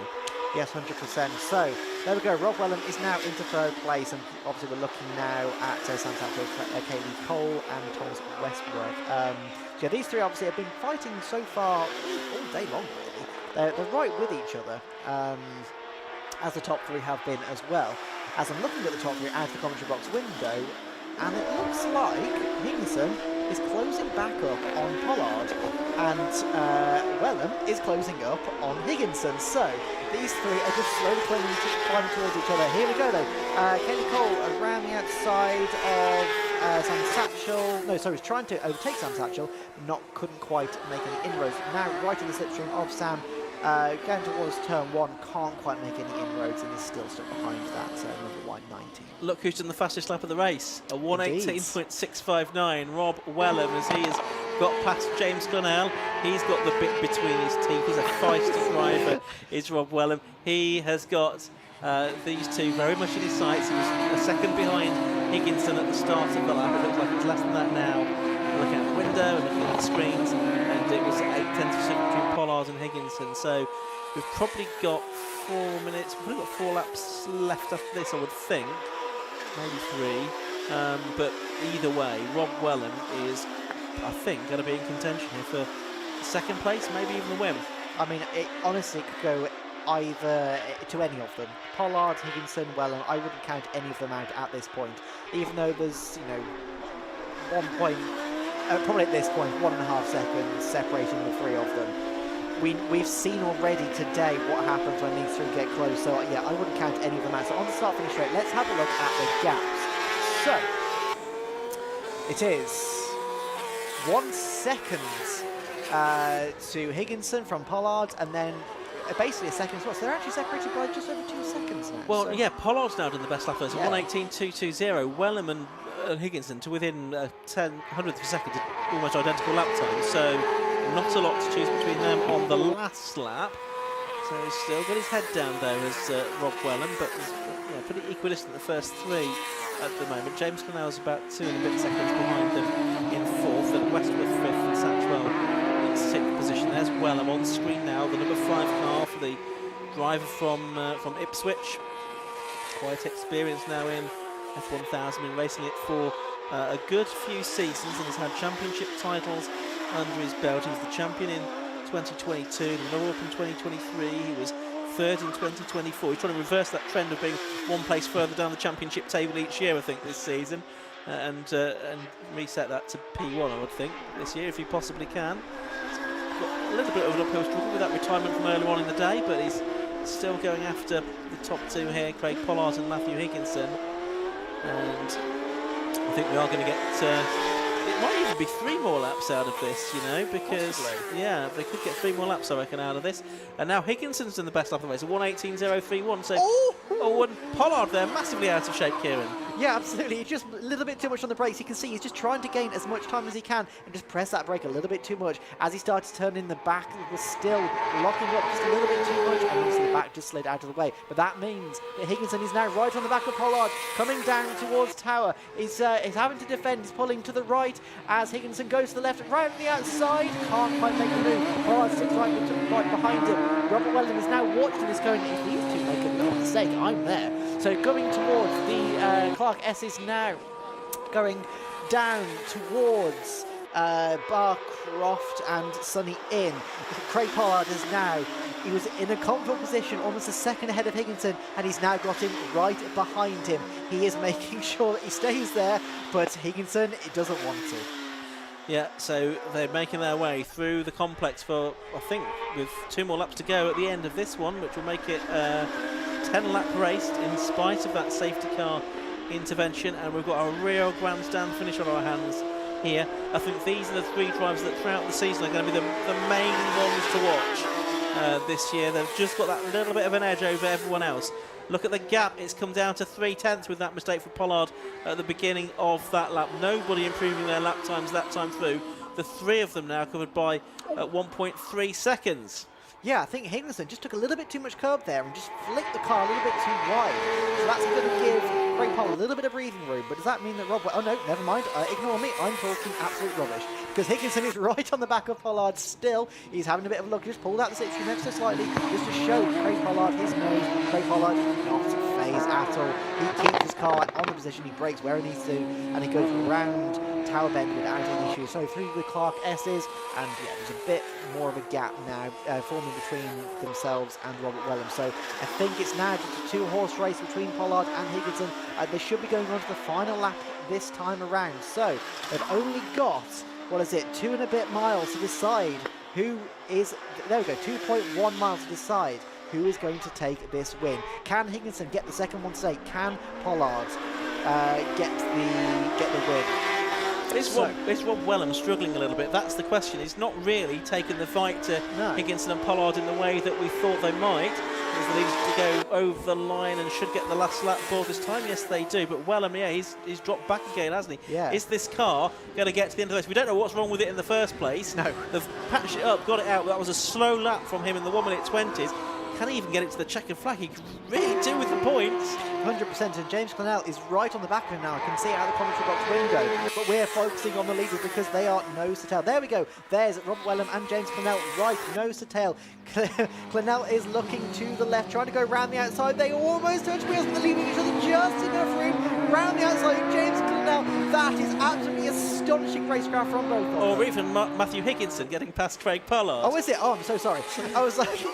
And they're still side by side as they head through the Jim Clark S's. And it's Higginson that has done it. He's got through ahead of Pollard now. Into the back mark of traffic they go, and that has undone Matt Higginson's good work. Pollard's got it back. The traffic sorted it.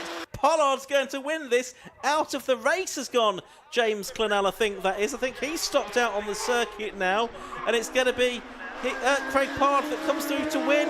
or is it into the hair from the inside? Higginson up the inside line. Nose is cut off him by Craig Pollard. It's the sprint to the line now, but I think Pollard's got it in him to make it 1-1 between these two in the F1000 Championship this year. Pollard wins. Higginson second. Rob Wellham brings the car home in a slightly sick third place. And then it's fourth position going the way of Sam Satchwell. Cales Cole is fifth. And up into the top six, I think, will come Dan Hunter, because James Cleo, we saw his car pull off on the final lap of the race. It stops over there at the chicane. So a bit of attrition in that race. We've got Clonell retiring. We lost Westworth as well towards the end. We hadn't spotted that before, as well as Chapman and Cowell. So a few cars with some remedial work needing to be done overnight, it would seem. But yeah, a dramatic final lap. I thought Higginson had got it, and then the traffic came into play. 100%, and this is what we're talking about during the road sports. Traffic management is such an important skill to acquire.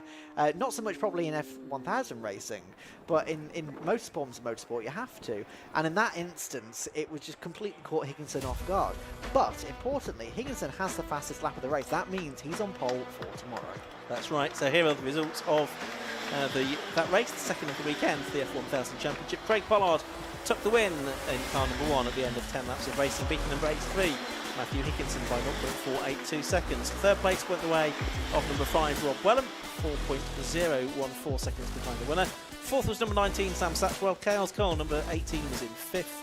In sixth place was number 98, Dan Hunter. He was the last driver on the lead lap. James Clonell will be removed from the results because he didn't actually make it to the checkered flag, so it'll be Dave Shepherd in 7th and Stuart Miller in 8th, the last of the finishers for round 2 of the F1000 Championship. And as I say, they are back out again tomorrow. That'll be the third race on tomorrow's programme. We get underway tomorrow with practice and qualifying for the Skiway Club Enduro Championship at 12 o'clock.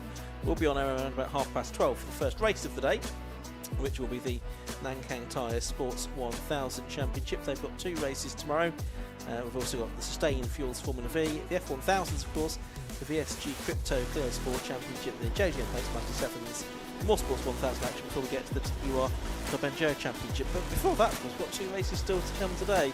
The Cleos and the Mazda 7s are still to come this evening. You can see, though, the cars heading down the pit lane at the end of that F1000 race. And Tom Butterworth will be moving in to speak to them in just a few moments. Reminder, if you're here at the circuit, Cafe open, last orders at 7:15, and they're open until 8 o'clock tonight for your lasagna. So that's what you can have if you're at the circuit. If you're watching on the live stream, of course, you're welcome to have whatever you like for your tea. Last car just coming into the pit lane, that is the 98 car of Dan Hunter. He's being signalled down to the park made by the marshals, but let's head down to Tom Butterworth. We're just going to make our way round here. What an eventful last lap that was. Just wait on Craig getting his gloves off and his helmet off. Just see how he found that one. It was described, Rob Wellham dropping out earlier on was described as defeat from the jaws of victory, and I think this was victory from the jaws of defeat. Yeah, it was a bit scrappy in that one, actually. I think I got in my head a little bit, actually. I was going to say to the guys, I think it was just one of those, I think when you get your first win of the year ticked off, then you can kind of relax a little bit, and you wouldn't think that it would apply when you got number 1 on the car, but I think always, you just want to get the first win ticked off and kind of go from there, show you can do it again, and still remember how to drive after 6 months off in the winter. Indeed. Well, it was great action side by side all the way through. About half a lap, I think you were side by side with each other. Yeah, I just made a mistake a couple of laps before that, going into braking. I could see Matt in my mirrors, and I really wanted to just brake that toe that extra bit. I didn't need to, and of course I locked up going into the first corner, just got the back end out ever so slightly, and then that closed the gap to Matt, and then it was just a mistake from there. Could see Matt right on my tail, and that's the thing with this car, the guys are some good drivers out there, and they kept me honest. So. I just wanted to ask, because the mirrors are really, really small, and if you've got to drive for 15 minutes looking in them, how good are they? I mean, do they wobble about and stuff? Can you actually see pretty well behind you? What's it like? Well, luckily for me, Matt decided to paint his car bright green, so I can see him all right. Fair comment, fair comment. All right, we'll move on. Congratulations, Craig. So we're going to move round to Matt, who's at the back of his car here. Matt, yes. I mean, we were just saying with Craig there, with great action side by side for about half a lap. I mean, I was pretty scared watching it. How did you feel in the car? And then just walk us through what happened on the last lap. Yeah, last lap, I could obviously clearly to see Craig was struggling on his tyres, so real big pressure up on into Tower. He went defensive. My brakes felt strong, so I went round the outside basically, and we were sort of neck and neck between, the fast S's, and our back markers got in the way. I couldn't really predict, and obviously Craig got a better probably view of what was happening, and he just sneaked past. So yeah, it would have been a great move if I'd have finished the race in first, but happy with the result. Good racing with Craig, very fair, and yeah, on to the next one. One each now. One each, yeah. I was happy with the pace at the end, pushing him, so didn't really have the pace in race one, to be honest. So whatever we did was good, and yeah, we'll move on. Thank you. Great stuff, thanks very much. And we'll come round finally to Rob, who was leading race one until we had a mechanical, so I'll need to ask and find out what that was, and then we'll talk us through what happened in race two as well. Yeah, engine went in the first one, which is a shame, because obviously the engine that we've got in the other one, it's obviously had all the work done to it, like all these boys. So obviously we've got the spare engine which we put in, and I was still catching them lot on a stock motor, so that was good. And then pretty much got latched onto the back of I've gone mind blank. Matt. Yeah. And then I lost third gear, so then the whole way then I had to quick shift into fourth. We wondered whether you were nursing an issue or not. Yeah, I've lost third, so tomorrow will be fun with probably just all 5 gears basically. So fingers crossed then. The pace is definitely there in the car when it's working well. Hopefully it rains, so which I don't know if the forecast is rain, but looks decent tomorrow by the looks of things. Oh, lovely. My luck gets better. Right, well that brings to an end today's action for F1000. We will move on next to the VSG Crypto Cleo Sport Championship. Activating. VSG Crypto ready for deployment.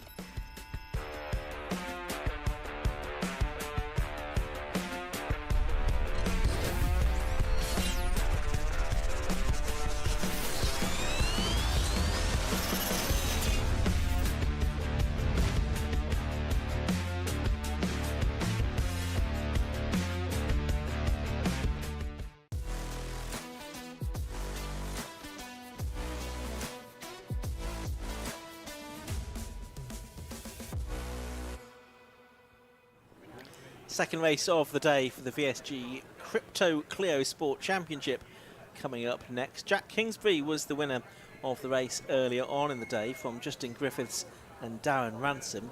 They also took the top 3 in Class B as well for the 197s and 200s. Class B, or Class A I should say, for the 182s, that was won by Lewis Richardson, number 7, from in second place in that class, Joshua North, and third place in that class, Chris Page. That was the order from race 1. I'll give you the grids in a moment. That was set by the fastest lap times from the first race. But Kieran, looking forward to a second race after a very entertaining first race for these cars. Yeah, 100%. And obviously the drivers were saying that they were having trouble overtaking earlier on. And one kind of theory I want to float by you. So it was a bit of sun earlier, a bit warmer. Right. It's got a bit cooler. Yes. Track temperature perhaps going down. Okay. Could there perhaps be a little bit more movement because less grip? Maybe. That's a theory. We'll see if that's put into practice. I mean, I think what we might see is we could potentially see some quicker lap times. We had a best lap of 1:38.86 in the first race from Justin Griffiths that put him on pole. If it is a bit cooler, then maybe we'll see some quicker lap times. And interestingly, of course, we've got Jack Kingsbury on the second round of the grid here because, as I say, it's set by fastest lap times from race 1 rather than results. So he's got a bit of work to do from pole position. We'll give you the full grid in just a moment. And in the 182s, it was I think Lewis Richardson didn't keep hold of his win, which he was a bit concerned about after that last lap incident with Mark Ridout in the first race. But the car's heading off on the green flag lap then, so let's take a look at how the grid is going to line up for this second race, based, as I say, on the fastest lap times from race 1. The grid for race 3 will be based on the fastest lap times for this race. Justin Griffiths on pole in car 55, besides him is number 30, Darren Ransom. Second row is the winner from race 1, number 3, Jack Kingsbury, and 111, Nick Harrison. Pete O'Connor is on the inside of row 3 in number 72, so it's Joshua North, who is the first of the 182s on this occasion. Row 4 is 7 Lewis Richardson and 92 Mark Ridout, the two that came to blows at the end of race 1. Matt Hipkins, number 12, and Chris Lawrence, number 56, on the 5th row. Jan Whittaker in 297, and Chris Page, number 31, are on row 6. On the 7th row of the grid is going to be 27 James Gehagen and 18 Mark Witherington. Jack McColl in 14 and Mark Enoch 316, although he was late to the grid. He is there on row 8 of the grid. Row 9 is Jerry DePrato, and 57 Mac Poncia, and row 10 is 74 Gaz Baton, and 36 Steve Broxford. So that's the way it lines up. Have you got any thoughts on who might be a good bet for the win this time around, Kieran? I'm always caught out because I always ask other people that question. They go, I'm not going to fall into that trap, and I'm going to respond with the same thing. I'm not falling into the trap of guessing because... it's not guessing, it's using your knowledge and skills and experience to predict a winner. I reckon a Renault Cleo will win. No. No, to be honest, like, it could go any which way. We've seen already today that so many people at the front have an opportunity to win, and things within their control and things without their control can happen. And so I don't want to guess. I want to sit back and enjoy it. Okay. Without feeling the pressure of having, nominated one particular driver as the chosen one. Right. Okay. Exactly. Probably not a bad shout. So that we're here on the green flag lap then for this penultimate race of the day, round 2 of the VSG Crypto Cleo Sport Championship. Jack Kingsbury, the winner for race 1, and he has a little bit of work to do from row 2 of the grid, but he did make a good start in the earlier race as well. Just looking down, Ridout's got the front of his car patched up. He was nose on into the barriers at the complex in the earlier race, but the orange car is good to go once again. And I think everyone is there. 20 cars we should have then, with the back of the field, the number 36 Steve Croxford car for the man from Wigston Parva. He raced Renault 5 TSs in the 80s in his Jade Developments car. This championship, the spiritual successor to the Renault 5 TS. I wonder if anyone's going to create a championship for the new electric Renault 5s. That'd be quite something, because they're quite nice looking cars. 5-second board has been shown. Red lights are on, and they go out. Away we go then. Even start from the 2 on the front row. Not a particularly good start from Jack Kingsbury from row 2, I didn't think. Let's see what he can do as they come up towards us for the first time. It looks like it is the pole position driver Griffiths that's got the advantage over Ransom. Well, that is Chris Lawrence going through the gravel trap at Clerf, although I don't think it delays him an awful lot there. He's managed to come out the other side. So it's Lawrence leading, Ransom second, Jack Kingsbury third, and Nick Harrison fourth. So the first 4 are as per their grid formation. It looks like the best of the 182s is Lewis Richardson. He's got his way ahead of Joshua North off the start line. So that's a good start from Lewis, the winner of race number 1 in Class A. Looking to repeat that in this second race, but for the moment it's still nose to tail between the 2 Class B cars of Griffiths and Ransom. Absolutely, Ransom was the one that was vocal about saying it was difficult to overtake after the first race, and he is nose to the tail with first place at the moment, obviously just looking for any way around that he can. At the moment, not quite enough momentum, not quite enough speed to get past, but he's just staying on the back of him, just looking for or waiting for an opportunity, waiting to try and pressure him into a mistake, if that's the way that it happens. But yeah, just coming around to the end of the first lap now, obviously. So yeah, we've got Ransom in second place. We've got who's that in first? I couldn't quite read the name of it. Yeah, so we've got Lawrence up past 31, which is Chris Page. Yeah. Here we go. So across the start line for the first time, and we've got Griffiths in first, Ransom second, Kingsbury third, Harrison fourth, Richardson fifth. Sorry, Joshua North in 6th. So yeah. Yeah, so I think Lewis Richardson making a good start in Class A there. Top 4 in Class B, all as per the grid, so they've not really changed. They're still in pretty close formation. Richardson did make up 2 places off the grid. O'Connor went back 2 places. First race meeting for him in the more modern car. The Class B car there is the 72 class, the green fronted car in the colours really of the Irish flag, which is where Pete originates from, although he's now based in the southwest. He's turning his way through there just behind Richardson and North, and then Martin Ridout in the orange 182 is the third of the Class A cars. Reminder that points are scored based on class finishing position rather than overall finishing position. The driver can win the championship from either of the 2 classes. I mean, it was Pete O'Connor from Class A that won it last year. There's Joshua North in that car, number 35 with 55, confusingly written on the side of it. Yes, absolutely. In all fairness, it does say 35, but it also says 55, so yeah, it can get quite confusing. But it's also worth just saying a quick hello to everybody in the live chat as well. We haven't mentioned anything about the live chat, but it's quite busy in there at the moment. So thank you to Splash Damage, to Mark Tucker, for Fabian, to James Baker, everyone for commenting and obviously just engaging with all of your fellow motorsport fans in the chat. Well, we really do appreciate it. And while over the line to complete lap number 2 goes Justin Griffiths, and that time through he was only 3 thousandths of a second slower than the car behind him as Darren Ransom gets set at the fastest lap of the race so far. A bit of a gap back now to 5th position, and Lewis Richardson, who looks like he's a bit of a cork in the bottle here, doesn't he? Because he's got cars from both classes queuing up behind him. Matt Hipkins has now got himself ahead of Mark Ridout as well, but is in a different class than Jan Whittaker, number 297. He's there at the back of that group, 39-year-old managing director in his 2nd season of racing in a TMC engineering run car, the ex-Jack Dwayne machine that he has at his disposal. Yes, absolutely. And so coming up through, there we go, Ridout. So obviously Ridout is the one that had a bit of an issue this morning, so he's got some work cut out for him to try and get back up to the lead of his class. He's currently, about a second and a half behind Lewis Richardson and Joshua North, currently 1st and 2nd. Here we go. So yeah, he's still in the right train.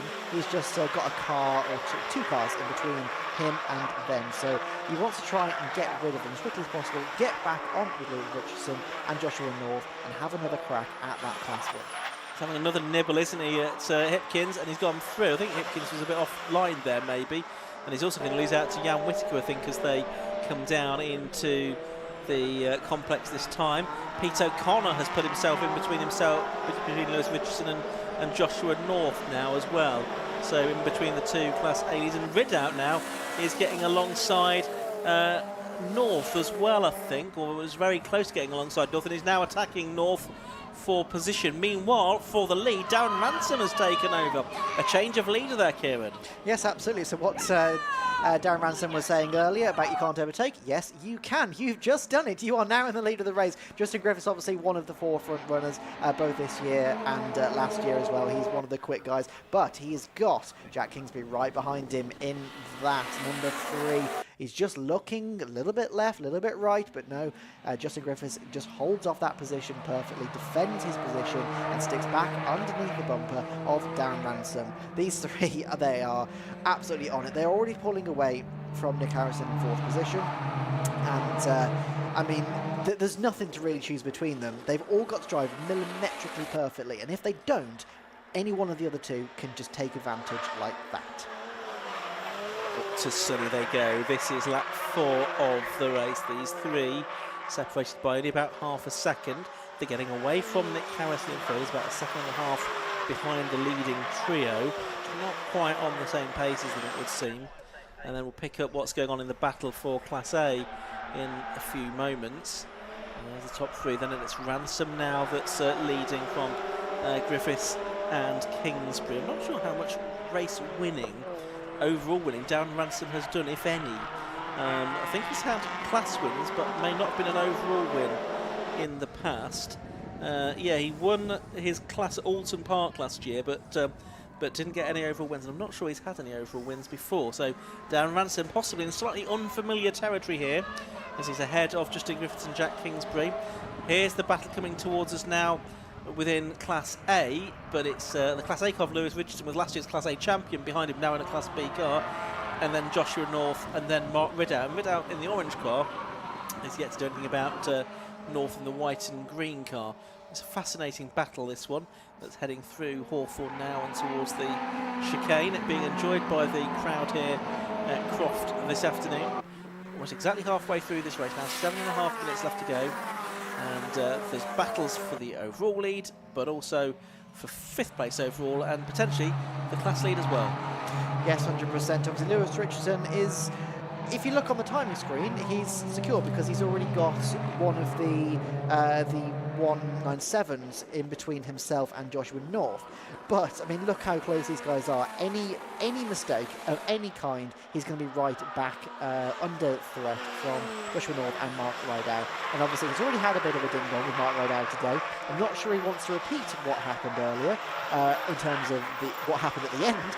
But Mark Ridout probably wants to have a second go, a second crack, and just see if he can get back past Lewis Richardson once again. Got Harrison currently on stream, and he is in 4th position. Yeah, he's in a bit of no man's land at the moment. He's kind of a couple of seconds behind these top 3, and then he's also a good couple of seconds in front of the next lot. So he's by himself. He is, but the leaders are right together, and Justin Griffiths is attacking Darren Ransom for the lead. He pulled out of the slipstream, was almost bump drafting him down the start and finished straight there. There's cheers from his supporters, I think, down there in the grandstand at Clairvaux, but it's Ransom still leading. Griffiths in second, despite looking a little bit racy down into the first corner. And Jack Kingsbury there in 3rd place. He's right there as well. Our race 1 winner, of course, and the 2023 class champion. Jan Whittaker is into the pits in the VSG Crypto car. He's out of the race, I'm afraid. Back to the leaders, though, and it's still Ransom holding on, but it's only less than half a car length in it.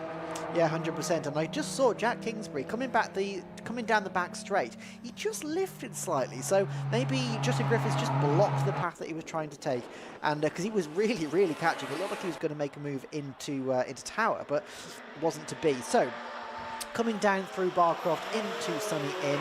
And yeah, still nothing to choose between them. Any one of these makes a mistake, and that's it. The other two were just going to pounce. So there is no room for error. So coming into the complex, I should say, Dan Manson currently leading by, I mean, yeah, there's just no gap. There's no distance at all. It was 2/10 across the line last time around. It's probably going to be roughly in the same margin this time around as well. So coming into the final corner once again, nothing to choose between them.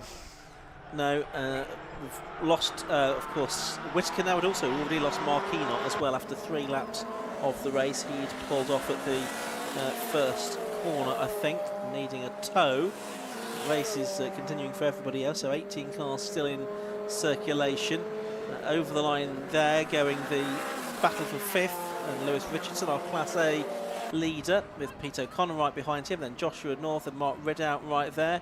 Not really had a lot of changes in position in this race. It's been pretty close, but no real changes of place for a couple of laps at least.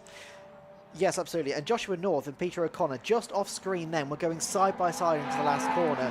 So Peter O'Connor was on the left-hand side, Joshua North on the right-hand side, and he just couldn't get past. So Peter O'Connor keeps that 6th position ahead of Joshua North, but they are still fighting ferociously. And here we go once again. You can see Peter O'Connor is just having to defend because Joshua North is just that close. He could pounce at any point if Peter O'Connor just loses his wit once.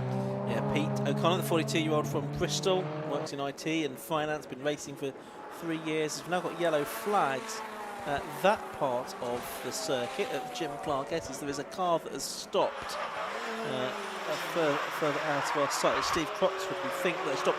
But Pete O'Connor up the inside as they go through Sunny of the number 7 car of Lewis Richardson, and he is, in fact, it's the 38.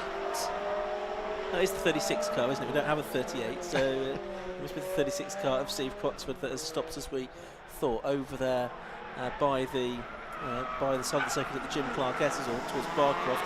Here's Ridout now. He's ahead of Joshua North now, so he's made up a place. O'Connor's got past the Lewis Richardson car as well. So we've got our 3 class leaders together now in Class A. We've got Lewis Richardson, Mark Ridout now ahead of Joshua North, and North in third place together. So we've had some changes of position at last.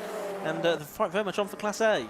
Absolutely, and obviously this is a bit deja vu. Lewis Richardson in first and Mark Ridout in second. This is what we had earlier, and Mark Ridout obviously wants his crack at that win once again. He is right on the back bumper of Lewis Richardson, but meanwhile up at the front we've got Justin Griffiths just having to defend himself against Jack Kingsbury now. So Darren Ransom is just starting to put a little bit of a gap. As you can see, the yellow flag's being waved for Steve Croxford in the number 36 down at the Jim Clark S's. So basically where this camera is right now, that's where Steve Croxford has had to pull aside. So nothing can be done. Oh!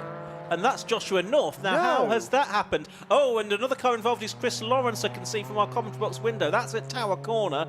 Off into the crops has gone North, and a red light. The race being stopped immediately.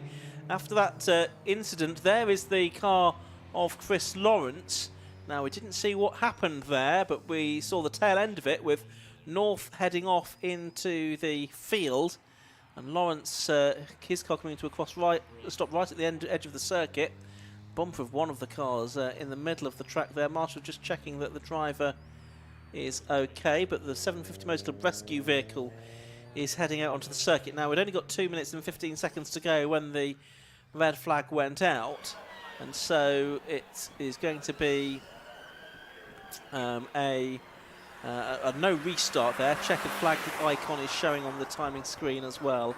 So a serious incident there, I'm afraid, up at Tower Corner involving two drivers, the car of Joshua North and also the car of Chris Lawrence, which is very, very sad to see.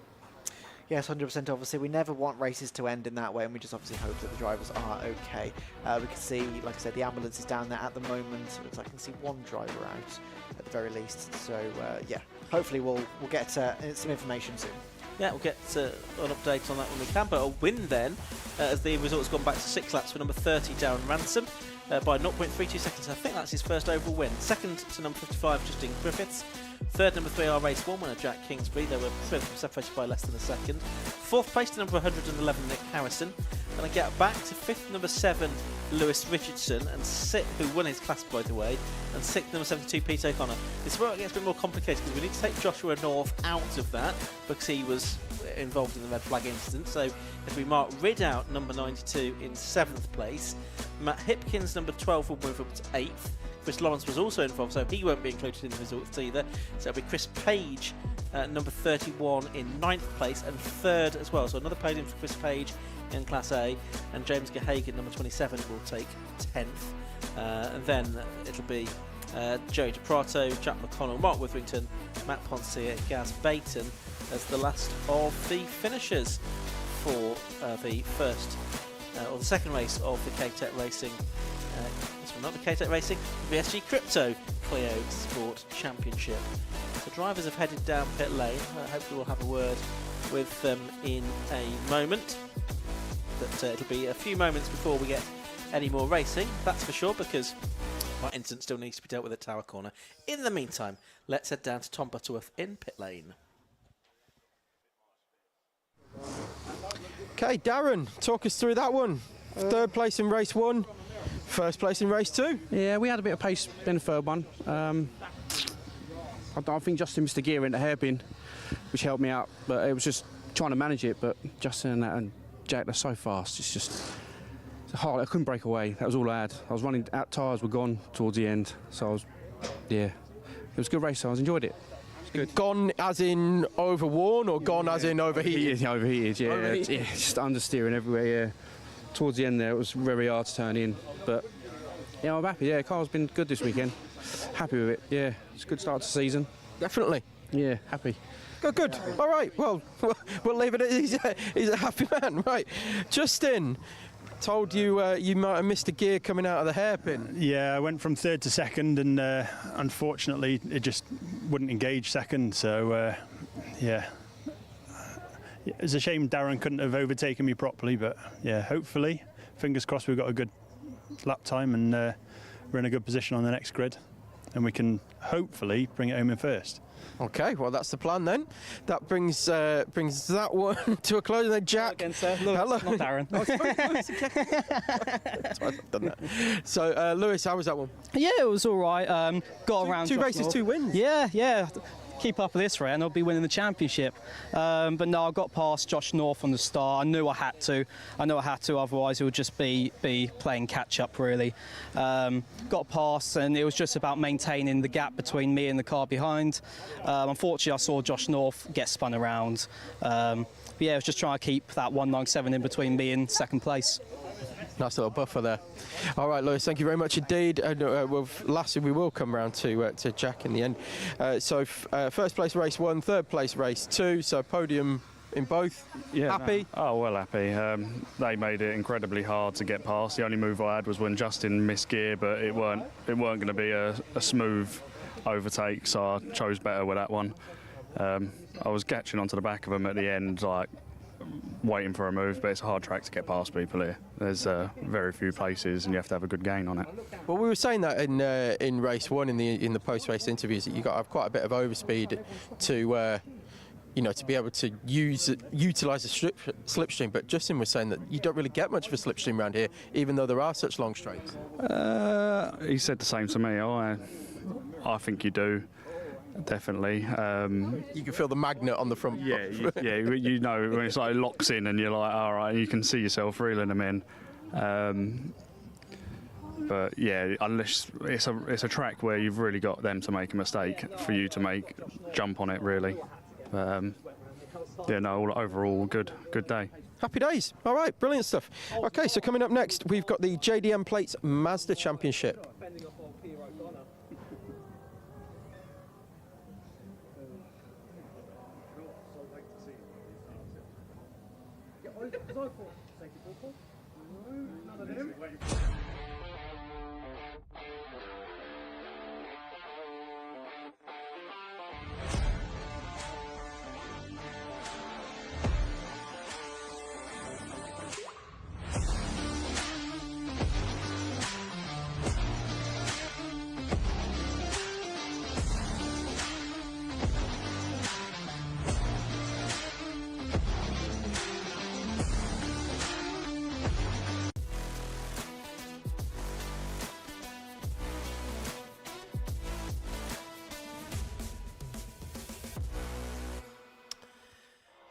Well, the next race in a little while will be the JDM Plates Mazda 7 Championship, but still a little while away from getting that underway because we had a nasty incident that brought out the red flags in the previous race, which was the VSG Crypto Cleo Sport Championship, Kieran.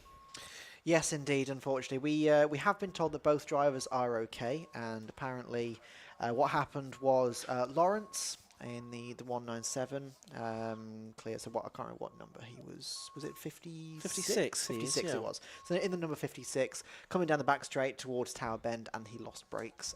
Unfortunately, collecting one of the Cleo 182s. Yeah, Joshua North. In the 35 car. Yeah. In the process, we have been told both drivers are okay and out. That's the extent of what we know at the moment. Yeah, and we'll hopefully have some more news about them in due course. We'll see if either of those cars are in any fit state to race tomorrow. There's another race for the Cleos tomorrow. At the moment, just looking over to the scene at Tower, we've got 2 recovery trucks. We've got the sort of Hiab vehicle there. We've got one of the course cars there in the 750 Motor Club rescue unit as well, just dealing with the aftermath of that incident and trying to clear those cars away. Once the circuit is clear, we should just have time for our final race of the day, which will be the JDM Plates Mazda 7 Championship. We've probably got another 15 minutes or so to get that underway before the curfew here at Croft Circuit. Good to see that spectators, though, sticking around for the last race of the day, making the most of some evening sunshine.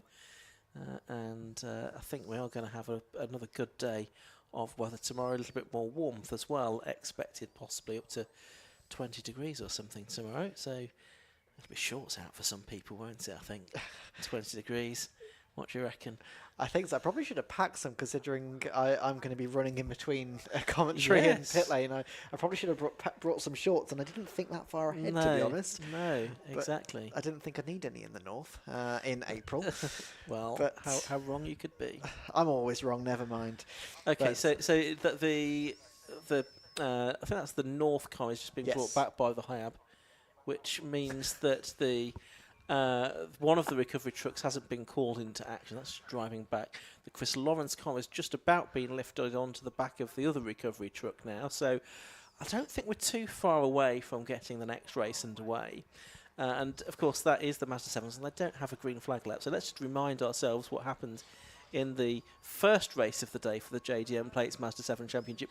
Well, we were talking about it being a massive, big pack of cars slipstreaming for the lead, and it didn't really turn out like that, did it? It was Craigland who got quite a decent lead, but then that did get eaten into, didn't it? And Martin West finished up 0.6 of a second behind him in the end. They had a nice little scrap, and Tom Collar took third position.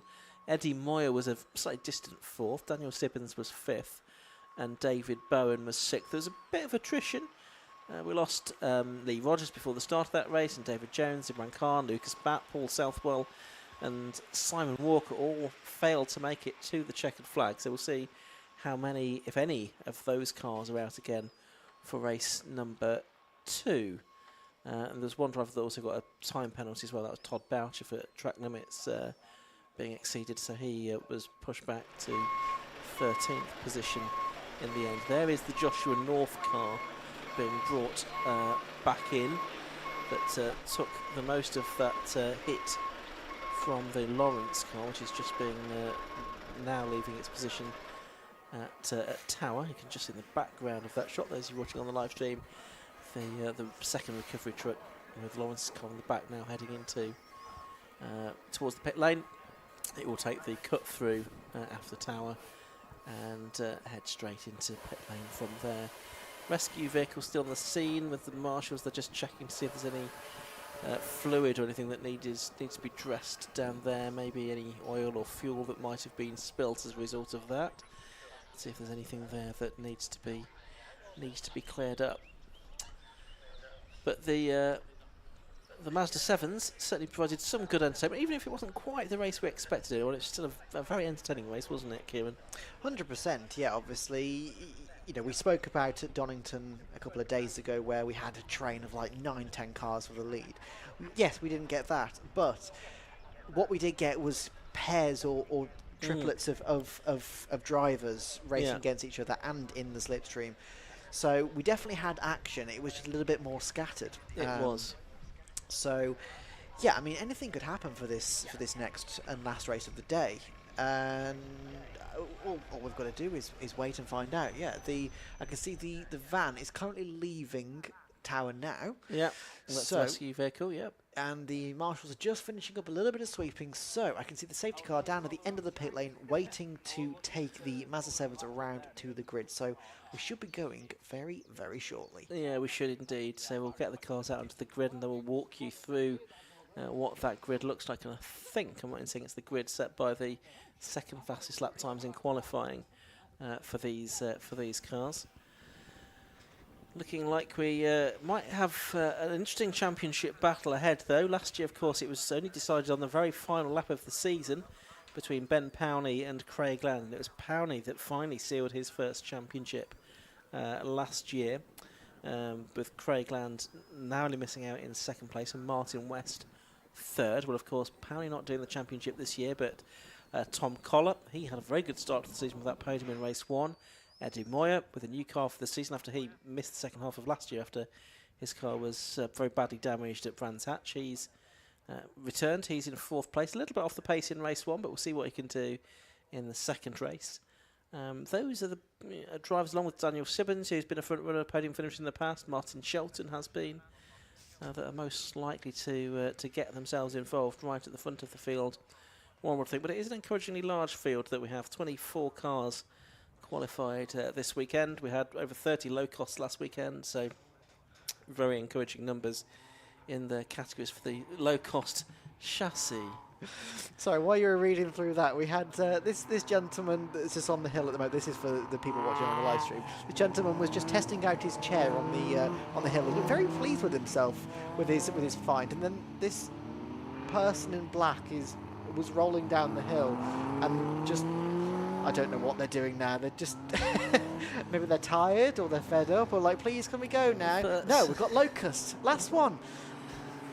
Well, you going to be sort of lying down at this stage of the day. Anyway, we've got Mazda 7s coming onto the grid. Let's have a look at how they are going to line up if we can. Because they don't have a green flag lap, these cars. So we will onto the grid momentarily. Here we go then with the lineup.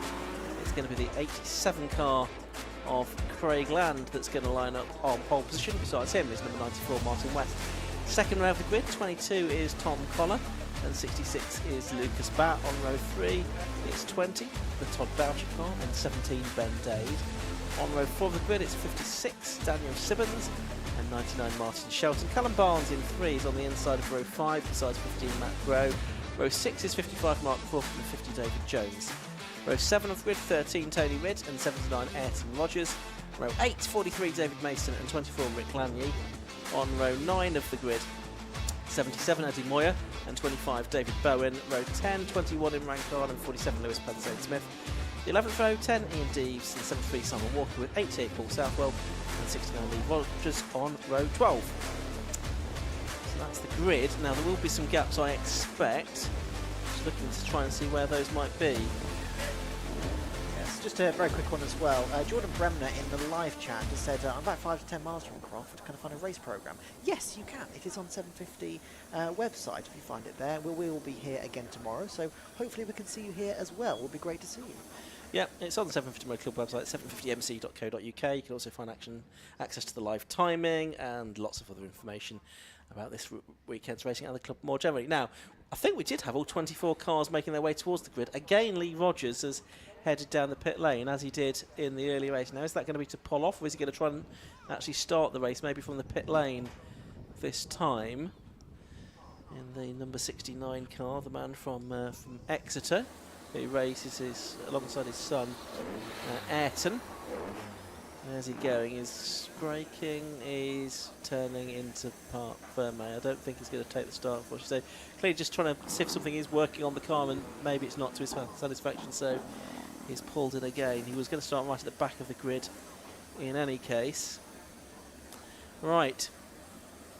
We've got a 15-minute race ahead of us then for the JDM Plates Mazda 7 Championship. Final few cars are into position. I think we're pretty much ready for the off. Just waiting for the go-ahead before the countdown procedure begins. It is on pole position 87 Craig Land, the winner of race 1. Alongside him, the runner-up from race 1, Martin West, and then Tom Collar 3rd, and Lucas Batt 4th. Eddie Moyer much further back on the grid for this one, on row 9, so he's got his work cut out in the red number 77 car. I'm just looking at that from our commentary box window. A 27-year-old from Laceby, in his 4th season of racing, so new car for him for this year. So he's got his work cut out. Good field of cars that we have. We've talked about Craig Land on pole, 32-year-old from Heanor in Derbyshire, a data and systems executive. Been racing cars since 2018. Karts between 2002 and 2015, a 2-time low-cost champion, runner-up in Mazda 7s last year, and this car run by TSR himself that's racing, and his father. And on the second row of the grid, we've got 22 Tom Collar, the 40-year-old as he now is from Dover. Started racing in 2007. He's racing low costs in the M3 Cup and Club Enduro. Now back into the Mazda 7 Championship, and very much enjoyed his first race earlier on. Right, 5-second board is shown then. We are about to go racing for the final time. 15-minute race for the JDM Plates Mazda 7 Championship. Revs are starting to rise, the lights go out as the race gets underway. Even start from the 2 on the front. Ben Dade was a little bit slow away. Lucas Batt may not have been there in actual fact. He was a non-finisher from the earlier race. He should have been starting on the second row of the grid, but it's West that's got the lead, and it's that Tom Collar that's got around the outside to second place as well. I think it is still Craig Land that's held on to P2, possibly. We'll pick that up in a moment. They're all streaming around the right-hander at Hawthorne now along the back straight, and pulling off there already is Imran Khan, so he's not had a particularly happy day. He was a retirement in the first race as well, and clearly whatever problems he got haven't been resolved for this second race, sadly. Yes, indeed. We just saw as well Craig Land just getting back past into Tower Bend into first position as well. So he lost the position and then got it back just a couple of seconds later. So good start from Land and West up at the front there. So we can expect, obviously, they're going to be battling all race long. But I was going to say, through Sunny they go then for the first time. And they stream through this double apex right hand and then back towards the complex. There's the 77 car of Eddie Moyer at the front of this group, so we'll see at the end of the lap how much ground he has made up. 16th he was. Starting and a change of lead there. Martin West up on the inside there into the complex, and I think he's got the lead away, has he? Yes, he has. From Craig Land in second place. Tom Collar, I think it is, in third. No, all the way round. It was Collar in second and Land in third. Ben Dane is in fourth. Martin Shelton is in fifth as they flash past our commentary box window. West leading by just under half a second as they go on to lap 2, but side by side for second, and it's Collar that turns into Clervaux corner in front. Yes, absolutely. So Martin West currently leads, Tom Collar in second, Craig Land in third, Benjamin Dade in fourth. All four of those are within a second of each other. This is more like what we're talking about. Now we can see that Craig Land is just closing in on the back of Tom Collar. He wants that position back, and in the meantime, Tom Collar is closing on Martin West. He pulls out, but not quite enough. I think that might have been more so to keep Craig Land at bay. In the meantime, Martin Shelton is having a look at Benjamin Day, trying to see if there's a way around him, but so far it is not. So coming through the Clark S's, the top three are together, then the next two are together as well. So this is what we're talking about, the slipstream. You can see in the back there, there's three going a little bit wide towards there, but here come the leaders, Martin West, Tom Collar and Craig Land into Barcroft and Sunny in. Martin West is only just a couple of tenths ahead of Tom Collar. Tom Collar is only a couple of tenths ahead of Craig Land. So we can imagine that something, I'd imagine, is going to happen on the start-finish rate as long as they stay like this. Coming into the complex now, Linus Stern a little bit locking up in the background, but nothing too bad. Nobody's lost too much time or anything. So onto the final, into the final corner, onto the start-finish straight. Here we go. You see, Tom Collar is right behind Martin West, and Craig Land is right there as well. So into the first corner, can we expect any movement? Here we go. Yeah, down towards Clervaux then. This is the start of lap number 3. There seems to be all following one another into that corner. Ben Dade is in 4th, Martin Shelton in 5th. There's Daniel Sibbons in 7th, heading the next little group of cars. And Eddie Moyer is 11th. He's made his way up, so he has made up a few positions in the number 77 car. He's just behind the 13 car of Teddy Ridd there, I think it was. As now Collar's got a very good run down the back straight. He's alongside the race leader, Martin West, can tell you, into the Tower Bend, and he's done it. He's gone through Tom Collar on his return to this type of racing. The Mazda 7s, he's done low cost before, goes into the lead of the race. So it's Collar now leading, West in second, and Craig Land in third position. They flick left and they flick right through the Jim Clark S's. Now they head up to the right-hand kink at Barcroft, and then into Sunny in and Sunny out. These three with Tom Collar in the lead. Also the man with the fastest lap to his name at the moment. He is having Martin West breathing down his neck, and Craig Land, our race 1 winner, just behind him. West trying to fight back on the way into the complex. He's going to try and get alongside. He's going to be on the outside line for the first part of the complex, but he'll be on the inside line for the next part. But West has gone through already. Very nicely done, and a bold move, might I say. Absolutely, and all the while Craig Land is just sat there. He may as well be eating popcorn. Go, this is fantastic. Martin West, Tom Collar are just switching places multiple times per lap down the start-finish straight. And you've got to say, Craig Land is right there, coming alongside Tom Collar. Here we go for second place. Craig Land takes that place. He slips into the slipstream of Martin West, and now it is Craig's turn to have a go at the number 94, the current leader.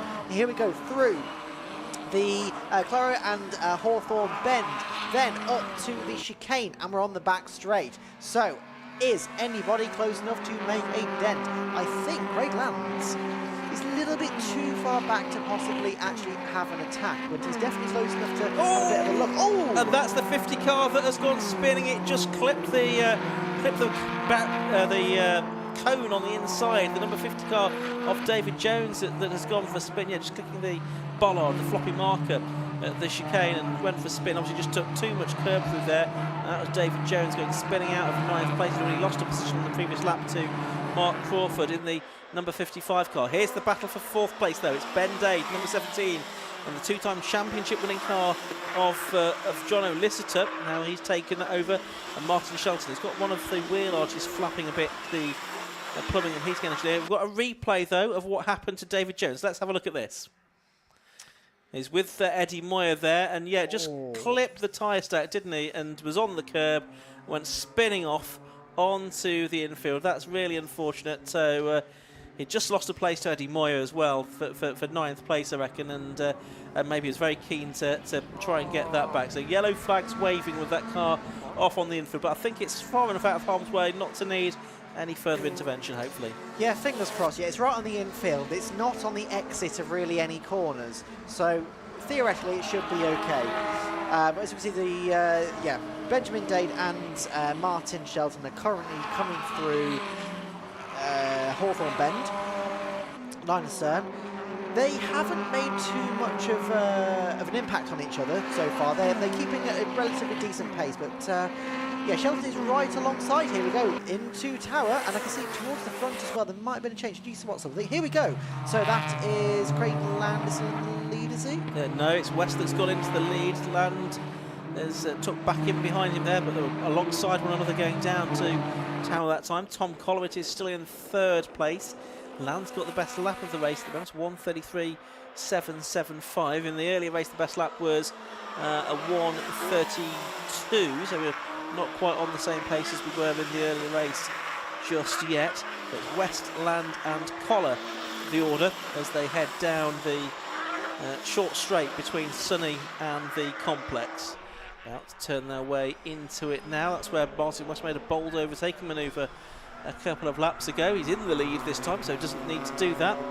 Gap back then, and it is Shelton now ahead of Ben Dade for 4th, so that's been a change. And they've been caught by Todd Boucher as well, who started 5th, but again dropped back a little bit at the start of the race.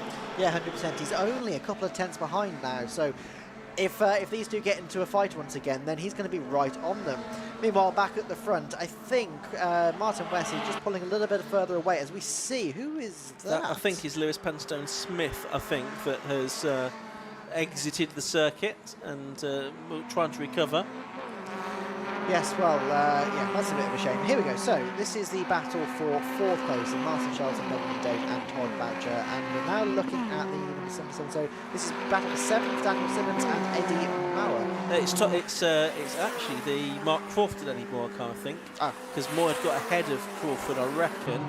Crawford was trying to fight back with 2 red cars, and it is Crawford that is back in front as they turn their way into Tower Corner that time. So I think Simmons is a bit further road. Yeah, it's nearly 3 seconds further road for these two at the moment.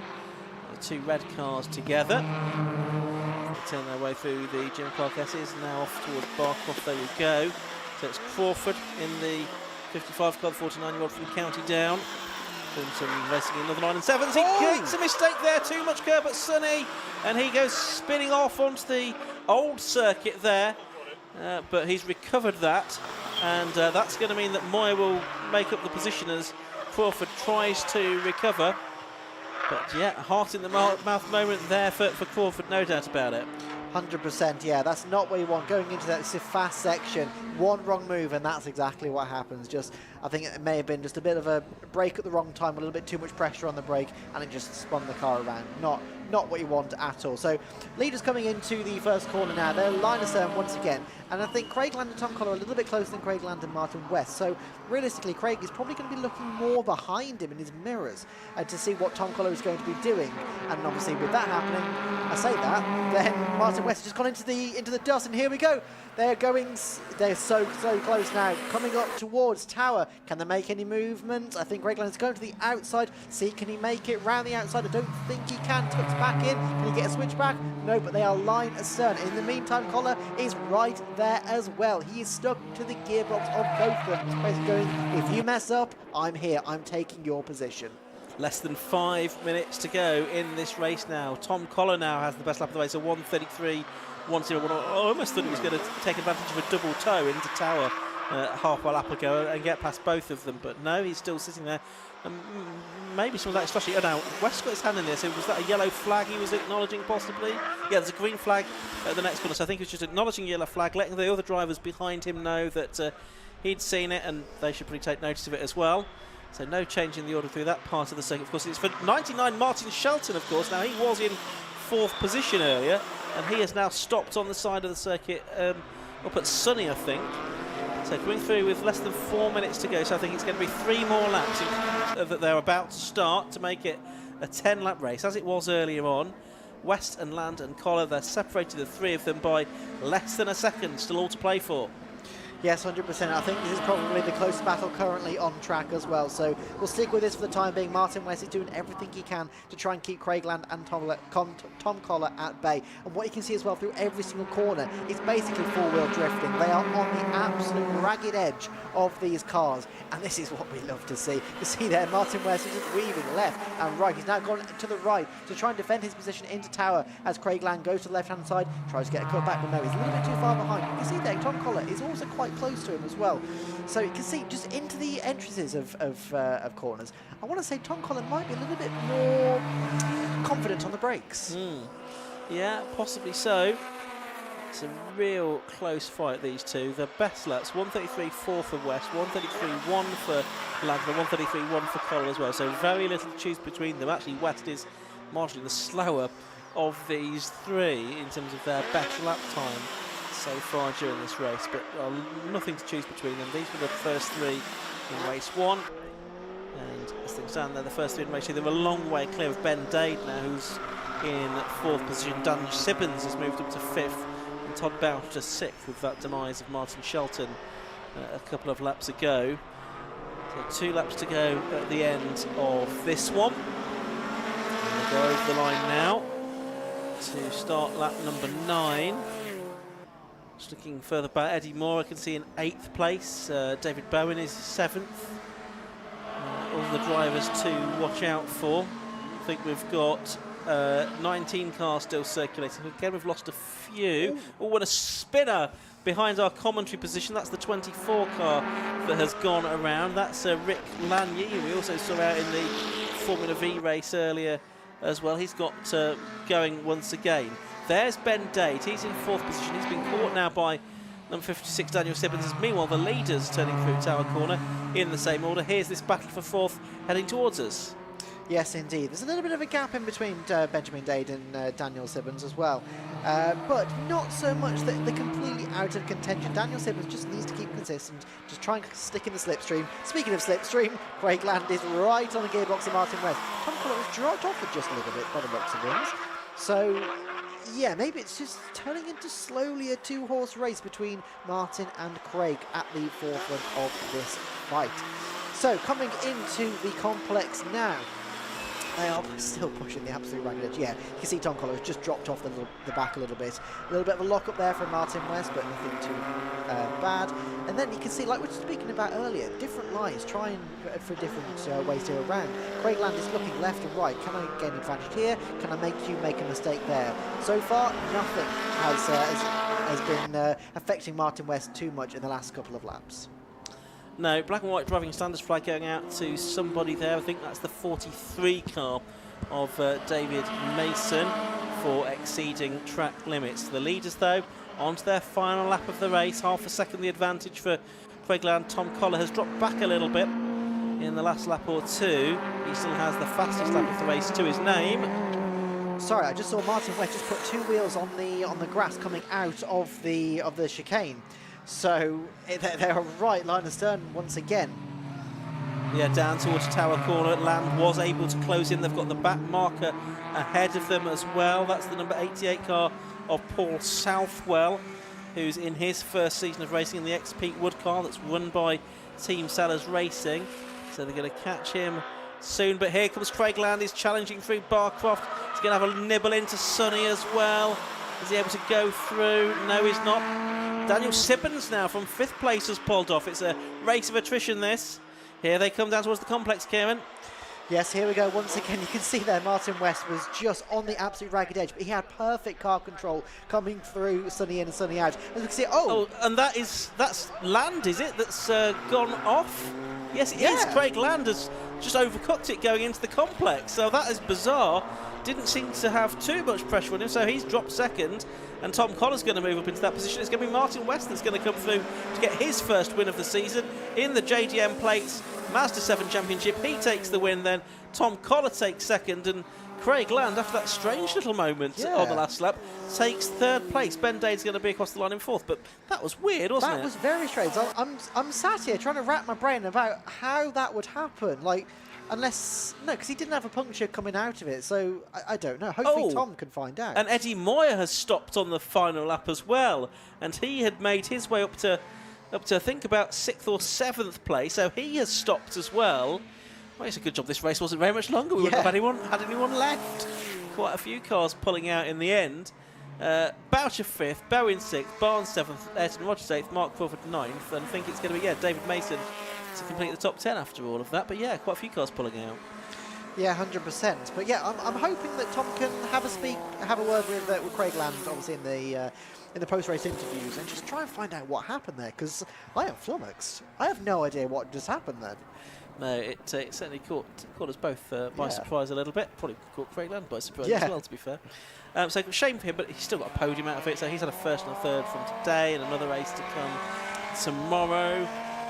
West has had a win and a 2nd place, so he'll be happy as well. And Collar's had a 2nd and 3rd, so they've all had a couple of podiums. And maybe it's Tom Collar's turn by that token for a win in tomorrow's race for the JDM Plates Mazda 7 Championship, which will be off around about 2:30 tomorrow. Yeah, possibly. I wonder though, I just thought, I wonder if he got a kick of oversteer coming through that corner and then corrected it, and that got from him off. Potentially, yeah, it could have done. Could have done. It's uncharacteristic mistake, whatever happened for Craig Land. Let's have a look at the final result of the day then. Martin West it was that took the win in the Yokohama Mazda 7s. The JDM Plates Mazda 7s. 10 laps completed by car 94, ahead of number 22, Tom Collar, the opportunity of 0.657 seconds. 3rd place to number 87, Craig Land. He was 4.4 seconds behind. Then 4th was number 17, Ben Dade, I can tell you. 5th was number 20, Todd Boucher. 6th was number 25, David Bowen. 7th was number 3, Callum Barnes. 8th was number 79, Ayrton Rogers.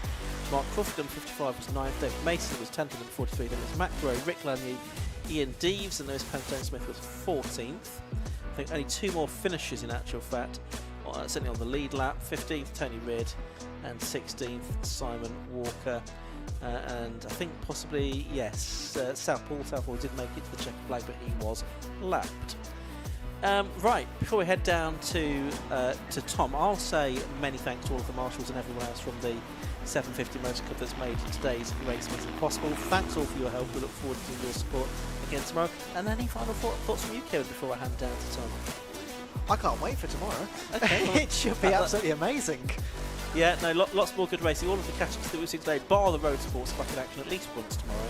And we've got the Tiki World Club Enduro Championship for 2.5 hours. That's going to be a compelling watch as well, I'm sure. So we look forward to that. So it's been good to feel company in the box today, Kieran. Yes, indeed.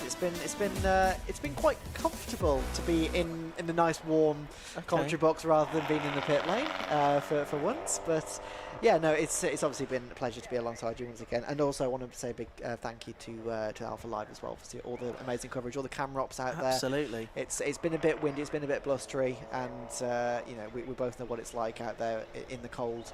It can be quite horrible, so big thank you to all the team. Thank you for that, Kieran. Let's head down for the final time for Tom Butterworth in the pit lane. From Kieran and myself, it's good night. Speak to you tomorrow. Through that last lap. It was something I was trying to save up to the end. I was obviously learning off the previous race with saving our tyres and trying to get the best out of the car at the end of the race.